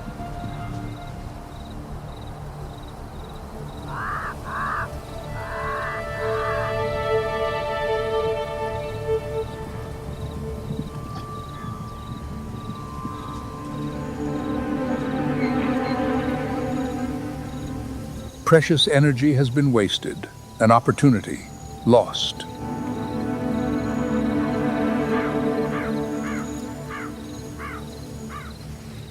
This is the unforgiving reality of life on the savannah.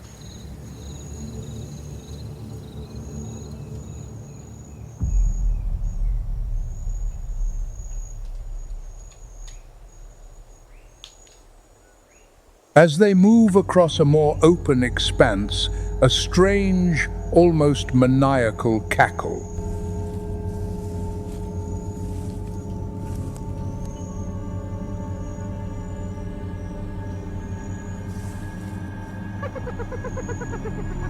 The spotted hyena.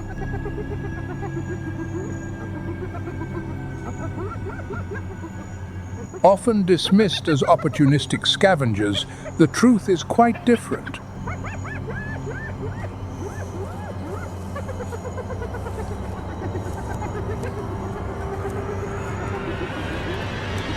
They are supremely effective hunters, with a bite force powerful enough to crush bone.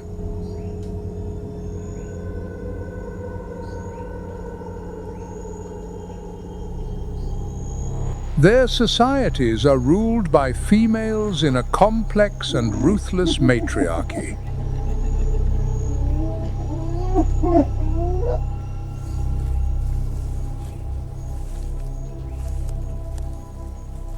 And they are the lion's ancient enemy.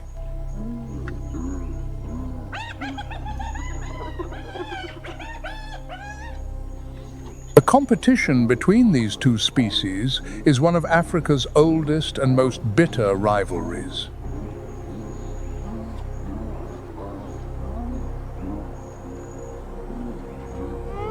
They do not just compete for food, they compete for territory, for power, and for the right to exist.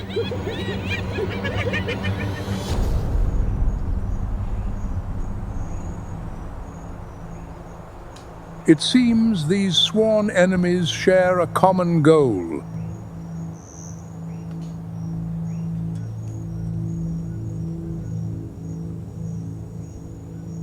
A Cape buffalo,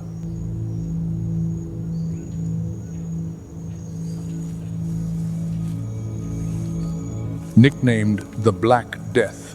It is one of the few prey animals that will readily stand and fight a lion.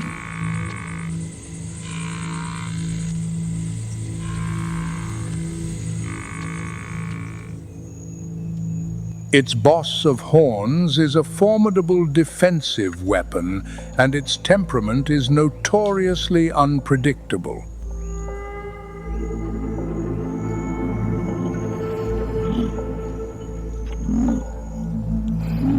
A full herd can easily repel a lion attack.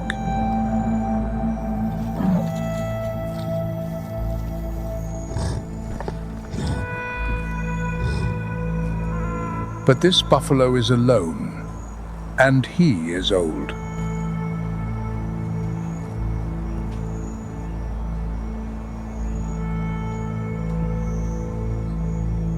An injury has given him a limp in his gait, slowing his pace.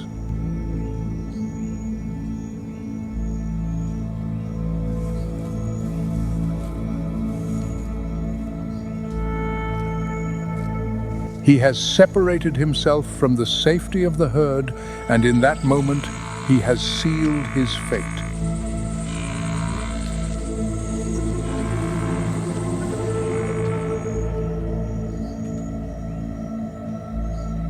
Both lions and hyenas have realized this. A tense standoff unfolds in silence.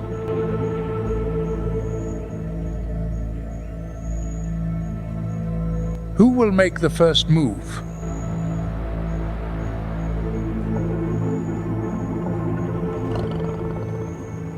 The old lioness does not hesitate. Her decision is made. This time, the attack must be faultless.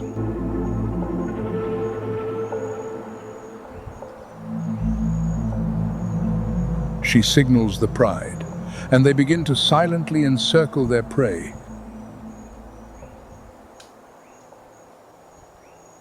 The decisive moment hangs in the air. The entire savannah seems to hold its breath.